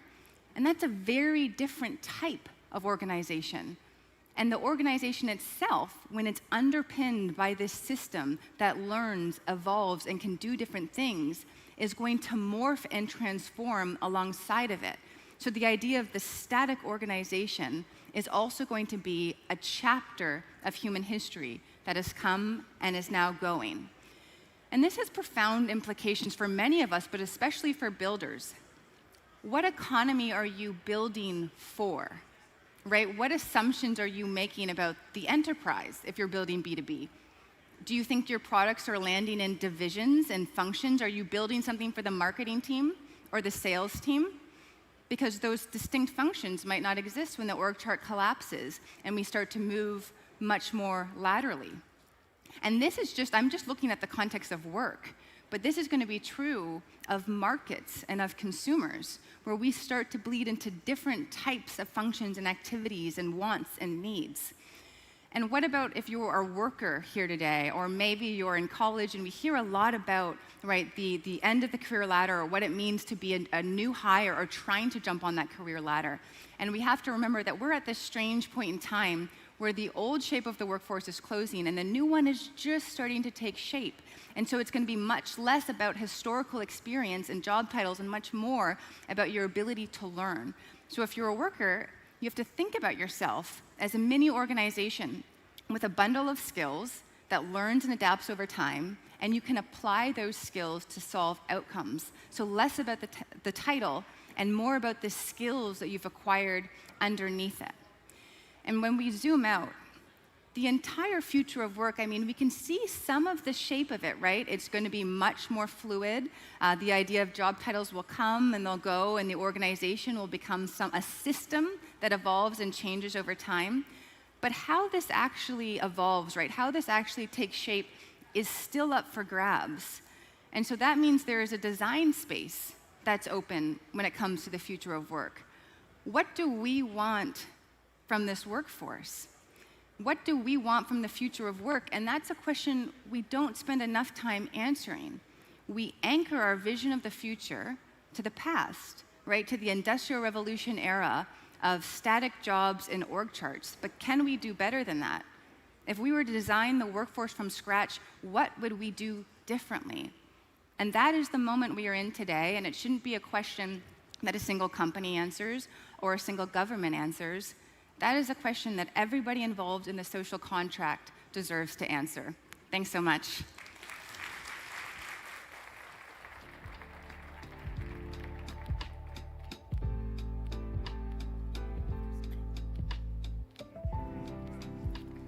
Another huge round of applause, please, for Sinead. All right. What a day. Thank you, first and foremost, to all the incredible people that came on stage today. Can we give them all a big round of applause? Thank you so much for taking the time and energy to be here with us. We also want to give an absolute, huge thank you to everyone that made this possible. Our team, our volunteers, the staff, the sponsors, and all the partners, all working tirelessly behind the scenes. I also want to take a moment to thank our two co-directors, Julia and Mel, who really spearheaded this. We do this because we love it and because we love to showcase what Canada is made of on the world stage. Homecoming, Toronto Tech Week, and everything in between is a tribute to that and to all of you here who are building our future. We're only halfway through the week. There's still hundreds of events to go. The energy in the city is beautiful, and we're all here for it. And in case you were wondering, yes, Toronto Tech Week and Homecoming will return in 2027, bigger and better than ever. Come see us if you want to be a part of that magic.